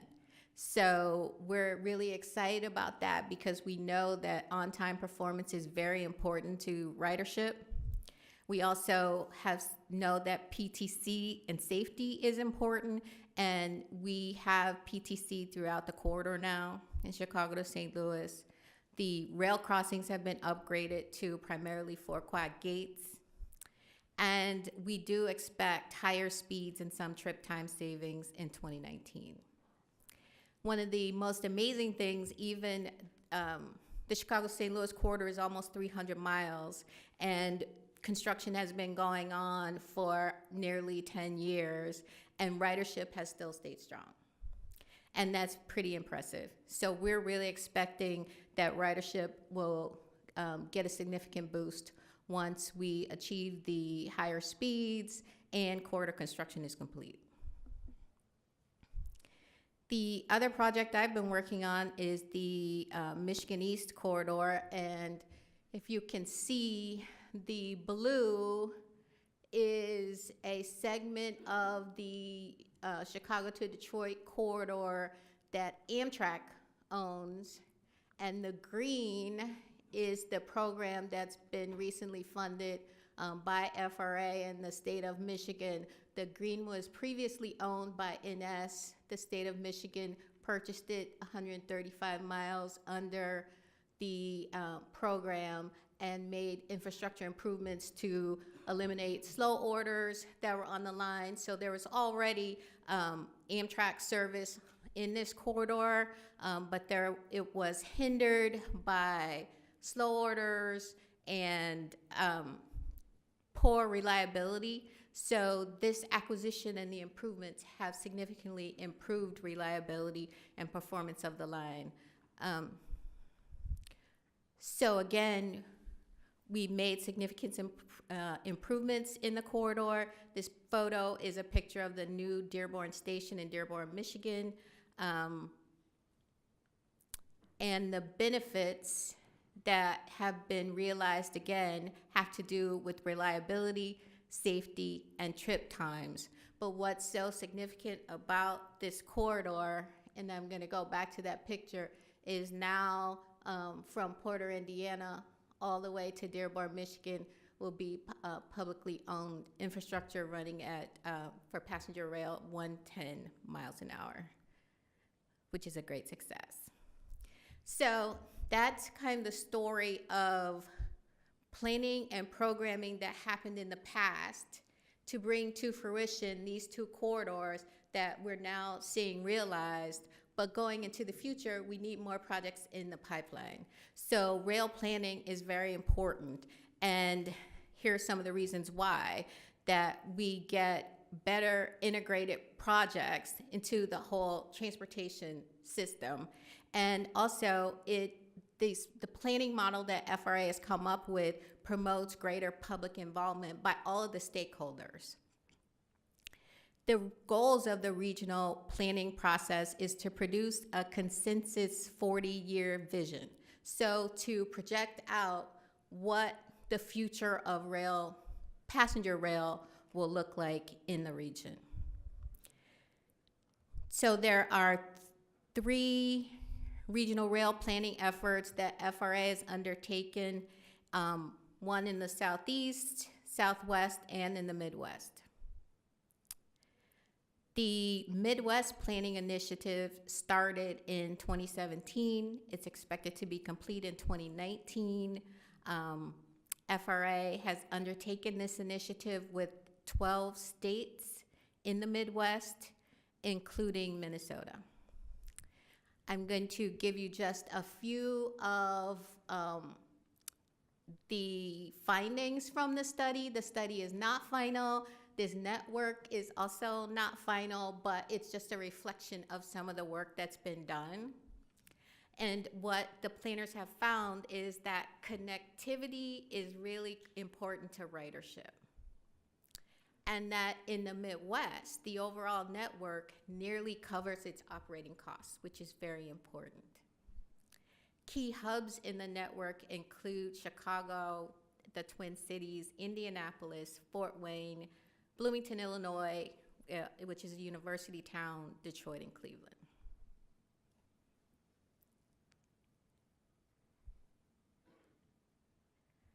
Next is project streamlining from the perspective of the environmental processes. And I should have included one additional slide just for those who are not familiar with the environmental processes, but there are kind of four big ones. There's the NEPA, there's Section 4F, which is a DOT requirement. There's also Section 106. So there are three big ones: NEPA, Section 106, which is historic preservation, and then the Section 4F requirements. So the FAST Act has required FRA to work with FHWA and FTA to develop a joint rule for NEPA implementation so that we're following similar guidance. And that has happened. It was just recently became final, and FRA has a webinar out there on it. And if you're interested in that, you can give me your contact information and we'll send you a link. Also, NEPA assignment is where the federal agency can allow the state DOT to take the lead on NEPA.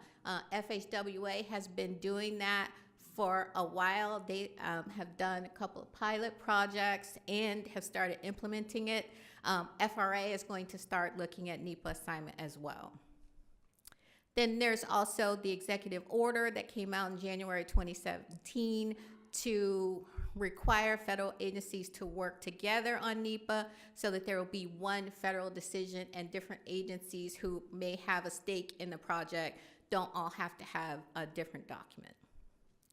And in recognizing the importance and significance to a project schedule for environmental initiatives, the FRA is initiating an effort to start doing some pre-NEPA planning. So getting involved in projects early before the notice of intent to have input so that the FRA environmental specialist doesn't come into the project downstream when a lot of key decisions have already been made and kind of disrupt the progress. And lastly, and I hope I haven't gone too fast, but I want to give time for questions and get you out of here at 2 o'clock. But the FRA funding is, this is a snapshot of FTA's grants portfolio right now. We have about 236 grants, about $12 billion.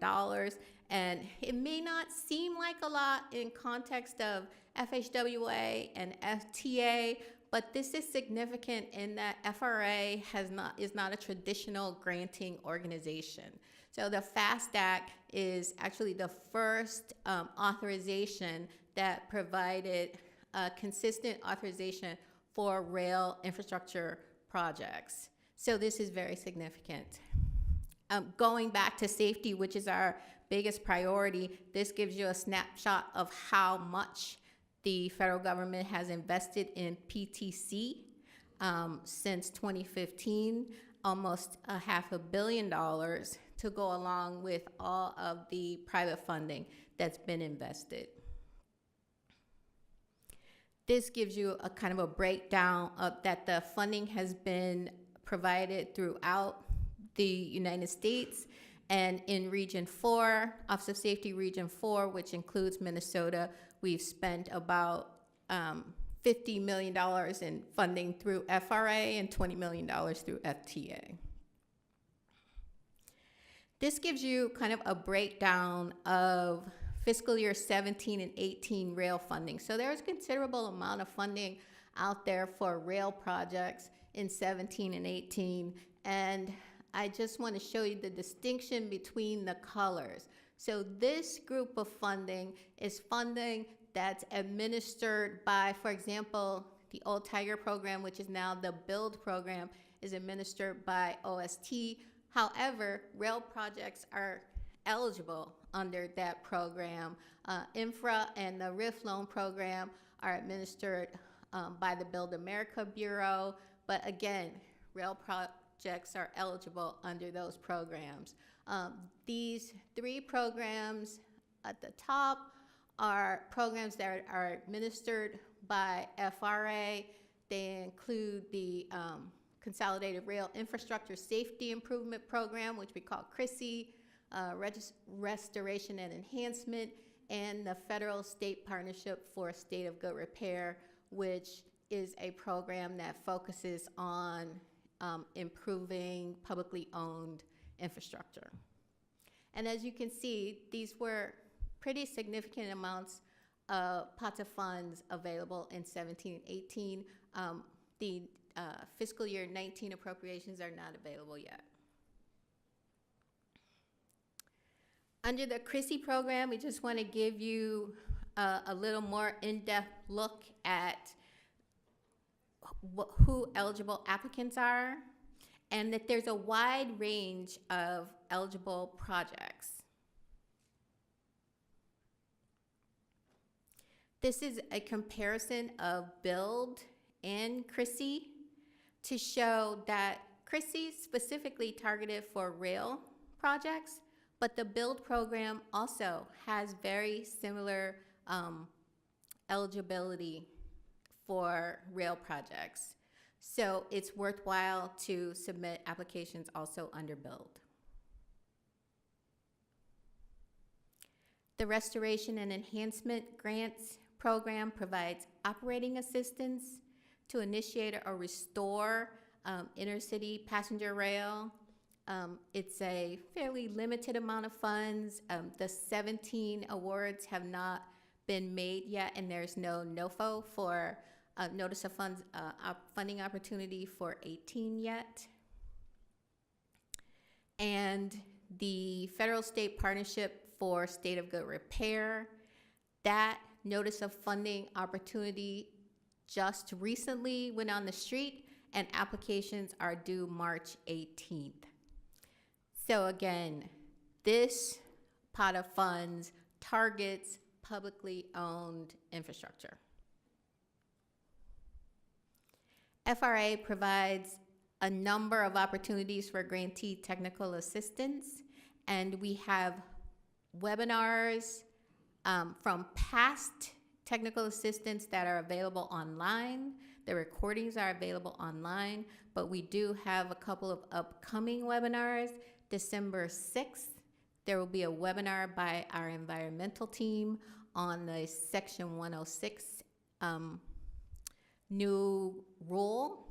And also on December 12th and January 8th, there will be webinars on the Federal State Partnership for State of Good Repair grant process. That's it. I hope I didn't go too fast, but I wanted to give you time for questions and also to wrap up this rail conference. Are there any questions? I see one hand here and one hand there. Yes, can you explain why the Twin Cities here have been so egregiously, what's the word, ignored by Amtrak and the FRA? Here we are, a metropolitan area. It has a combined statistical population of apparently over 4 million now, if you include the St. Cloud area. And we're the third largest metro in the Midwest, and apparently the second largest economic impact in the Midwest, and yet we still are years away from even a second train to Chicago. I was just wondering if you could, give me some idea of how we wound up this way. Well, thank you so much for your question, and I hear your voice, and as it sounds like you're a big advocate for your community and also for passenger rail. What I can tell you is that, as I said, the state of Minnesota is involved in the Regional Rail Planning Initiative.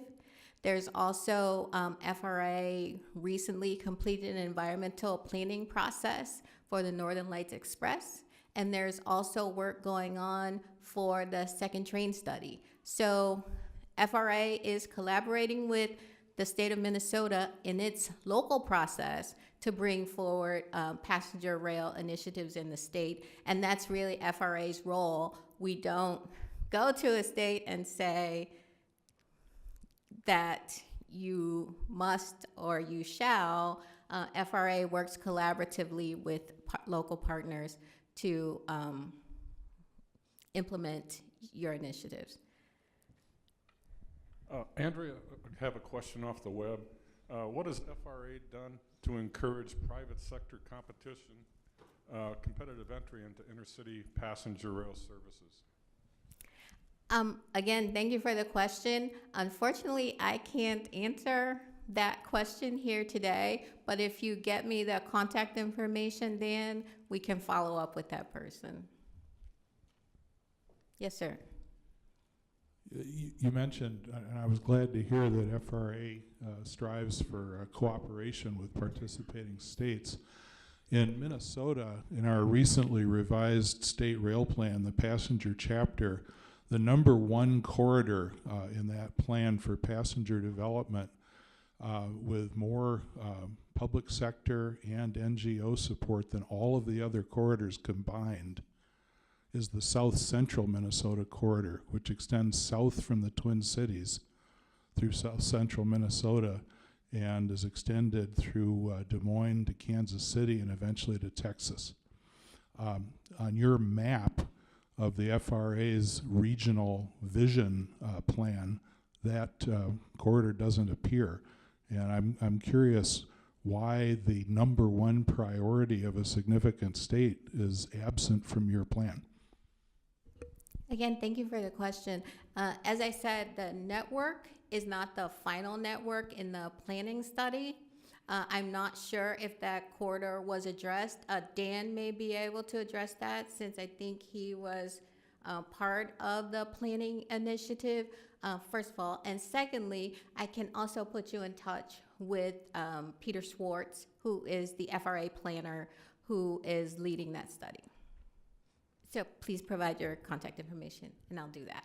Yeah, Andrea, if I may, that core network you saw is the core network. There are other routes, state-supported routes along, such as a north-south 35 route that Andy talked about, are included, but they're not the core of the regional network. And that's why it's not necessarily on that map. There's other layers of the map that go down that would include some of those services. But it takes resources to study those corridors, and takes resources to access the amount of money that's available through the federal government.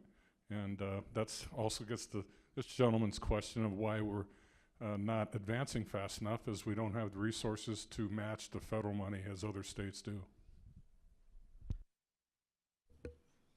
Are there other questions? Okay, seeing none. Oh, we have one in the back. How the corridor between the second train between Minneapolis and Chicago is coming? Again, I would defer to Dan. We are working with the state of Wisconsin and the state of Illinois on adding the second train. We're determining right now the level of federal analysis, or excuse me, environmental analysis that'll be needed to be done for the corridor. We're doing our rail train capacity modeling that we have to get concurrence with from the Canadian Pacific. So we're doing the necessary planning work to move the project forward. Keep in mind, Illinois and Wisconsin are focused on adding 3 additional round trips between Milwaukee and Chicago. And we are looking at extending one of those corridor trains potentially to the Twin Cities. Thanks, Dan. Well, if there are no other questions, thank you all again. And I hope I didn't go too fast and that I'm taking care of Dolker's schedule. And if you have any questions, please feel free to reach out to me, and we can definitely connect you with the right people in FRA to answer your questions regarding the environmental process, the planning process, and also our funding and financing that's available. Thank you.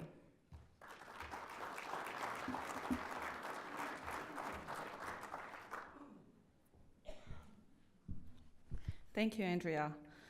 We will make all the materials available online. We will send you the link. We will also give you the attendee list, so if you want to reach out to Andrea or any of the speakers, you can do so. I just wanted to do a quick recap, and thank you to everybody. So just sort of a history, since John started with a history. This is a culmination, this rail conference is a culmination of more than 3 years of work. I think it started with Commissioner Zelli meeting with the railroads. It started with Governor Dayton with Commissioner Fredrickson and Zelli doing community listening sessions when there were agricultural products that were not moving and communities were wondering how many oil trains were running through their community and trying to get a sense of what that looked like. Where we were from 3 to 4 years ago to where we are now, and the goal of this conference was to give Minnesotans an update. And so you heard sort of the collaboration and cooperation that has been happening over the last few years. And this will continue to be a priority for all the state agencies that are involved. There are about 10 commissioners who generously donate their time and are involved with this initiative. And so in conclusion, I would like to recognize different groups. And so if you could bear that with me. The first group is the Governor's Freight Rail Council. These are individuals appointed by the governor. It consists of our commissioners, railroads, the labor groups. We have Mayor of Wayzata, Commissioner Mike Beard, who left, I think. So if you all could stand up and we could recognize for your service, please. Thank you.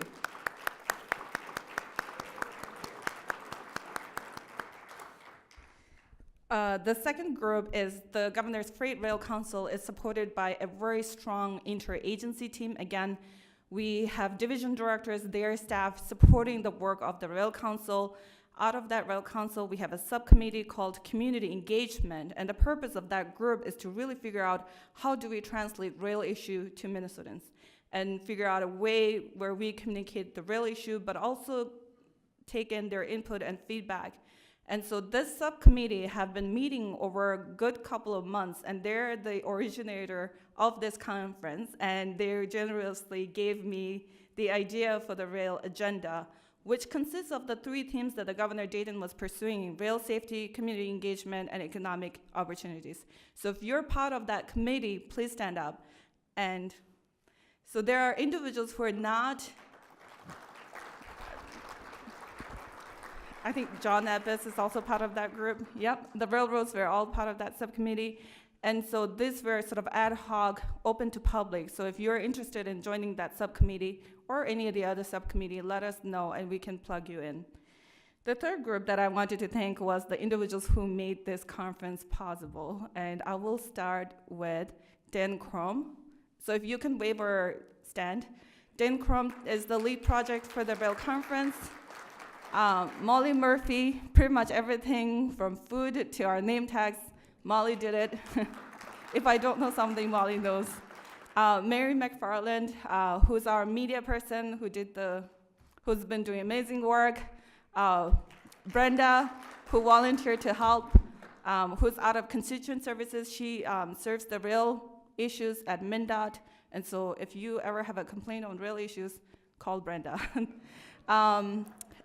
Eric Rudin and Kathy Pulaski from Governor's Office. Kathy, I think, found out yesterday at 4 o'clock that she's volunteering today. And Eric Rudin found out, I think, somewhere around 3 o'clock he's volunteering. So the two of you, if you could wave, or Andrew, who found out this morning that he was volunteering, so he's been walking around with all the microphones. He's the DOT staff. And then last, the webinar group that has been helping. And I want to thank all of you for being really generous with your time. The speakers have been extremely kind in not only volunteering, but being here today and spending all day with us. And so this has been an amazing conference, and so thank you.